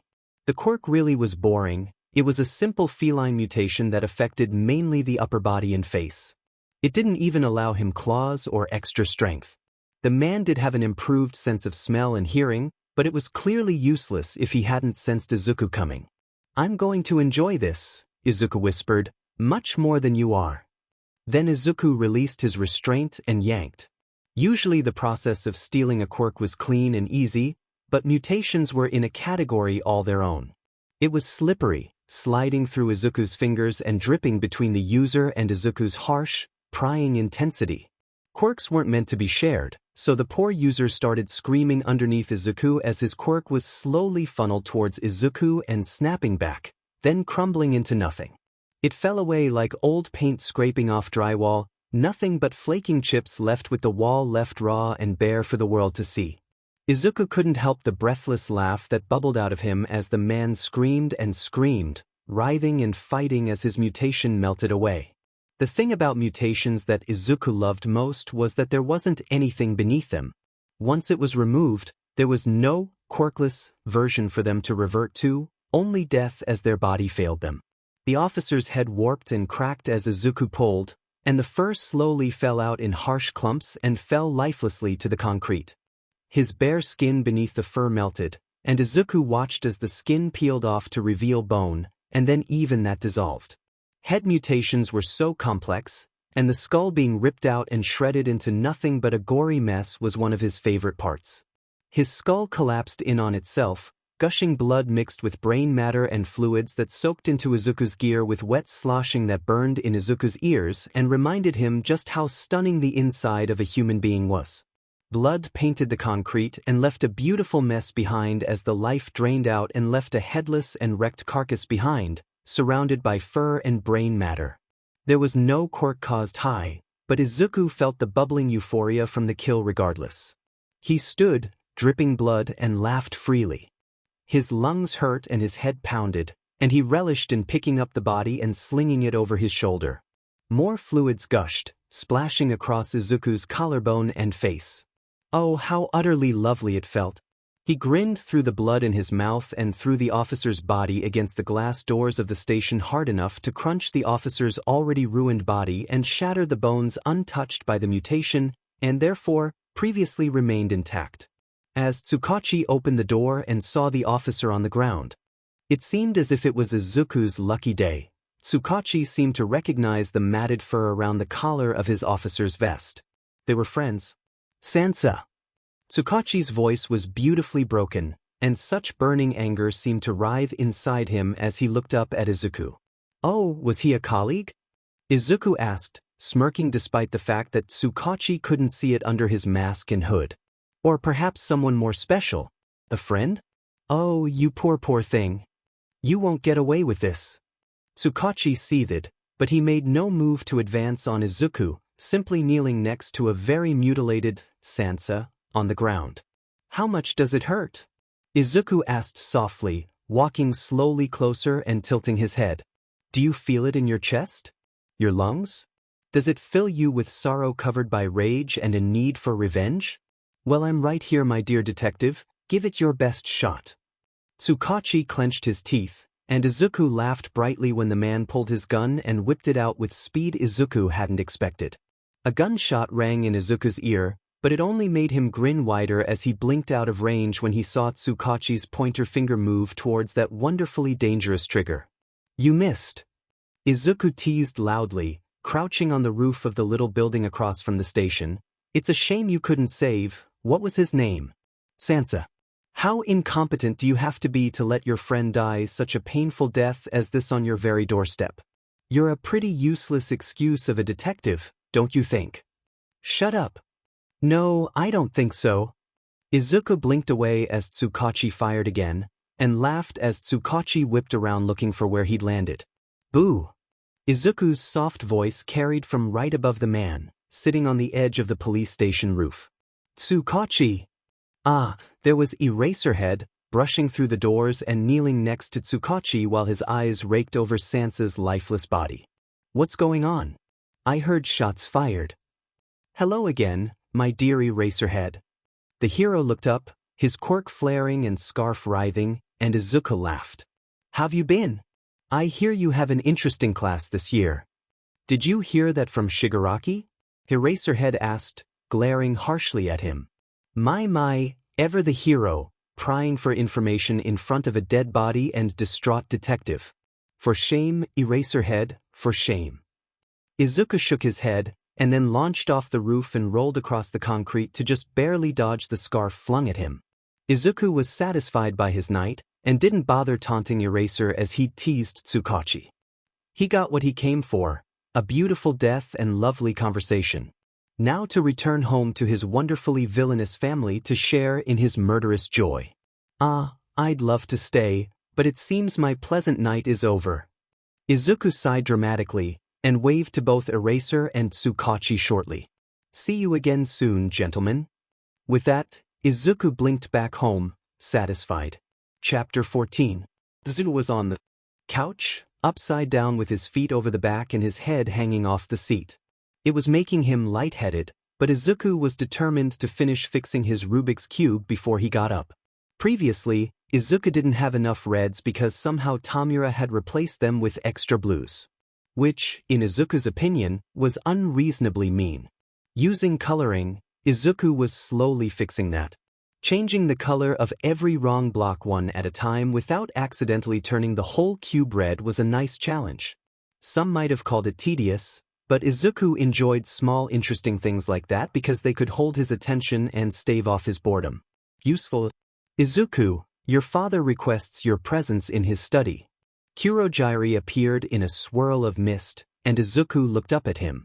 He was upside down from Izuku's point of view, which he found a bit hilarious for such a serious person as Kurogyari. All right. Izuku dropped the cube next to him and sat up, blinking away the stars that flashed in his vision. What for? He wants to address your participation in the upcoming sports festival. Kurogyari told him, and Izuku frowned as he stood. Okay then. Let's go. Kurogyari grew in size, being consumed by purple mist, and Izuku easily stepped into the portal. Surprisingly, he stepped out easily as well, and found himself suspiciously not dropped on the floor. Izuku, there you are. Hisashi smiled from behind his desk. Take a seat, I have biscuits. Sweet. Izuku plopped down and snagged a biscuit. It was the American kind, which meant it was a sort of savory bread and vaguely round-shaped. Kurogyari said this was about the sports festival? Yes, I wanted to ask you what your plans are regarding your participation. His dad nodded. So, what are your plans? I was planning on throwing the event. Maybe sabotage a few classmates before I go out. Izuku shrugged. Eraserhead said that the sports festival is where heralings get noticed by real heroes and get their foot in the door for becoming lame-butt sidekicks one day. I see.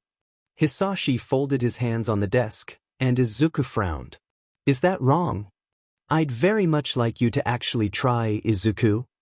His dad sighed. This could be a chance for you to examine your classmates more closely and experience something that you'll never get to experience again.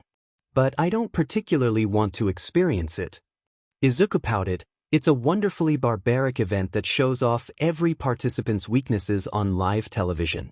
I'd much rather watch from the sidelines so I'll know how to pick them apart one by one and destroy them afterwards. When we're not being filmed. I see. Hisashi seemed amused, which made Izuku grin. So you approve? Izuku asked. Not quite. Hisashi said, and Izuku sighed unhappily. Looking at it from your perspective, I can understand where you're coming from. However, think of it this way, you're being given the chance to pummel your classmates into the ground. Without consequence. I thought you'd enjoy that, no? Izuku considered this. Did he want to participate in a live entertainment event watched by millions of people for sport, flaunting his strength and get himself noticed by a swarm of heroes? Not particularly. Did he appreciate the chance to absolutely destroy his classmates and give his violent side a bit of free rein on the UA students? Absolutely he did. Fine, I suppose I'll give it my best shot. Izuku sighed dramatically. I make no promises though. I didn't expect you to. His dad smiled. I just wanted a bit of reassurance that I was going to be able to watch my youngest son on television legally beating up UA students. It's not every day a father like myself gets that opportunity. I guess. Izuku grinned. At least I know you'll be watching now, which will definitely help. I'm glad, little one. Hisashi reached out and ruffled Izuku's curls, making him laugh. Now, I believe you'd better get some sleep before school tomorrow. Only a few more days until the festival, and I expect you'll be training hard with your teachers. Ugh, no. Izuku groaned. We've been training non-stop since it was announced in class, and there's only so many heavy things I can throw and summon before I lose my mind. That's what they have you doing? Hisashi asked, mildly amused again. It's quirk training, which I don't even need. Izuku complained. Attract and push are both excellent quirks, especially combined into push and pull, and I already have perfect control over both of them. That's an unexpected aspect to your punishment I did not expect. His dad chuckled, much to Izuku's ire. You've banished me to days filled with boredom. Izuku threw a hand over his forehead. How could you? I thought you loved me. Sometimes love warrants betrayal. Hisashi nodded sagely. Learn from it, become wise. Oh yeah, hero school is definitely wisdom-inducing. Izuku laughed. So far all I've learned is that unnecessary force and property damage is encouraged if it means they catch the bad guys. You like unnecessary force and property damage. Hisashi grinned. So what's the problem? Because when I do it, apparently it's illegal and considered rude. Izuku explained, crossing his arms with a huff. When they do it, everyone says it's perfectly justifiable. It's incredibly hypocritical. Ah yes, because you deeply value fairness. Absolutely I do. Of course, my mistake. Hisashi grinned. I'll remember that the next time you blink into Tomura's room to unplug his computer and then blink out before he can retaliate. Hey, I'm just using my resources. Izuku shrugged. Not my fault, I have an inherently more versatile quirk. As you say, Izuku, as you say. He shook his head fondly and smiled. Now off to bed. Good night. Izuku stood, shoving another biscuit in his mouth, and waved. Good night, little one. Hisashi nodded to him, and Izuku turned to step into the portal Kurogiri had summoned for. One day Izuku would unlock Kurogiri's secret as to how he always knew when someone needed a portal even before they asked, but that day was not today. Unfortunately, Izuku adjusted his backpack on his shoulder and approached the school, humming under his breath as he pushed the marble in his left hand towards his right, and then pushed with the right hand back to the left. The challenge was switching hands without overlapping, and without using pull at all to assist. It was surprisingly difficult, and he found he rather enjoyed it. Hiya! Shinso waved as Izuku stepped into the classroom. He was leaning against Izuku's desk with his arms crossed, seemingly waiting for him. You know, I could have sworn you had your own desk. Izuku raised an eyebrow. What do you need mine for? It's more comfortable. Shinso deadpanned, and Izuku grinned. Well, shove over, I have to sit down. Izuku slid into his seat, stepping around Shinso as the boy merely raised his eyebrows at Izuku. Midoriya. Good morning, man. Kirishima bounded over, and to Izuku's delight, he slung an arm around Shinso's shoulders. Shinso looked stunned and more than a little disgruntled, but he didn't move or protest. Good morning. Izuku said politely, and Kirishima beamed at him. Are you excited for the sports festival? Kirishima asked excitedly, and Izuku shrugged. I guess. He said, mostly I'm looking forward to sabotaging people without getting in trouble. Of course. Shinso sighed. That seems on brand for you. It does, doesn't it? Izuku agreed happily, and Kirishima laughed. Well, I guess I'll just have to try my best to beat you. Kirishima declared, or maybe avoid you at first. Just so I don't get sabotaged. Good luck with that. Izuku grinned. Please don't sabotage me. Shinso frowned. I need to do well and we're friends, aren't we? Izuku looked Shinso up and down and sighed. I suppose I can spare you from my wrath if you stay out of my way. Izuku grinned then, but no promises if we go head to head. I don't want you to go easy on me. Shinso made a face. I just want to win or lose fair and square. I'm already at a disadvantage with my quirk. I disagree. Izuku hummed pleasantly, but his mind only repeated, ungrateful, ungrateful, ungrateful. He did his best to ignore it. Your quirk is really versatile, and I have confidence you'll figure it out.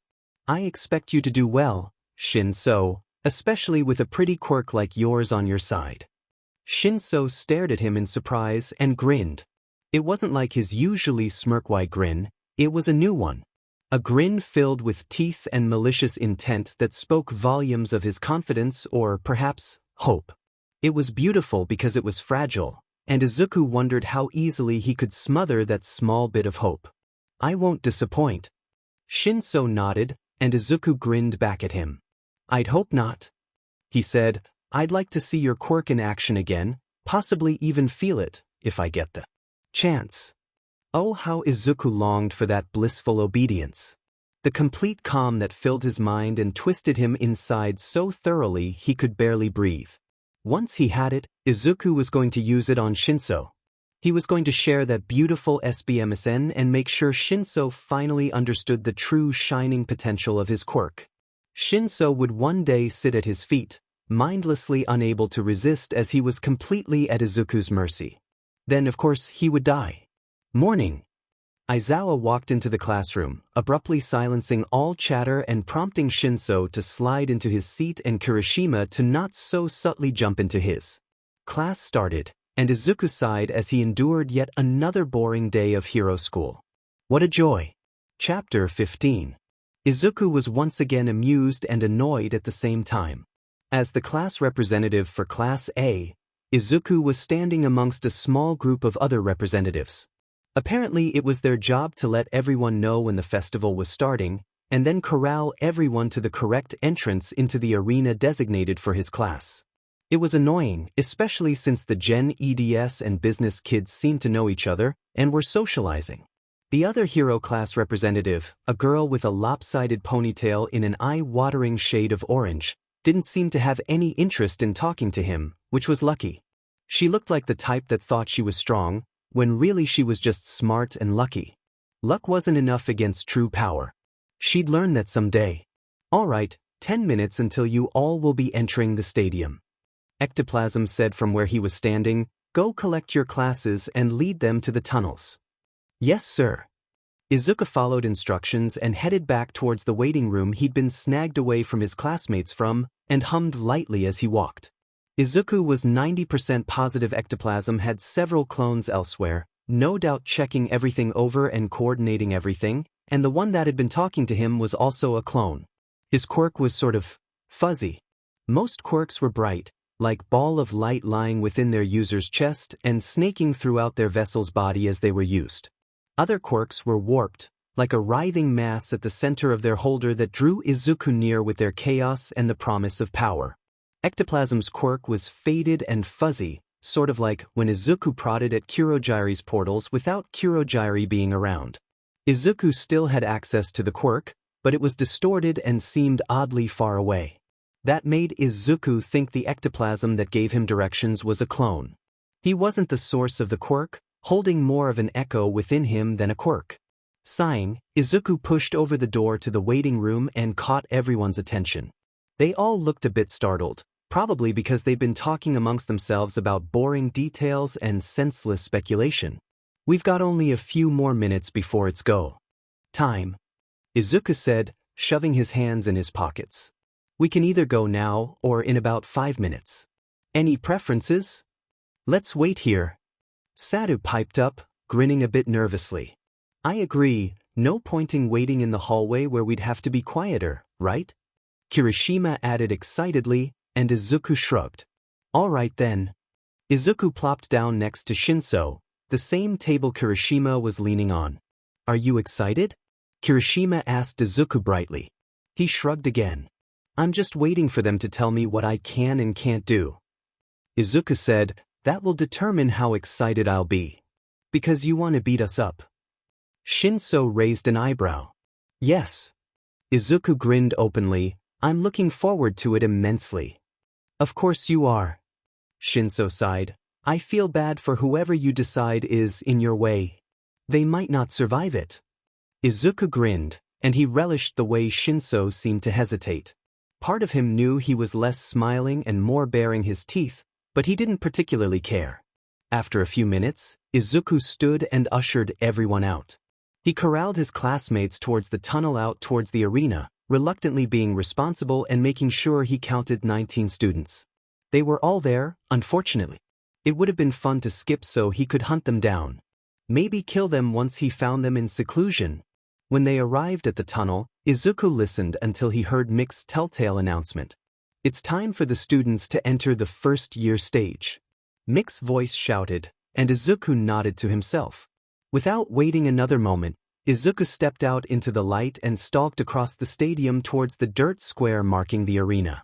His class followed him. Some, like Uraraka, were visibly anxious, while others, like Kirishima, were grinning and excited. It was a little frustrating for Izuku to see Uraraka looking so pathetic. Where was that spark? That potential? That strength? The sports festival. Mike screamed into his mic as 1A strode across the field. The huge battle where fledgling heroes sharpen their swords once a year. Anyway, these are the guys, right? The miraculous new stars who overcame enemy attacks with their hearts of steel. Hero course, Class 1A, right? Izuku smiled prettily as a camera flew towards the class, and he caught some of his classmates waving. It was odd knowing so many people were seeing him, possibly even making bets on how long he'd last.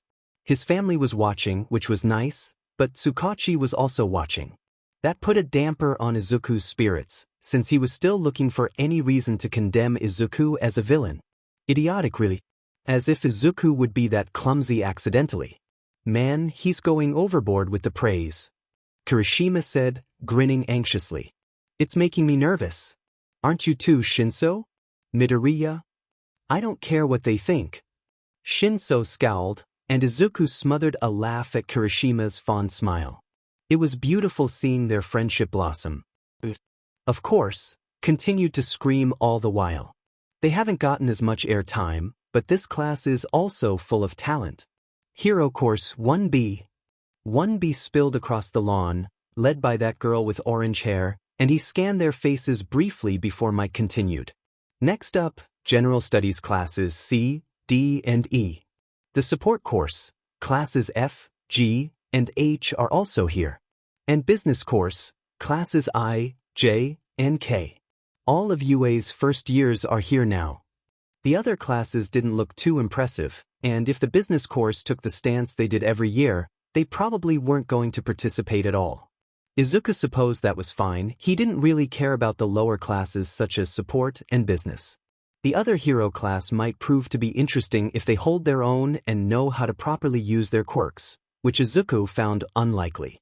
If Class B was anything like Izuku's class, they'd be frustratingly weak. As for the Gen Ed classes, Izuku couldn't have cared less about them. Castos they were. Izuku watched Midnight climb up onto the raised stand in front of the crowd of students, standing in front of a microphone on a stand and her whip in hand.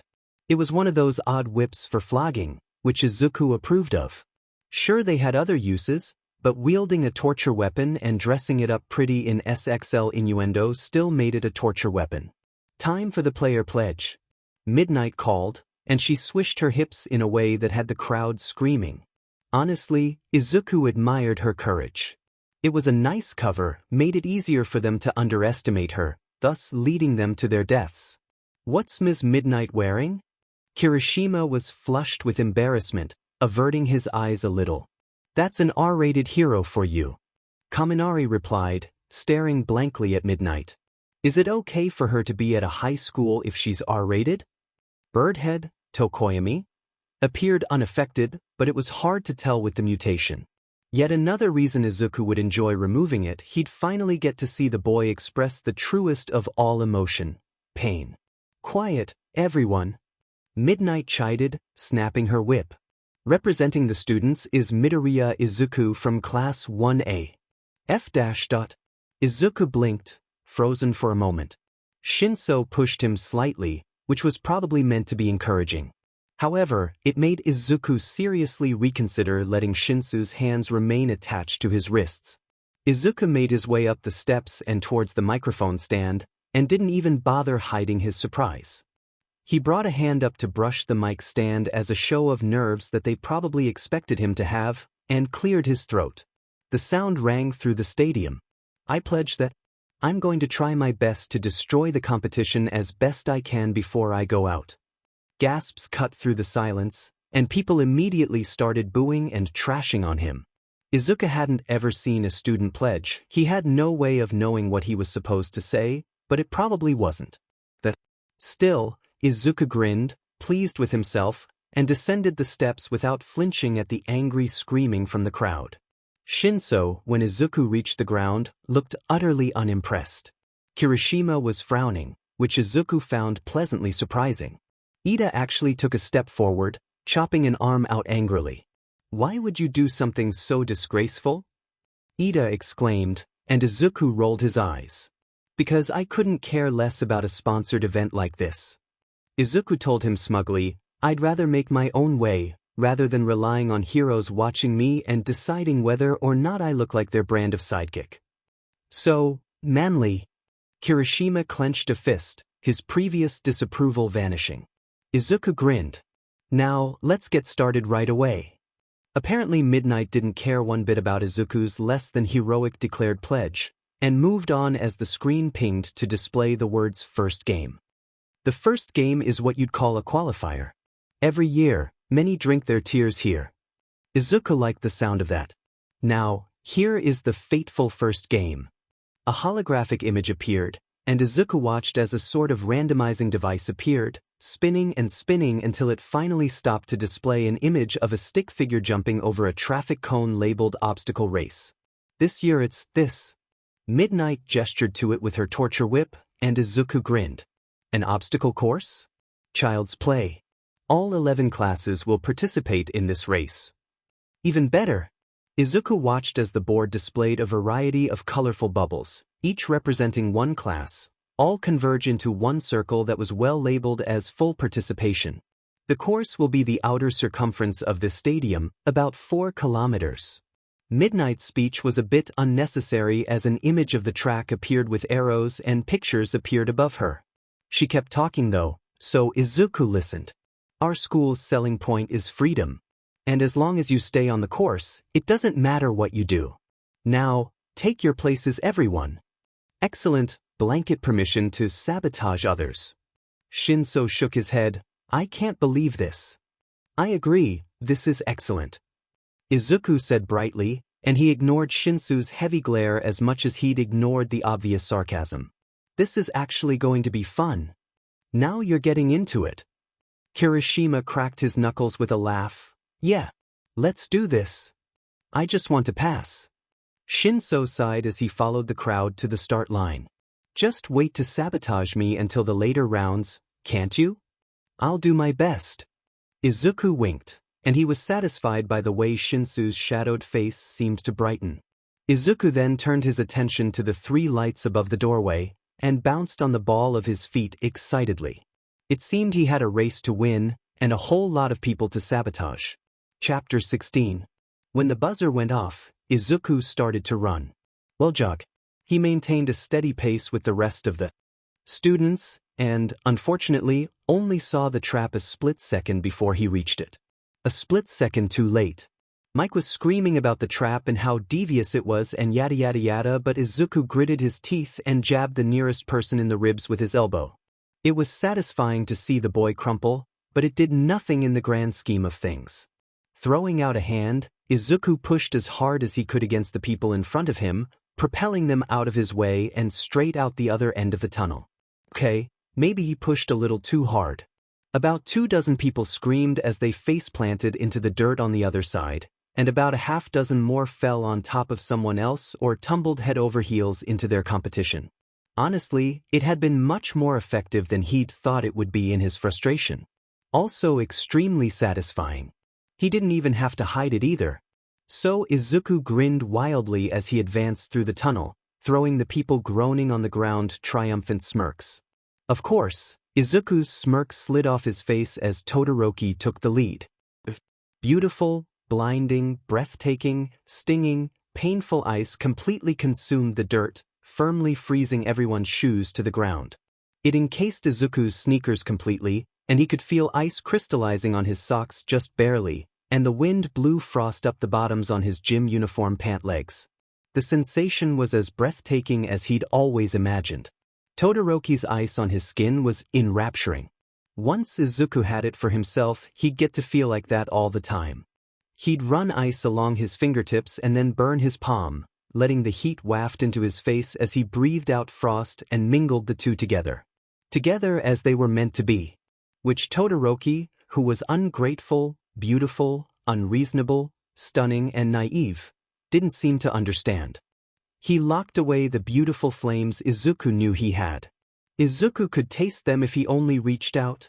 An explosion went off in Izuku's ear, and he ducked as Bakugo went sailing over his head with his quirk propelling him through the air like he was flying.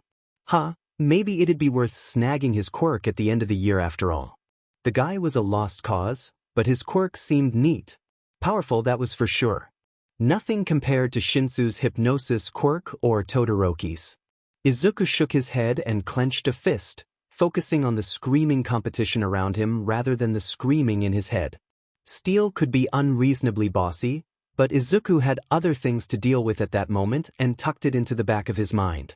Ripping his feet free of the ice, Izuku started making his way across the newly formed ice field.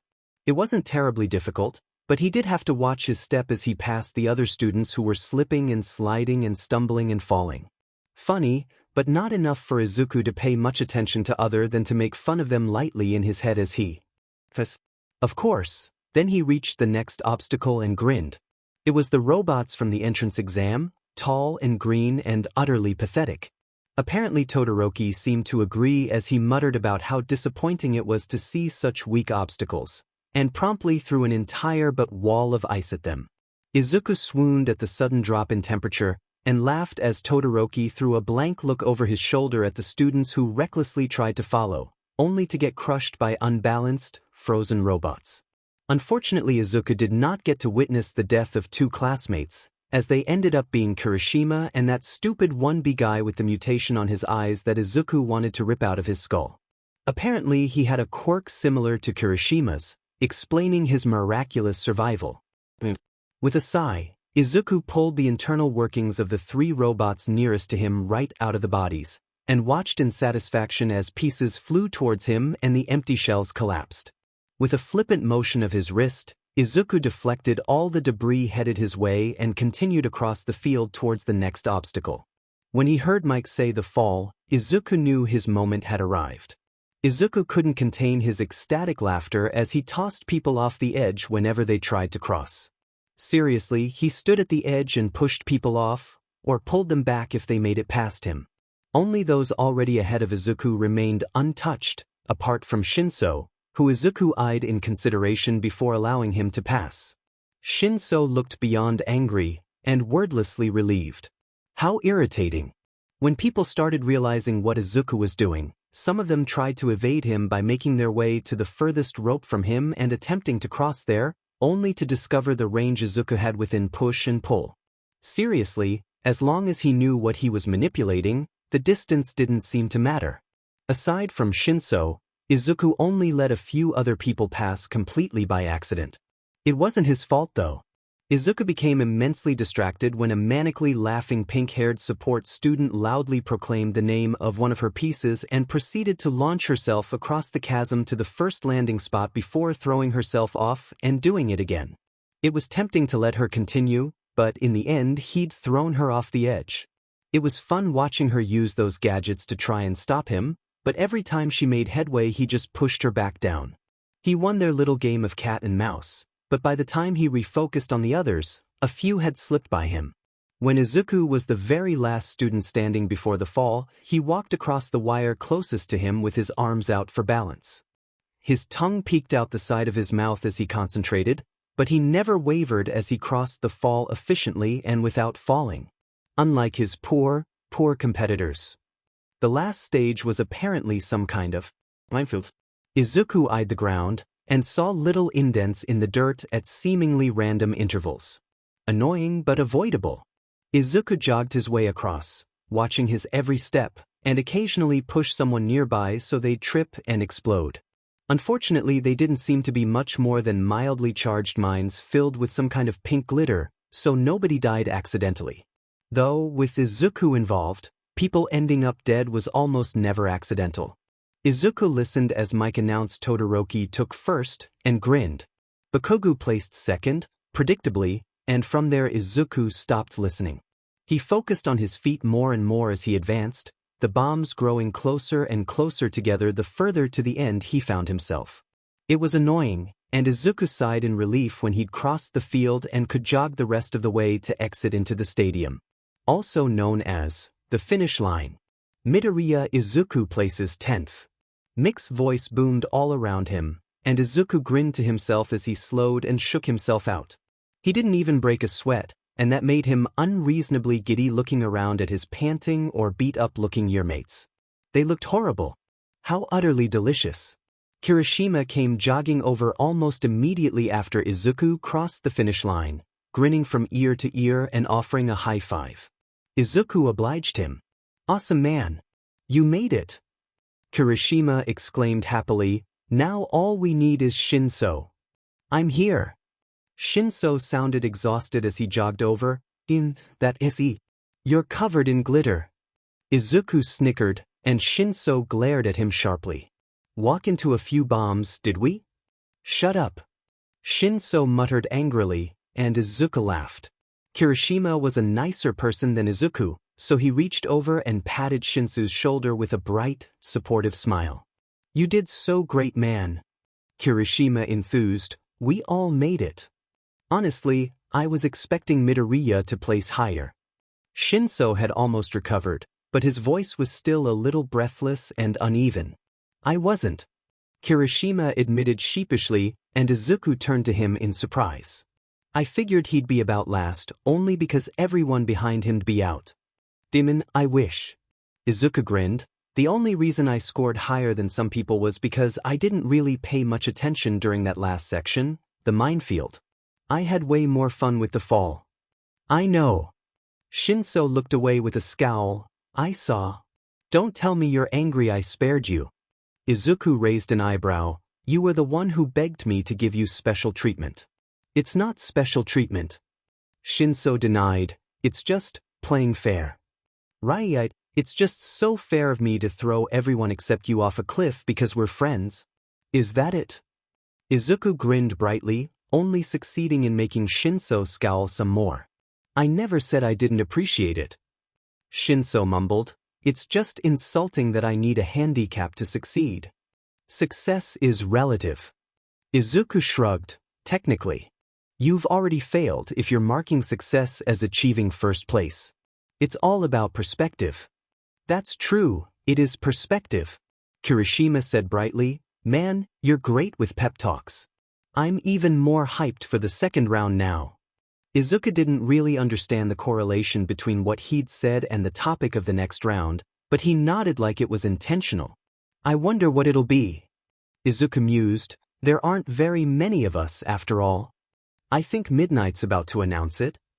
Shinso squinted up at the board that was now lit, and sure enough Midnight snapped her torture weapon to garner their attention. The first game of the first-year stage is finally over. Midnight declared. "Now, take a look at the results." The board flashed, and names appeared all down in a row with pictures of the students with their place numbers. Izuku scanned the names a bit gleefully. The top 42 students were meant to move ahead, but will be settling for the 21 who finished. Midnight announced to the students with a little sigh. Everyone else was eliminated one way or another. "Oh my God." Izuku couldn't help the bright laugh that fell from his lips. There were only half as many students left as there were meant to be. Todoroki Shudo. Bakugu Katsuki. Shiozaki Ibara. Hananuki Juzo. Ida Tenya. Tokoyami Fumikage. Shiro Hanta. Kirishima Ijuru. Tetsu Tetsu Tetsu Tetsu. Midoriya Izuku. Ajuru Mashireo. Boazio Setsu. Eshutsu. Shujimizo. Satoru Kido. Yurarko Chogo. Yayoro Zumomo. Ishido Mina. Shinso Hitoshi. Jarikyoka. Kaminari Denki. This is priceless. Izuku wheezed, and Shinso beside him sighed. I take it back. He said dully, it's never going to be fair with you in the game, no matter what we do. Touché. Izuku grinned. Shinso didn't even know the half of it. Izuku could wipe out their class without a second thought. It'd be more difficult to account for the other classes, only because there were so many people, some were bound to escape, but that wasn't the point. It would be so terribly easy to kill half of them in one go and the rest following only a moment later, relishing in the way they'd lose the light in their eyes as blood soaked into the dirt at his feet. Moving on. Midnight's enthusiasm cut through Izuku's murderous thoughts, and he zoned back into whatever it is he was meant to be paying attention to. It's unfortunate so many of you were eliminated all at once, but don't worry if you didn't make it. We've prepared other chances for you to shine. She liked her lips enthusiastically. The real competition begins next. The press cavalry'll be all over it. Give it your all. Izuku refocused on the board, which had changed to be a mysterious spinning wheel meant to reveal the next challenge. Now then, here is the second game. I already know what it is, but what could it be? What could it be? Well, I already told you, and here it is. The board stopped on cavalry battle. Izuku blinked. Was that all? Cavalry battle? Ah man, I'm bad at those. Kaminari complained from nearby. It's a group round. Tsu croaked thoughtfully. How would that be scored? Let me explain. Midnight gestured to the board, and an animation appeared of All Might riding the shoulders of 13 and present Mike. It was an utterly ridiculous image. The participants can form teams of 2 to 4 as they wish. It's basically the same as a regular cavalry battle, but one thing's different. Based on the results of the last game, each person has been assigned a point value. Like the entrance exam. Kirishima snapped his fingers, right? Yeah, except your score is shared jointly between your teammates. Izuku grinned. It's laid out so the person who placed last in the first round can have a high point count starting off in the second round. If they're smart and surround himself with high-placing teammates, of course. I feel like I should be offended by that. Shinso narrowed his eyes, those deliciously white pupils darting to the board with his name in 19th. Izuku merely shrugged. Whatever floats your boat. Shut up. Midnight shouted, cutting off their banter. Fine, yes, that's right. Anyway, the points for each person will increase in increments of 10 in ascending order. So 21st place gets 10 points, and 20th place gets 20 points. And just to keep things interesting, the point value assigned to first place is 10 million. Izuku grinned. Those points were his. He decided it right then, so that's how it'd be. Izuku wasn't taking anything but first this next round. Those millions were his. Shinso seemed to realize this, and sighed heavily beside him. You're getting the millions. Shinso surmised, and Izuku laughed. We're getting those millions.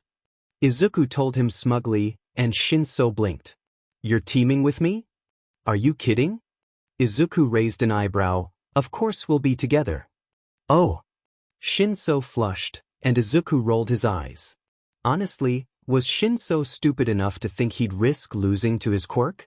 Yeah, Izuku loved it, but no way in hell was he going to split his focus between Shinso and Todoroki. Todoroki and those millions deserved Izuku's 100% undivided attention. Shinso's quirk buzzing in the background would have been an annoyingly stuck distraction, and Izuku just couldn't have that. Okay, now for the rules. Midnight was saying loudly, the time limit is 15 minutes. Each team is worth the total of its members' points, and the rider will wear a headband with that number on their forehead. Teams will try to grab each other's headbands until time runs out, and try to keep as many points as they can. There was a little animation following along as she spoke, All Might's ridiculous team on full display. Each member had a point value shown above them, and after a moment they combined into the sum to produce a single number for the writer to wear across their forehead. Izuku was beyond amused that, to make life even better, the headbands were only held on by Velcro strips. Even without Attract being a powerful quirk, it'd be child's play to steal from the other teams. Honestly, it's like they designed the second round with Izuku's quirk as the centerpiece. As midnight continued, Izuku laughed aloud as All Might's figure slowly became a mummy as he collected headbands that swamped his neck and covered his face. That gave Izuku an idea.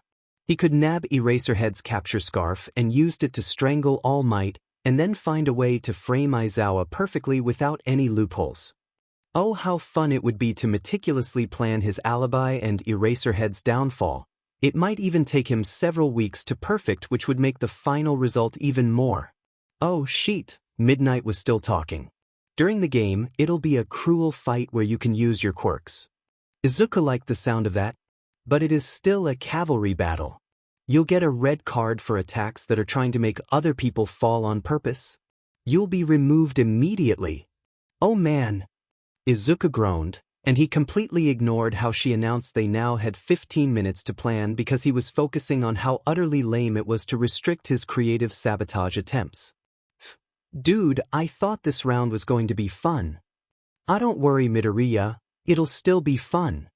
Kirishima laughed. I'll be on your team with Shinso. We can work together and win. But we'd V1 either way.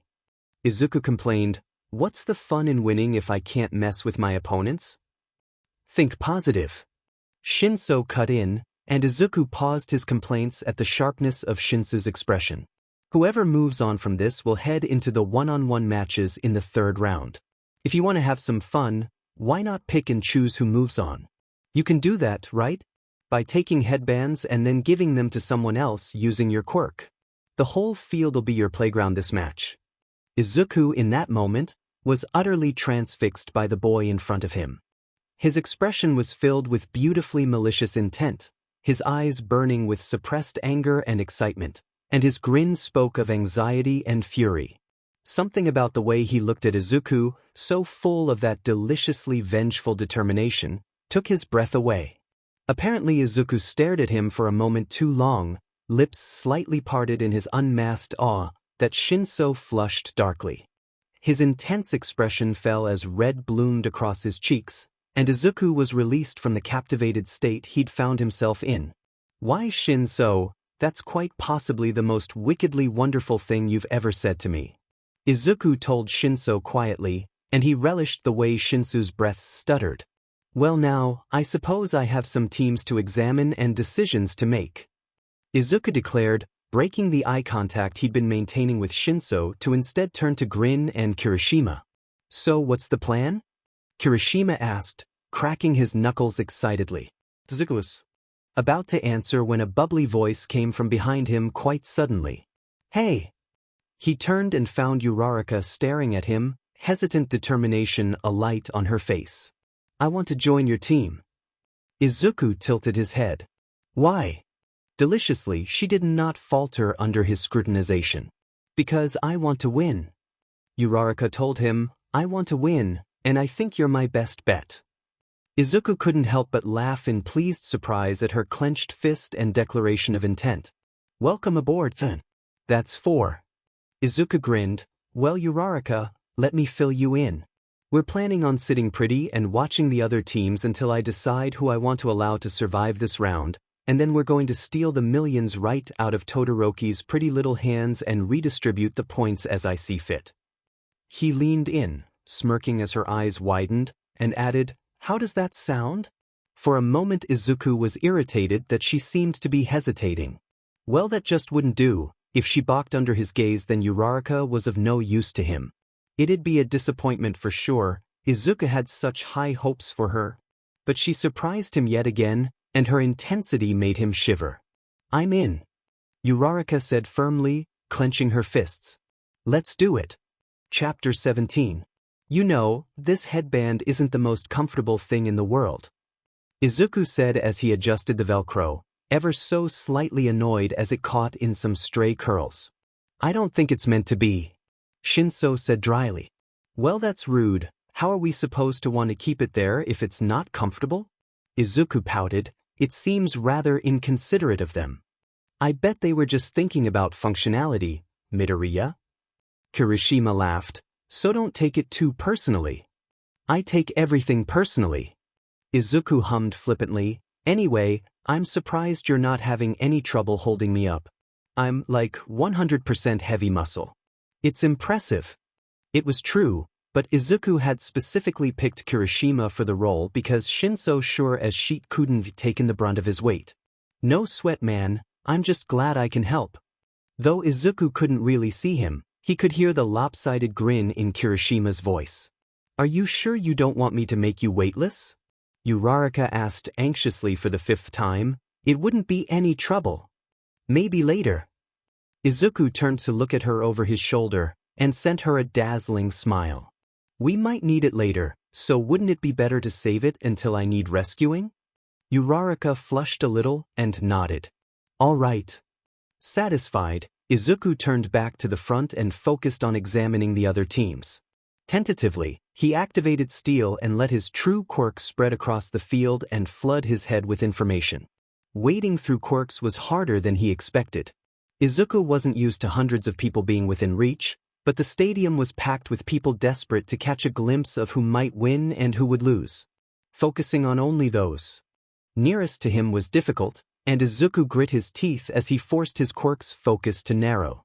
There were only 21 people still in the game, of which there remained only 4 members of Class B. The most interesting to Izuku was the odd kind of a plant mutation quirk that flowed off a girl's head like hair. There was also an extremely boring quirk that allows the user to weld 2 things together. Izuku's eye caught slightly on the softening quirk, but ultimately he decided it wouldn't be much of a threat in a team exercise. Lastly, the 1B Kirishima with the hardening quirk, which was apparently metal-based. 1B Kirishima was the rider with Softening Guy as the main horse, which seemed an odd choice to Izuku, and the 2 in back were the welder and the plant girl. Izuku, reluctantly, decided they needed to be one of the ones he spared. It was only fair after all, since he did throw the rest of their class off a cliff in the first round. Besides, he wanted to see how they'd fare in the 1v1s in the 3rd round. As for Izuku's team, Izuku was the rider, obviously. He was standing on Kirishima's supporting hands while leaning forward on the boy's shoulders, while Uraraka and Shinso stood on either side and slightly behind to offer meager support. Kirishima was a powerhouse, and they all knew it. Izuku's first assessment of Kirishima as plain and useless was long gone. Though his quirk was still a bit boring, Kirishima was strong and solid and determined, while being also fiercely loyal. It was the perfect combination. So easy to exploit, deceive, and use him however Izuku saw fit. Luck favored him, bringing Kirishima to him before Izuku knew his potential worth. And now, of course, he wasn't going anywhere anytime soon. Carefully, Izuku let his gaze drift towards Todoroki's team, consisting of Ida, Yaoyorozu, and Kaminari, which was a little surprising. Todoroki's quirk was as beautiful as Izuku remembered. It had been a while since Izuku let Steel brush against ice fire, and he barely repressed the delighted shudder that yearned to rack his body. Steel curled around Todoroki's quirk like a gentle breeze, and Izuku quietly wondered if Todoroki could feel it. A loud buzzer sounded suddenly, and Izuku was startled so badly he damn near stole Todoroki's quirk by accident. He didn't though, and withdrew carefully before deactivating Steel with control that took more effort than it should have. Unfortunately, that was always the case when Todoroki was around. After 15 minutes to form teams and talk strategy, 6 cavalry teams are lined up on the field. Mix boomed theatrically through the stadium. That's way less than we expected. Some of these teams are unusual. Eraserhead muttered into his microphone, and Izuku tilted his head at the comment. Was he referring to the overwhelming majority being 1A? Or maybe how one team only had 2 players? Or was he simply amused at how few made it through the qualifier round? Now raise those battle cries, Mike declared, and the stadium answered with deafening cheers. It's time for UA's bloody battle. Light the signal fire. Izuku paused as the board above their heads lit up, displaying a few simple words. He raised an eyebrow at the exaggeratory font chosen. Ready? On your mark. All right, you've all got teams? I'm not gonna ask if you're ready or not. Well, that was stupid. The board was asking if they were ready, so Mike didn't need to anyway. Besides, it was a bit too late if someone wasn't ready after 15 minutes of prep time. Now let's go. Mike continued enthusiastically, counting down to the brutal battle royale. 3. Kirishima adjusted his hands and Izuku shifted his weight. 2. Uraraka's hand tightened on Izuku's pant leg, and Shinso exhaled slowly in anticipation. 1. Start. Midnight's torture whip snapped down harshly, and the battle began. Teams rushed to the center of the field, kicking up red dirt in every direction, practically every team shooting their shot to take the millions from Todoroki as quickly as possible. Unfortunately for them, Izuku didn't even have to move.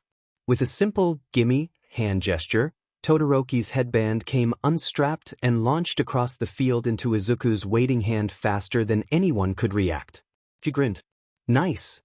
Kirishima praised, and Izuku imagined he would have pumped a fist if Izuku wasn't standing on his hands. Now we just have to keep it. Doesn't really matter if we do or not, I can always get it back. Izuku shrugged, but deep down delight was curling inside him as he held the winning headband in hand. Let's have some fun, shall we? Kirishima laughed, and their team started walking in a random direction. It didn't particularly matter, but Izuku knew their team would stand out more if they strolled casually around the arena while absolutely demolishing everyone who got in their way. Izuku snagged every headband he could see, which was all of them. The other 4 he didn't already have in possession. Team Azui, 250, he tied it around his neck. Team Bakugo, 470. He flipped it in hand with a grin before attaching it beneath the other. Team Tetsu, 600. He added it to his collection rather smugly. Team Jiro, 200, went lowest on his neck, near his collarbone, because it was the lamest. As for the millions, Team Todoroki, 10,230,000, Izuku took great pleasure in tying it around his forehead for all to see. He took his original band, Team Midoriya, 350, and wrapped it around his neck with the others. Now what? Shinso asked, wincing at how loudly present Mike was screaming about their unstoppable team and winning lead. We have all the headbands.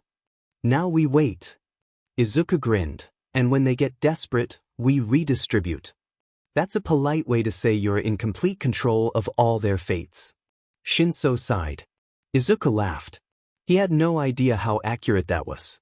I'm always polite, was all Izuku said, and then he laughed again when Shinso pinched his ankle. Why isn't anyone attacking us?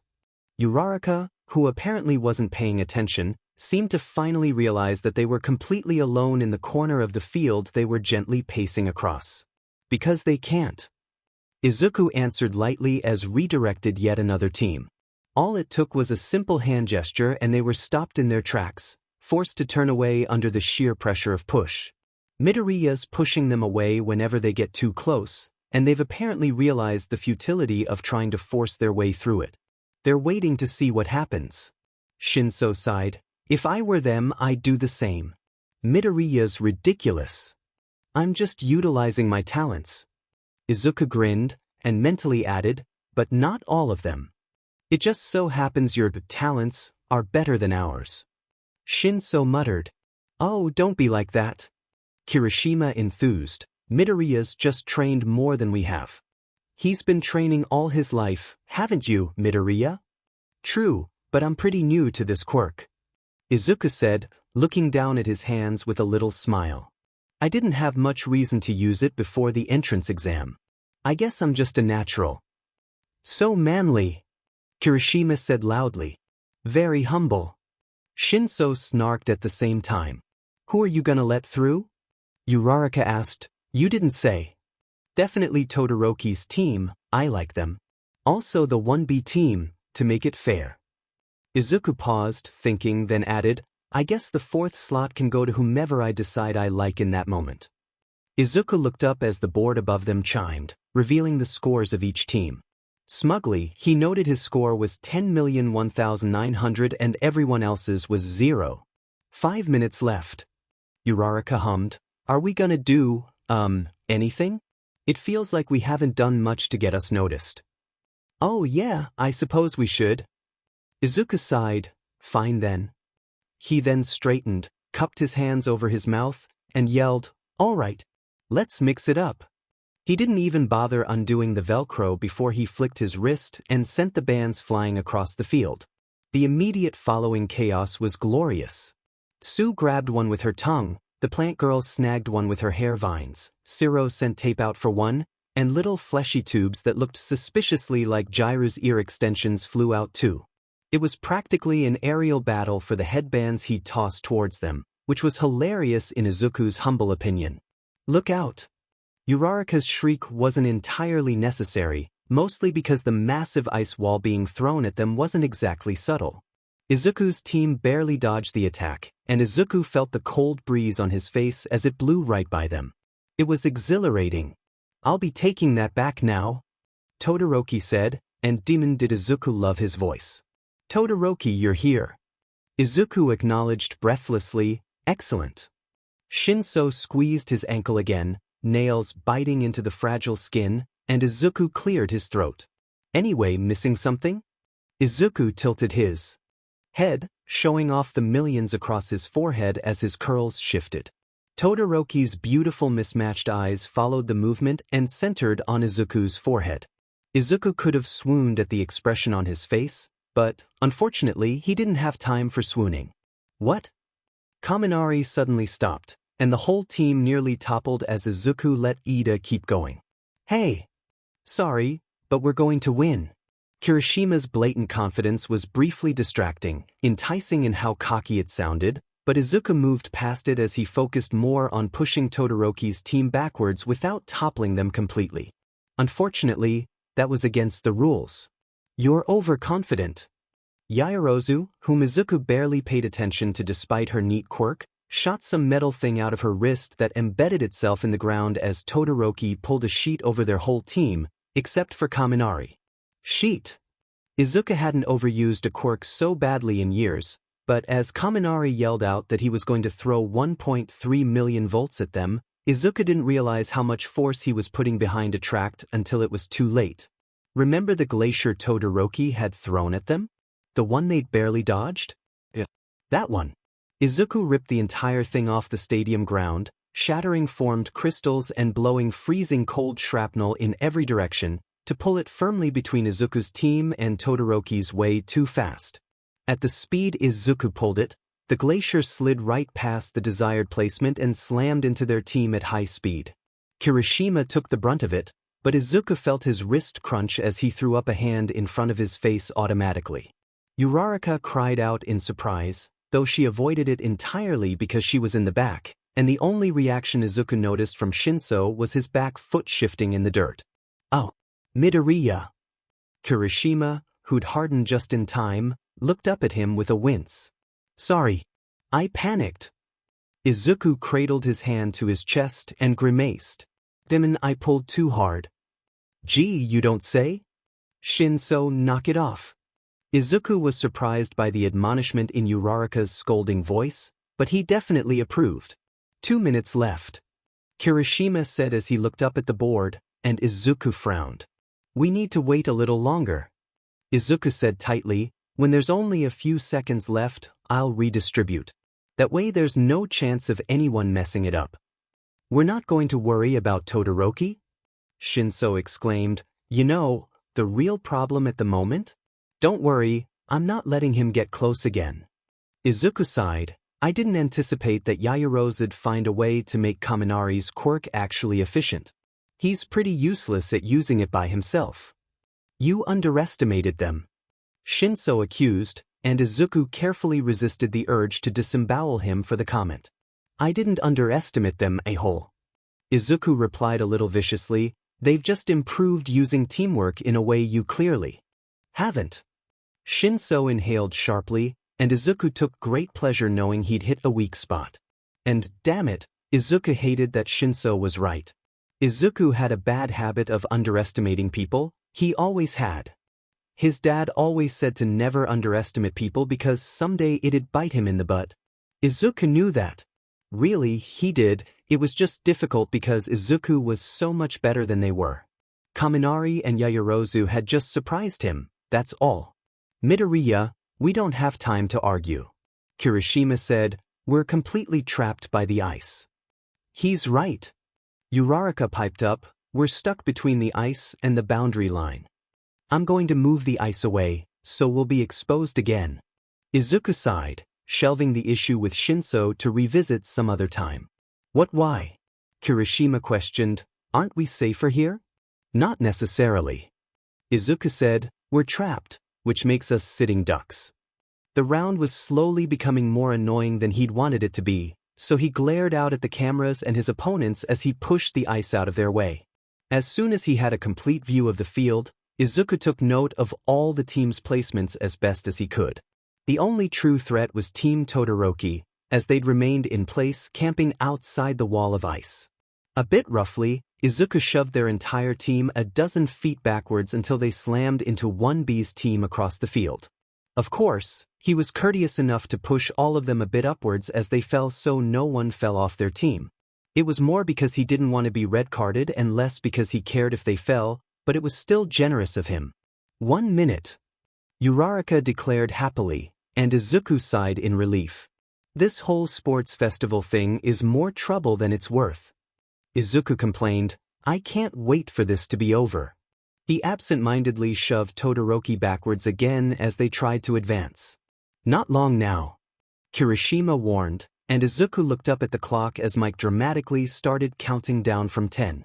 According to the scoreboard, Team Azui had the 600 headband while Team Bakugo had the Team Gyro had both the 200 and the 250, which wasn't so bad. But Team Tetsu, the 1B team, had nothing. That just wouldn't do. Izuku snagged the 600 and threw it to Team Tetsu, who stared at it with bewildered and disbelieving looks. He then confiscated the 2 Gyro had and gave them to Todoroki, who caught them midair and glared. Scanning the board again, yeah, okay, that didn't seem so bad. No one moved in the last 3 seconds, probably too stunned by Izuku's sudden rearrangement of points, and then the buzzer was sounded and it was over. That's the end of the second round, the cavalry battle. Now, let's take a look at the top 4 teams right away. In first place, Team Midoriya. They were in total control of the entire field the whole round. Izuku hopped off Kirishima with a huff of annoyance, and shook out his curls as he pulled the 10 million headband off his forehead and dropped it delicately on the ground. He smiled prettily for a camera as it flew by, even through his disgruntlement. Gotta keep up appearances, the world was watching after all. Ignoring Mike and instead choosing to glance at the board, Izuku was happy to see everything was as intended. Team Midoriya, 10,230,000. Team Tetsu, 600. Team Bakugo, 470. Team Todoroki, 450. Why'd you choose Bakugo? Kirishima asked curiously. He already had those points, and I only needed a few for Todoroki and 1B.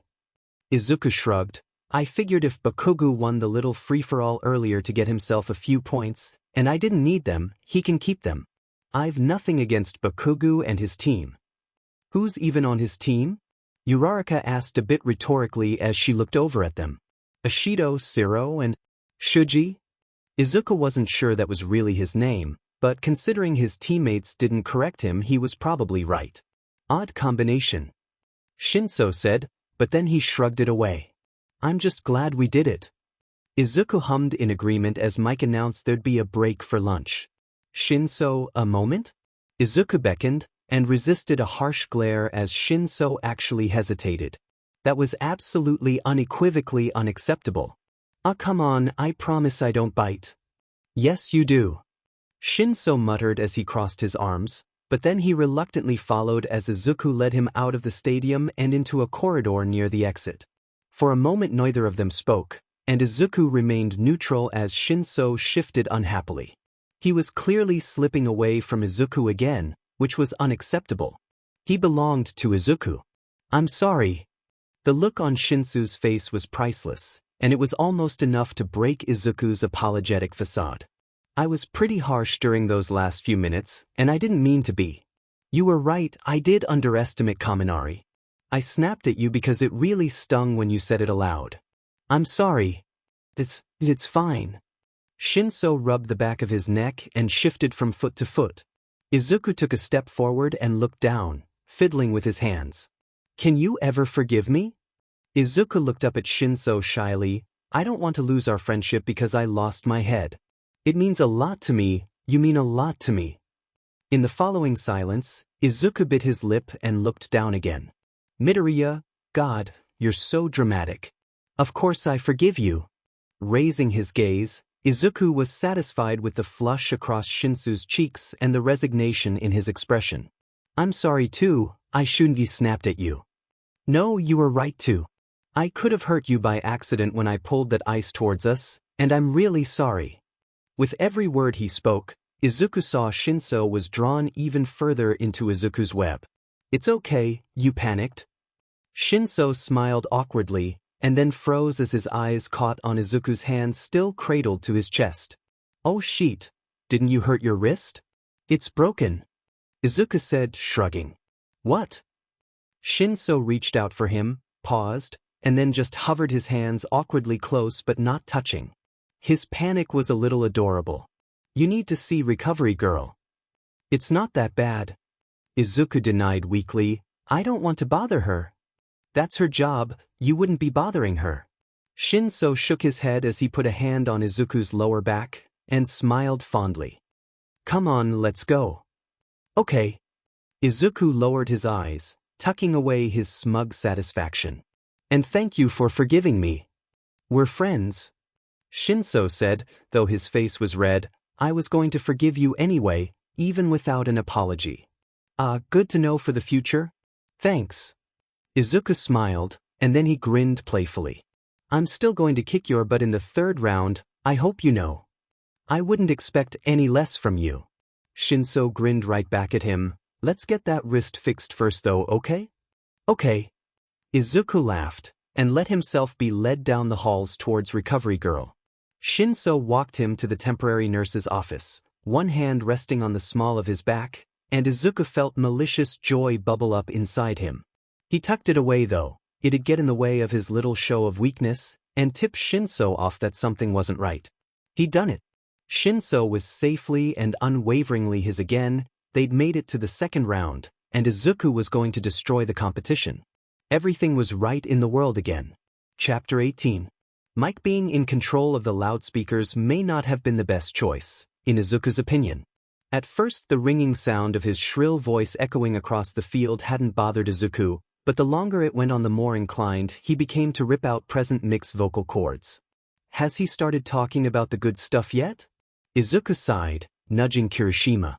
Knowing him, he was probably listening. Unlike Izuku. Ah man, can't you hear it? Kirishima asked with a laugh. I mean, they're not being subtle up there with the mics.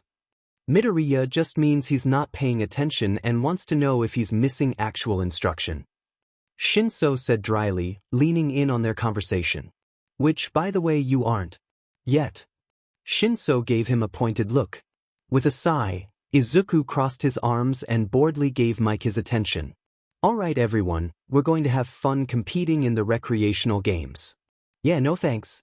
That sounded boring if all his defeated opponents were allowed to play. They were weak.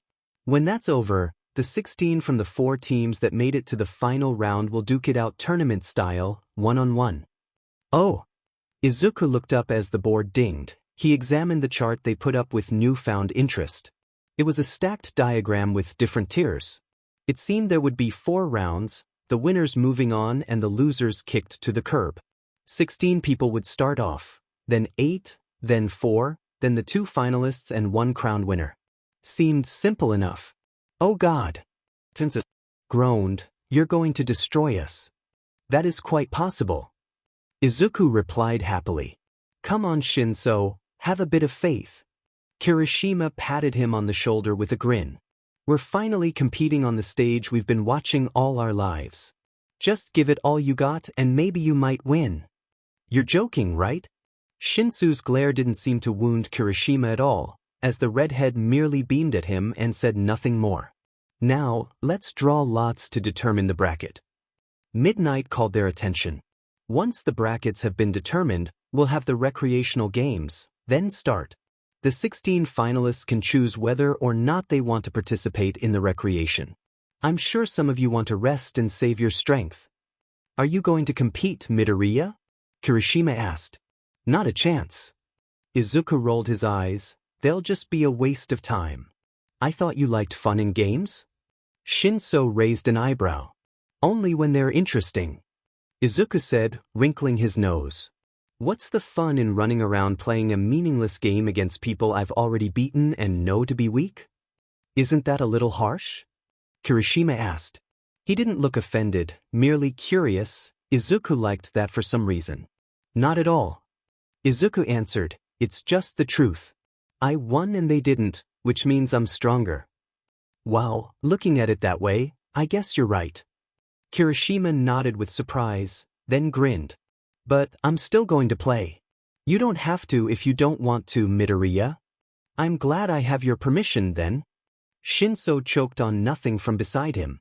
Their attention was called away when midnight came around to the remaining 16 competitors to have them draw lots to determine in which order they'd pummel each other into the ground. Izuku was rather genuinely excited to watch the hero students go at it, actually. Especially 1B, which he hadn't yet had the chance to see in action. Eventually the rounds were decided and Izuku watched as they were put up onto the board, paired up and stuck onto the part of the diagram for the first round of battles. Midoriya Izuku vs Shiozaki Ibara. Shinso Hitoshi vs Ishido Mina. Kaminari Denki vs Ida Tenya. Todoroki Shudo vs Awaze Yosetsu. Siro Hanta vs Shuji Mizo. Yaoyorozu Momo vs Hananuki Juzo. Kirishima Ijuru vs Tetsu Tetsu. Bakogu Katsuki vs Uraraka Ochako. An interesting set of matches, in Izuku's opinion. He didn't recognize the name next to his, which meant it was a 1B kid. Excellent. What? You? Izuku turned to see Kirishima fuming at the 1B Kirishima, who was probably Tetsu. That'll be fun. Shinso smirked, crossing his arms as they watched Kirishima and the other one snap at each other while pointing unhappy fingers. I wonder who'll win. Kirishima. What? Shinso looked at him in surprise. Kirishima. Izuku repeated with a shrug. No way a 1B nobody beats Kirishima, even if their quirks are similar. Besides, Izuku was quickly realizing that Kirishima made up for his weak quirk in strength of character. He wouldn't lose to a lamer version of himself. Also, 1B was the inferior class in general and everyone knew it. You have a lot of faith in him. Shinso said, narrowing his eyes. Why is that? We're friends, aren't we? Izuku smiled prettily. That goes for you too, Shinso. I have every confidence that you'll beat Ishido. That was a lie. Izuku doubted Shinso would win against Ishido, comparing their physical abilities. Ishido was an athlete, probably a dancer or gymnast if the flexibility was any indication. Shinso on the other hand was shaped like a twig and would snap like one. His only shot would be to snag her with his stuck hypnosis before she sprayed him with that acid quirk of hers. Izuku didn't know much about it or how it worked, or how dangerous it actually was, but Ishido clearly knew how to use it and that was the battle half won already. Confidence sometimes made all the difference. Meanwhile, Shinso was flushed to the tips of his ears. It was stark on his face and he ducked his head a little to hide it. Thanks. Shinso muttered. No problem. Izuku grinned at him, though, just so you know, after we both win, I'm going to destroy you. Shinso blinked at him in astonishment, then looked back at the board in dismay. God damn it. Shinso groaned. There goes any chance of placing on the podium. Don't worry, I'm sure you'll get lots of offers for beating Ishido. Izuku smiled innocently. Kick her butt, yeah? Right. Shinso said with a sigh, easier said than done. Izuku just hummed his agreement. Alright, let's leave the tournament aside for a momentary interlude. Mick's enthusiastic voice rang through the stadium again. Let's have fun with the recreation. First up will be the scavenger hunt. Ew. Izuku sighed.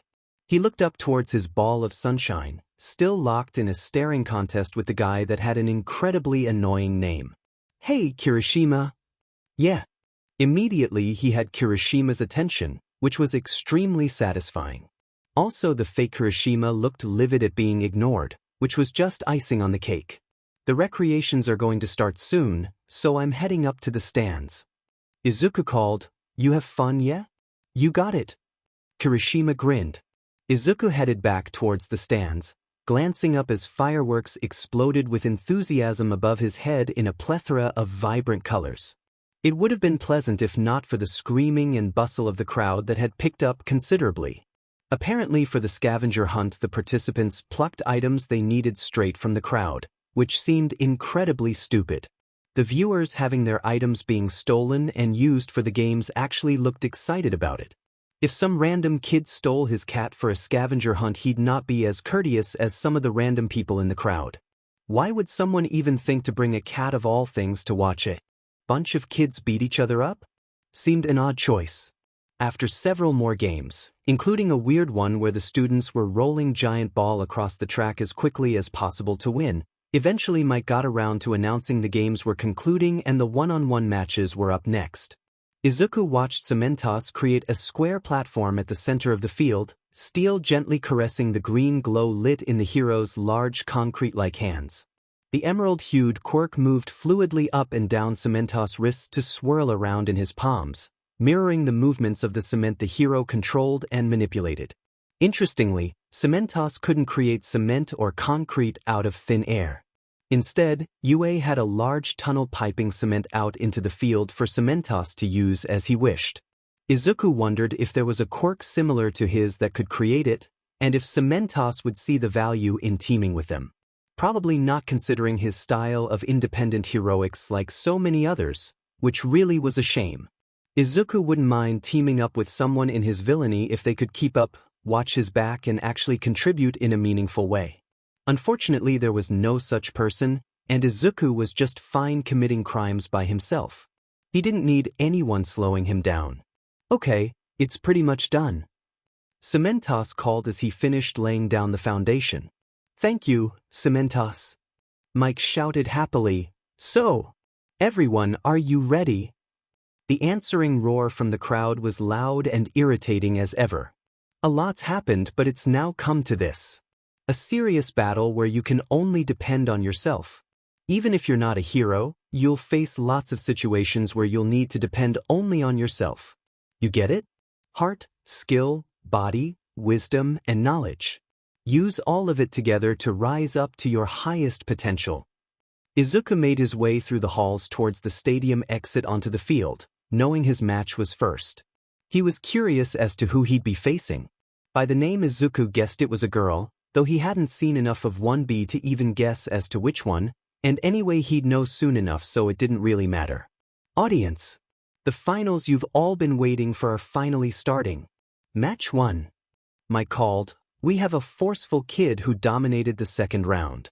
From the hero course, Midoriya Izuku versus the assassin of 1B.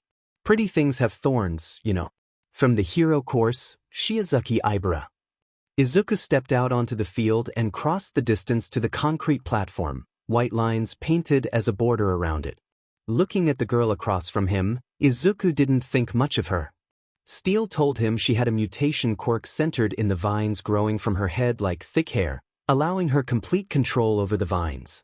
He wondered what would happen if he stole her quirk. Would her skull collapse, or would her vines merely melt off and leave the rest of her untouched? Perhaps once. School. Please excuse the interruption. The girl across from him very slowly raised her hand. What do you mean by assassin? I have only come here to find victory, not to take my opponent's life. Izuku grinned. How cute. Sorry. Mike scrambled to say. The girl clasped her hands together and shut her eyes, looking up into the sky as if in prayer. In the first place, I wish to enter UA High School not for wicked reasons, but for the salvation of others. She declared. I said I was sorry, my bad, okay? Mike sounded quite unsettled. I thank you for your understanding. The girl smiled happily up at the booth as she opened her eyes, then bowed a little before straightening to face Izuku. Ahem. Anyway. Mike cleared his throat awkwardly. On to the rules. They are extremely simple. Force your opponent out of bounds, or immobilize them. You can also win by making your opponent say, "I give up." Bring on the injuries because we've got our very own recovery girl on standby. Put your morals and ethics aside for a moment. But of course, anything life-threatening is forbidden. It's a zero-tolerance policy. Heroes should only use their fists to catch villains, never purposefully fatal force. Izuku knew that already, but it was disappointing nonetheless. He'd love to pummel his classmates so hard they died of their injuries, but it would be completely frowned upon, especially on live television. Tsukachi would probably suspect him even further, and his dad would scold him for sure. Ready? At the call, Izuku shook his hands out at his sides and grinned. Start! His opponent threw thorny vines at him with a serene yet determined expression, but Izuku boredly raised a hand and pushed her back towards the white painted line.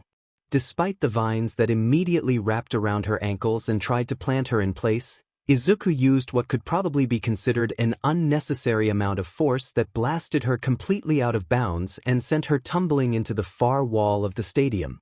The vines cushioned her impact, but the wall cracked where she struck it. Shiozaki is out of bounds.